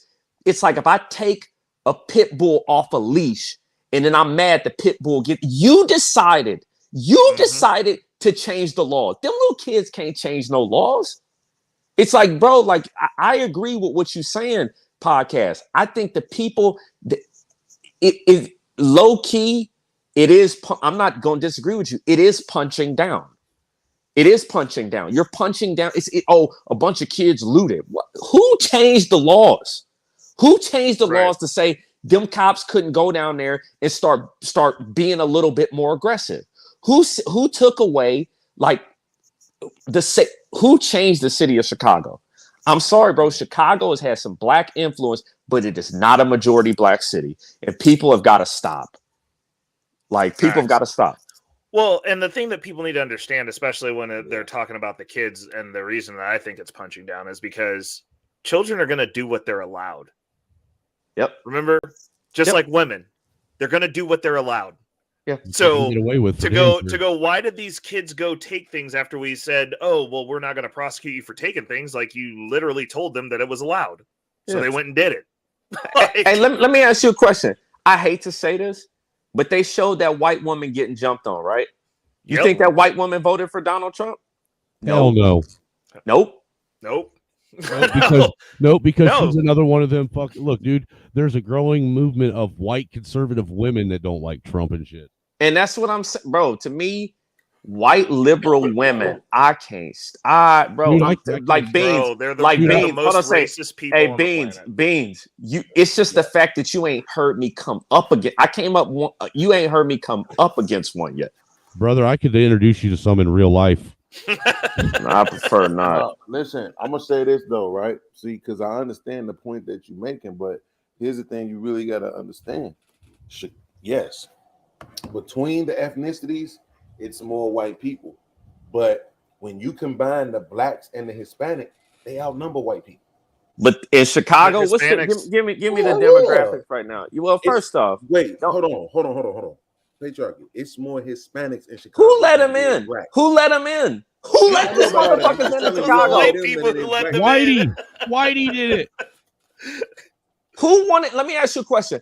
Who wanted to? Well, we just need to build a world for all people to get along. We want all different groups of people here. We just want to become this. Who said that shit? Who pushed the sanctuary? I know. Hold on a second. But that's literally the mantra of America. No, that's not the mantra. That's Indiana's what they Indiana ain't having that sanctuary shit. That's what they brainwash you to believe. What is written on the Statue of Liberty? What is written? Your tiled, your poor, and your huddled masses. Yeah, that's what's written. But it doesn't say anything about jumping the border to get here. What's written in the Constitution? We'll bring them from where? What's written in the Constitution? Okay, which part are you talking about? Which part? We had a national origins ban on people from certain countries not coming into America. Yeah, did you know that there was a Muslim ban for that? No. I'm talking. No. Hold on a second. No, hold on a second. I'm not talking about Muslim ban. I'm talking about like back in John Adams' day.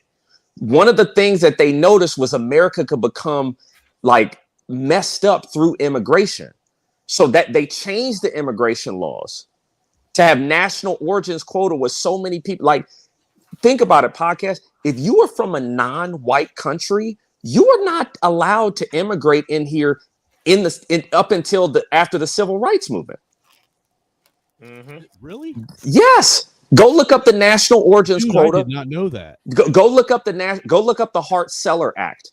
They passed that in the 60s, right after the civil rights movement, and that's what allowed think about it. There was no massive free flow of Africans trying to come into America when blacks were being lynched and hung. There was no Hart-Celler Act. Hart-Celler Act, Hart-Celler Act. Yep. Yeah. I'm gonna dig into that, man. Thanks. Yeah, bro. No, bro. It was like, bro, immigration was one of the first things. It's a big thing that was debated after the Constitution. So it's like, nah, bro, like I don't want to create a world for everybody. That's not how it. If I got a house and I got a cage with a lion in it, and then I put a chicken in the same cage, and I said, "Hey guys, you two need to get along with each other." And then I throw a shark in the cage. Like, we all just want to come together and get along. Like, that's not what this. It can't be like that. You can't. For example, Indians and Pakistanis. These people were literally ready to blow each other up over Kashmir goats. Are you telling me America needs to be a place where those two live next to each other side by side? No. No. Dude, and to be quite honest with you, you know, the whole when Texas flew all those what they call them fucking not undocumented, but what they call them asylees, political asylum, people from up into what was it, Martha's Vineyard? Vineyard, yeah, and they got all pissed off about it. Bro, they removed them people within a day, bro. Dude, like that Democrats, right there, Democrats have absolute power. That right there should have told you how much they really believe in their own shit. Bro, the fact that I was on TikTok and I saw a North Korean woman complaining about kids from Chicago, bro. Like, and she's like, "You leave North Korean who goes Chavez alone." Bro, have you seen this like Asian North Korean woman? No. Like, she's on every show now. I think she a spy, bro. And probably. You on here, you think you got the nerve to? I don't give a damn what the black they Americans. Who the fuck do you think you are? You a North Korean. You need to go hang out with Kim Jong-un in the demilitarized zone. Yeah. So he just wants to come over here and sell you Cuban cigars, man. That's all. Yeah, you can keep them, bro. You think a podcast? You think I like seeing cities like Miami in America? You think I like that? You think I like seeing a place where this is a shopping mall, where we got Saudi princes living next to cartel kings, flying in OnlyFans girls from Venezuela? You think I like seeing that here? You think that's what my ancestors got beat for? You think that's what we went to war for, was to build a fucking city like Miami? You think the people in Overtown who can't afford to live there anymore, you think that's what they went through this for? Fuck out of here. Fuck out of here. No, I think you got me all the wrong way. Never thought about it. We got Midwesterners in your town, in places like Pennsylvania, in Indiana, who have factory jobs, who can't afford to pay rent. That's a fact too, man. Yep. Facts. Like, bro. Bro. Yeah, I never thought about it. To be honest with you, it wasn't until I started watching some of that woke content that everybody wants to hate on that I started realizing that it's a problem when the country is for sale. Facts. Yeah, it is. Yeah. It's a shopping mall. It's a shopping mall. It's been for sale for a while. But do you remember one of my first arguments, like on Fight Club, when JB's my guy, but when me and JB got into it, and I said, or Fatty, and I told him, I don't trust you because you have family that lives somewhere else. If America falls, all my family is here. We all fall. I have no allegiances elsewhere. Yeah. I could get, dude, I can relate to that. That's facts. So that was, and I Fatty, me and him are cool now and stuff like that. But I'm just saying that's what brings my and then when you travel, bro, what like podcasts, I don't know if you got a passport, bro. When you get your passport and when you travel, like I'm not one of these dudes that travel and become it makes me more of a raving nationalist, bro. Like, it makes me more. There's nothing that fuels my patriotism more than traveling, and it's not because I see. You gotta be careful. Patriarchy, nationalism, and patriotism means that you're a racist now. Okay, well, I guess you're racist then. Okay, so the thing is this, right? Like when it's so fascinating to me, right? When I go to Latin American countries, right? Like if you've ever gone to Colombia, or if you ever gone to Mexico, right? You notice certain trends, right? Like I notice if I go to California, there's only rich and poor. There's no middle class, right? That's what California is becoming. And I notice when I go to Mexico, it's almost like it's the exact same thing. It's almost like the people that are immigrating in are making, like they have these natural tendencies to make the country like where they can. It's like they can't help it. Yep. It's like if I had a cold, I have to carry my cold somewhere else. Like, so for example, like I'm telling you, Latin American countries, bro, the idea of a middle class is like there is none.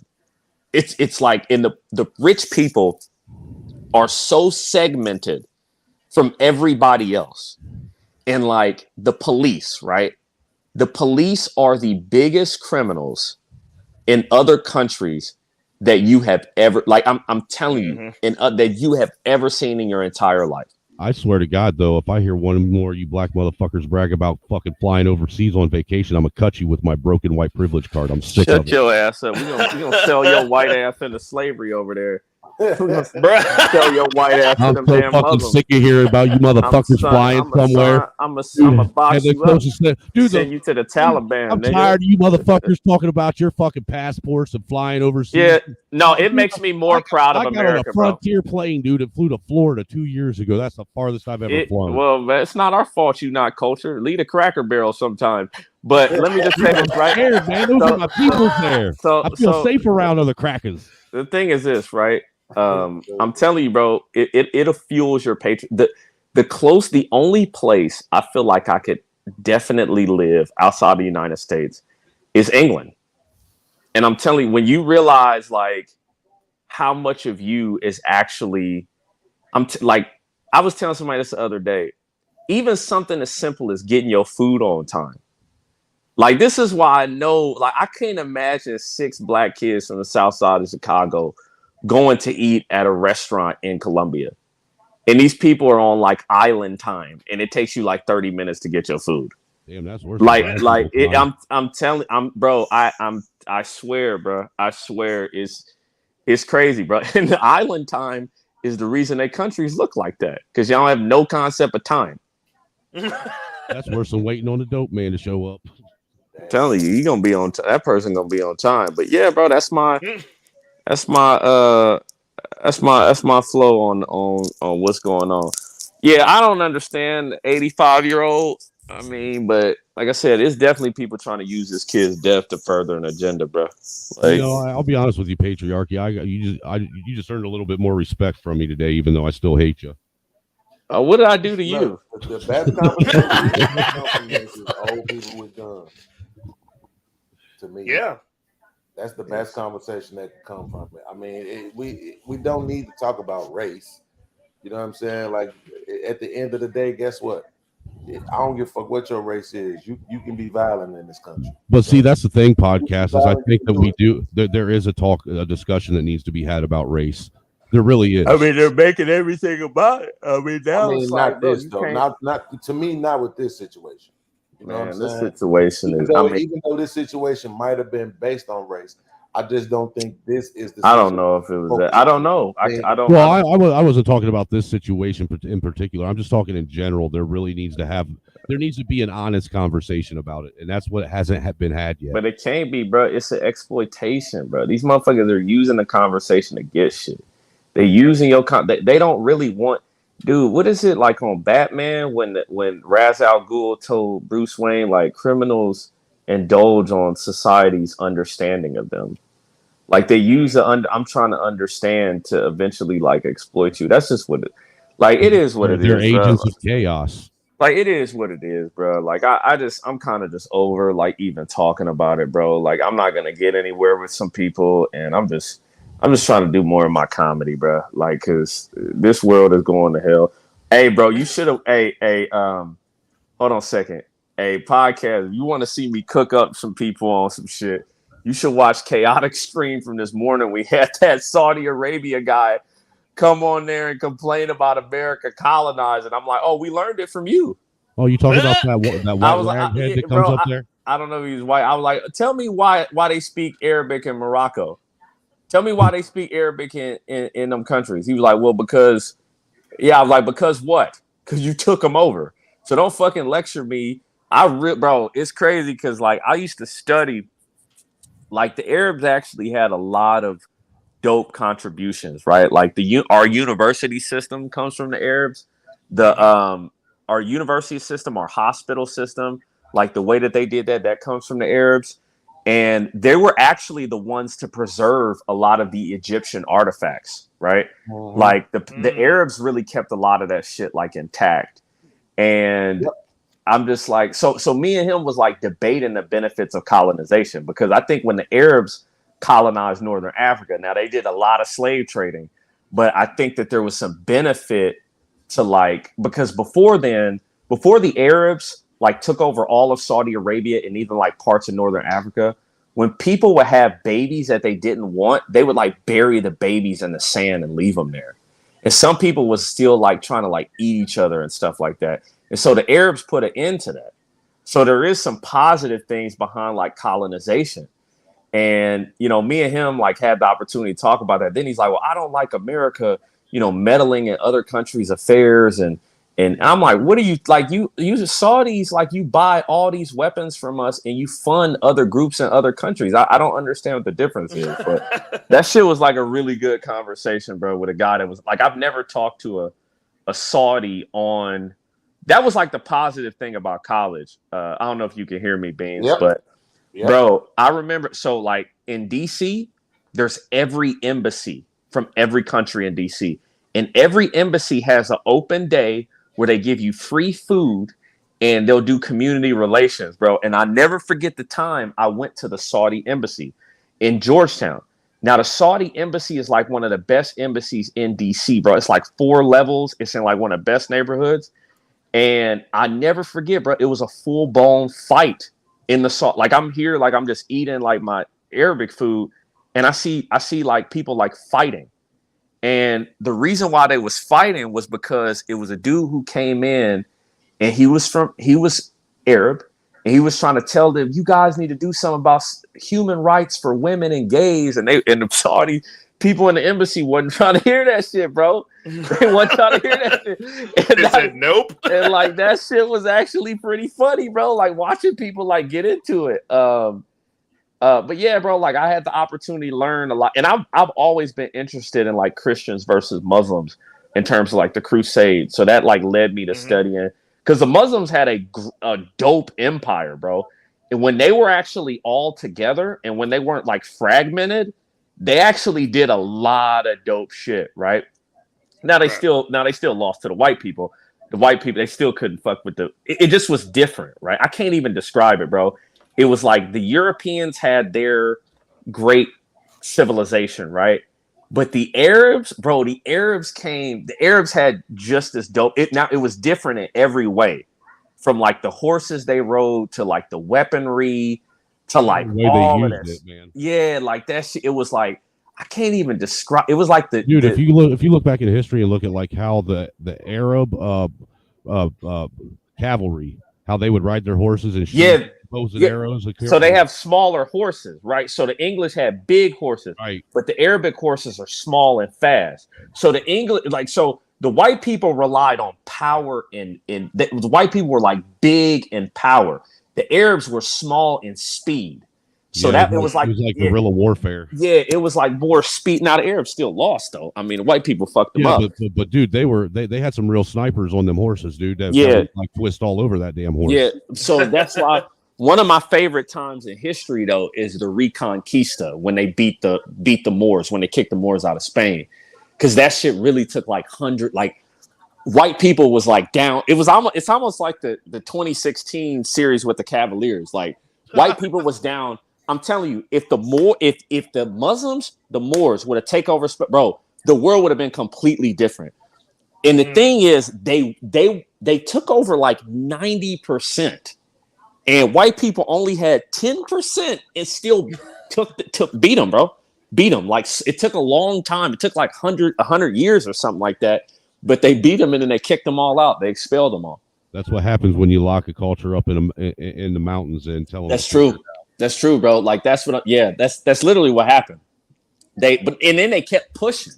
They could have probably kept Spain, but they kept pushing. And bruh, it was the Charles Martel guy blocked them off, and then after that, they slowly pushed them out. And then after that, they said, "Hey, listen, we kicking y'all all out. This ain't a place for you. Y'all need to take your asses back to the desert where you belong."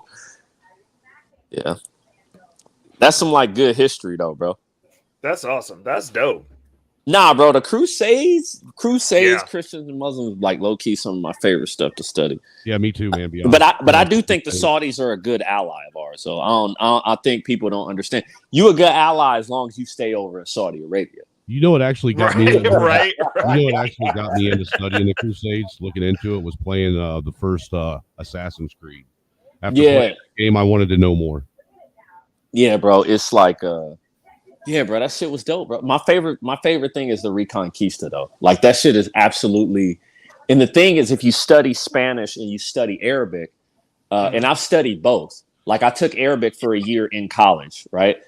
Yeah. If you study both, there's a lot of similarities. Like the way that the Arabs conjugate their verbs is the same way that they do in Spanish. And you know how like Spanish is el for the Arabs is al, right? Like instead of el, it's al. Like Al Jazeera or El, you know, and so it's the same. Like they have some of the similar, and that's because the Arabs were in Spain so long that they actually influenced a lot of the Spanish language. Oh wow! Yeah, bro. Like people don't know that. Like the Arabs was in Spain. That's how long they were in Spain. So that shit, like I don't know, bro. It's history. Low key is the Mediterranean around there has got this so much deep rooted history. Yeah, bro, and that's why a lot of the Spanish women, especially in like Barcelona, they're all like more olive skin with like green eyes and shit. Because deep down, you from Morocco or some shit like that. But I can't lie. They did wipe in Egypt. They wiped out all the black people. I'm sorry, bro. Like I'm telling you, like I'm sorry. Like it was cops. I guess they're technically cops. But other parts of Northern Africa, like Libya, there's no way you're telling me a Libyan naturally looks like Gaddafi, bro. Like stop. Like you're not telling me like somebody from the continent looks like Gaddafi. Like you literally wiped all those people out. So that's who you should really be mad at, podcast. Right. Oh my God. You got to book a flight. No. So Eric, did you hear? I don't know if you like ever catch any of Team Fatty's shows. But they were talking about dialect. They did like a language one, and I thought it was going to be really good. So I tapped in for a little bit. They were arguing over accents. Oh, geez. Okay. And he's talking about, well, you know, like Spanish, that's an accent. And then they were like, yeah, in Portuguese, the reason they speak Portuguese in Brazil, it's different than in Portugal. Is an accent. Well, no. But do you know why they have a different accent?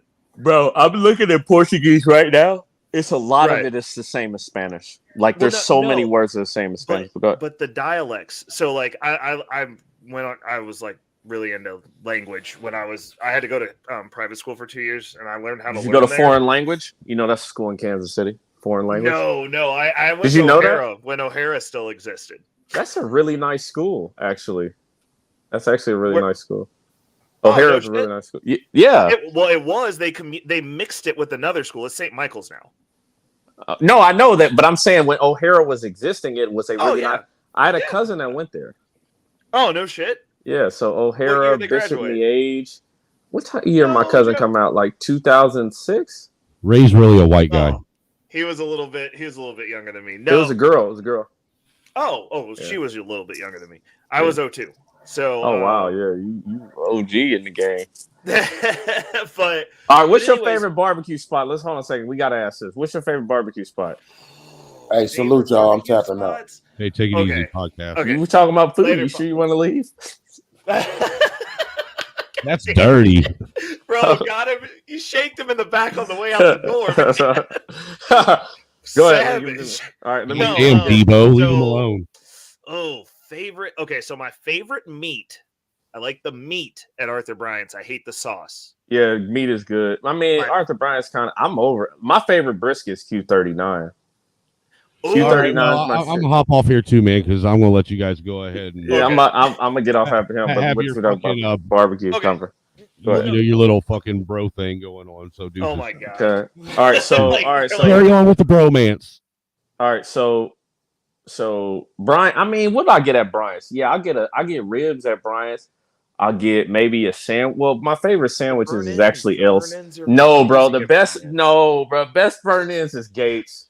Gates got the best. Gates burn-ins are good too. Yes, bro. With the sauce on them, thinly chopped on hoagie. On a hoagie, bro. Thinly chopped fine. Then extra sauce on them.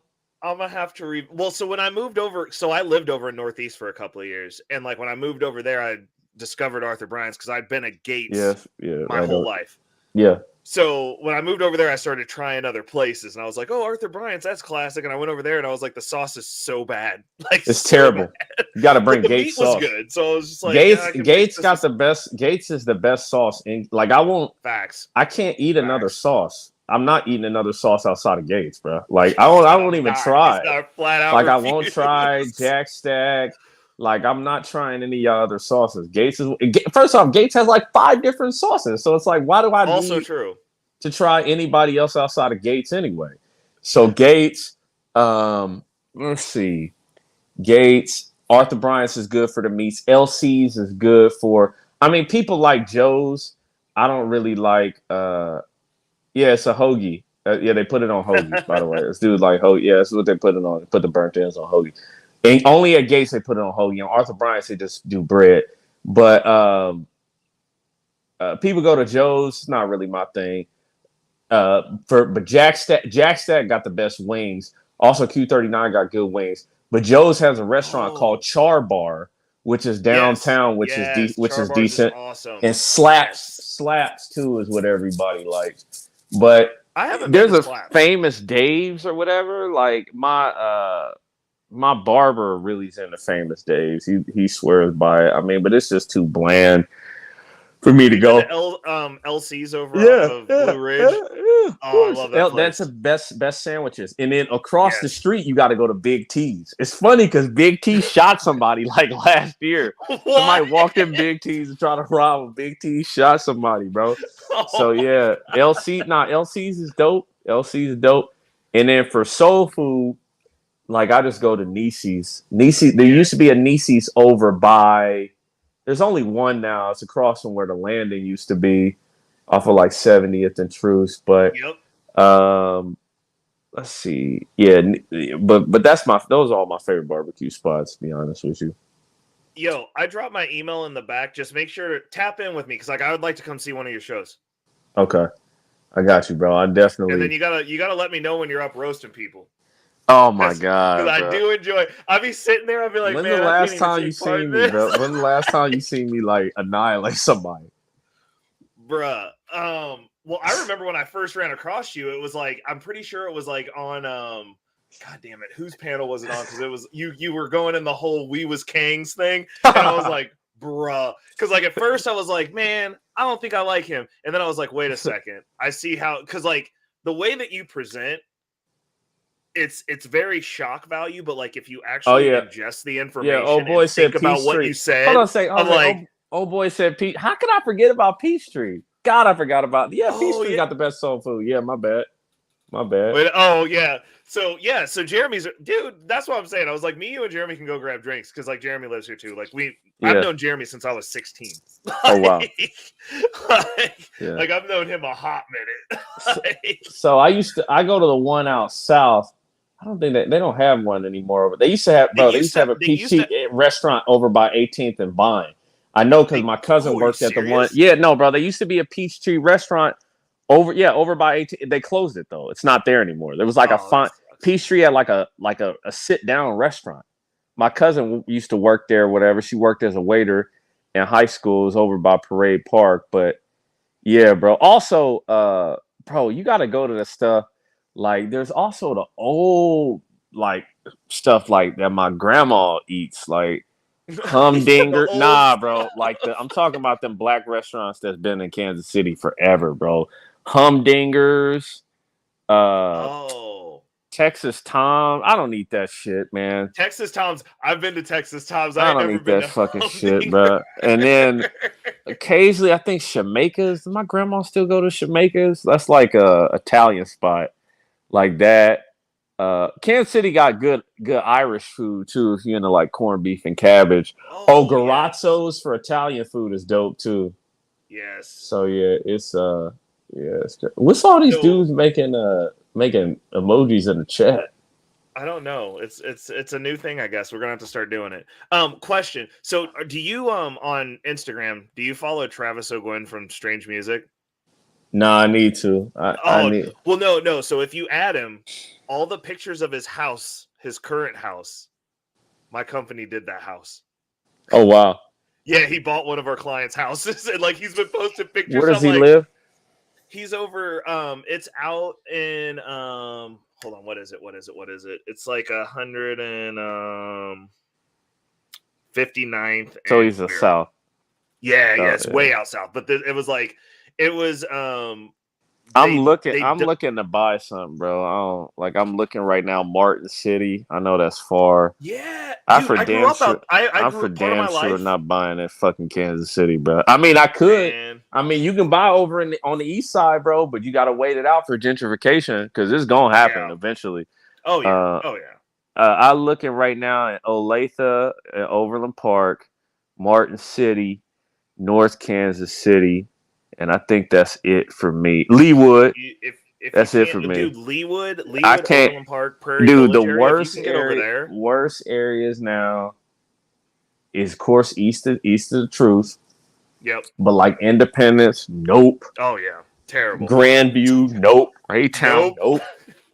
That's where they all moving out to, bro. Like that Walmart over by Raytown is like the worst thing I've ever seen. Yeah. Oh, I was gonna say, if you're looking over in Overland Park, 75th and Neiman, don't be there.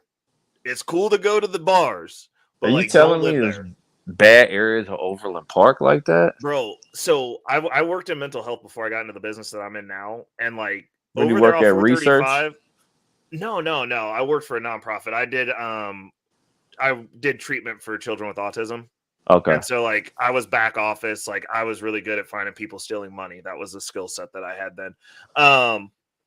But those hotels right off 435 in Metcalf.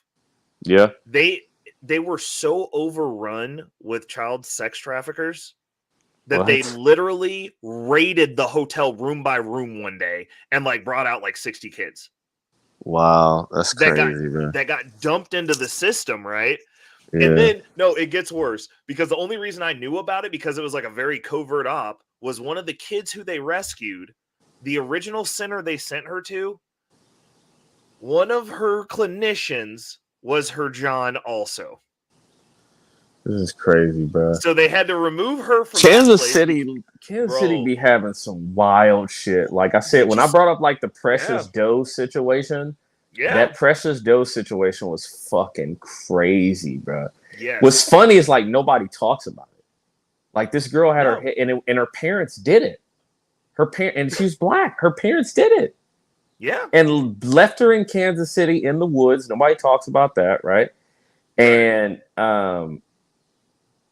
it's crazy. So that then there's people getting kidnapped. It's like, it's bro. Have you been seeing all these? They've been shooting it out with the police, like the fentanyl people.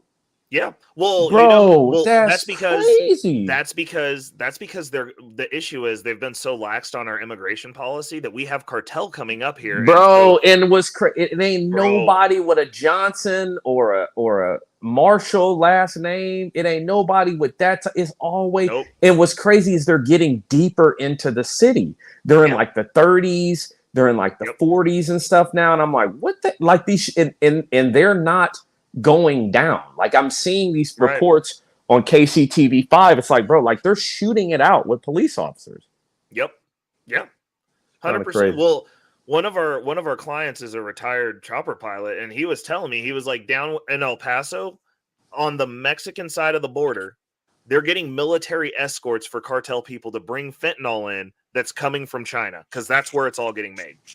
Yeah, bro. It's Like, America. it's America's got to so do bad, something, and bro. people don't get it. Like, we're sitting here arguing, like you were saying, the whole this pro-black argument and stuff. I'm like, bro, like, we are getting set up for the biggest okie-doke ever. Like, Bro, people I don't get tell it. you that I'm telling you, when I drive through like the east side of Kansas City, right? When I drive to see relatives or whatever, I really want the death penalty for drug dealers, bro. Like, because Facts. when I look at, like, when you drive to some parts in the city, stoplights don't work, sidewalks are cracked, like churches, like, bro, Kansas City schools, bro, like, how many high schools are just there? Like Southeast. Yeah, Southeast is they a just high exist. school. It's just, bro, there's nothing. I know they turned it into like Ace Prep Academy. Bro, this school has been around forever. And like the churches are falling apart. And it's like, I want somebody. I like I said, Kansas City, bro, the east side reminds me of like East Side High and Lean on Me. And I want Mr. Clark to come in. And bro, Mr. Clark's best line in that movie, I'm gonna end with this, was when he said, he's like, this is not a democracy, this is a dictatorship. He's like, we're in a state of emergency and my word is law. And I just, that always stuck with me. It's like, bro, you can't have the luxury of having people decide when things are so messed up. Yeah, you don't have an opinion anymore. You let it get to this, like, your opinion's gone. Yeah, true. Yeah. So, well, all right, bro, I'm gonna holler at you later, bro. Bet, dude. Shoot me an email. Like, keep in touch, bro. I got you, bro. I'll be on there. I know. Occasionally you come to Bean stuff. I just think the only person you got to rock with is Angry Man, bro. Like, I just think Angry Man's the guy, bro. Like, Angry Man is doing all the right things. I'm glad to see him do well. And like, if he going on the other panels and people throwing him off, like I'm getting thrown off, it's like I don't even be going on a lot of panels like that anymore because it's dumb. It's just dumb. Like Fight Club, like I'm gonna come up here and say something for you to pay money to get me thrown off, so I can make you more money. Like, right. So yeah. Well, all right, bro. I'm gonna holler at no. I mean, I'd hope that you'd like come around and rock with us because, like, I like having these conversations because, nah, like, bro. even if I don't agree, Beans had a great one the other day, bro. Beans, like the one with the fake gangster skateboarder from Oklahoma or whatever. Bro, that was so funny. I was like, this dude done drag you so far away from your square, you're never getting back. Yeah, bro. Never going back. Like, bro. And actually, the white dude, he was making some good points about the law and like libertarianism, and I don't know if he's a libertarian. He sounded like he just didn't want the state, and he's making some decent points. Well, for me, it was like, how did we get there? But well, all right, bro. I'm gonna holler at you. I'm gonna watch this episode of Beef. I don't know if you. Oh, bro. Speaking of kids wilding out, did you see that shit at Worlds of Fun like 2 weeks ago? No, they're like 100. No, like 100 kids, bro. 100 kids at like Worlds of Fun just out there tripping. So it was like crazy news. But well, all right, man. I'm gonna talk to you later, bro. All right, bet. Holler. All right, everybody. I'm going to give shout outs to everybody who came through and hung out tonight. Sorry for y'all having to hear me, Patriarchy, and Casey Mo talk about barbecue in Kansas City, but that's what Kansas City people do when we run into each other. We talk about barbecue in Kansas City. This was such a good show, though. This is really good conversations. I know it got a little bit hectic. Beans came in and reeled it in, got my ass a little bit, so I'll be better next time. Every time he gives me a critique, I try to improve. I hope that I've been consistently improving for you guys. But shout outs. Sugar Bum was in the house tonight. One of my personal trolls. Thank you for stopping through, Sugar Bum. I hope you enjoyed it. Black God Monolith was in the house. B-Rad was in the house. He was definitely on these ladies' necks and not believing anything. The Raven rolled through. Decent guy. I actually enjoyed him. He took some negative feedback really well over on another panel. So I respect him. Man to man, we got that mutual respect, which is what all men should have. Mutual respect for your brothers. Who else was in here? I mean, Jesus, you guys was going hard in the chat. The Red Illusion was in the chat, kicking it. Mr. Youngblood City, obviously.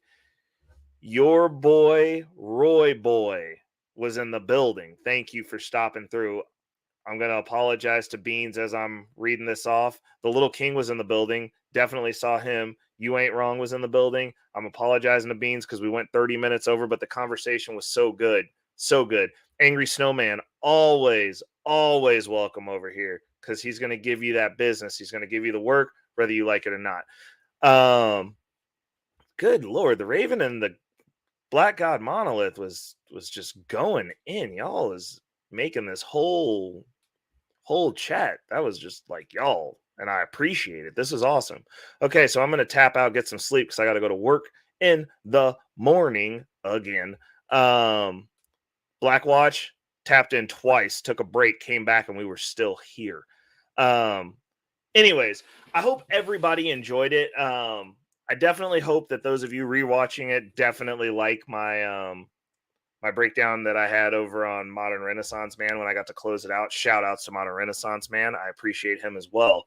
Really good dude. But we're going to try and start having some more constructive conversations and hopefully throwing out some solutions and a little bit more game. I think if I try to stay focused on solutions, I'll be given a little bit more game because there was definitely some financial game to be had. Definitely going to continue having these conversations. I would like it if we could help as many people as possible that are rocking out with us. So, as always, it's your boy Reckless Rated Arrow. And until next Thursday, thank you for tapping in to Guns and Butter. And we'll see you then. Don't fumble the bag this weekend, people. Peace.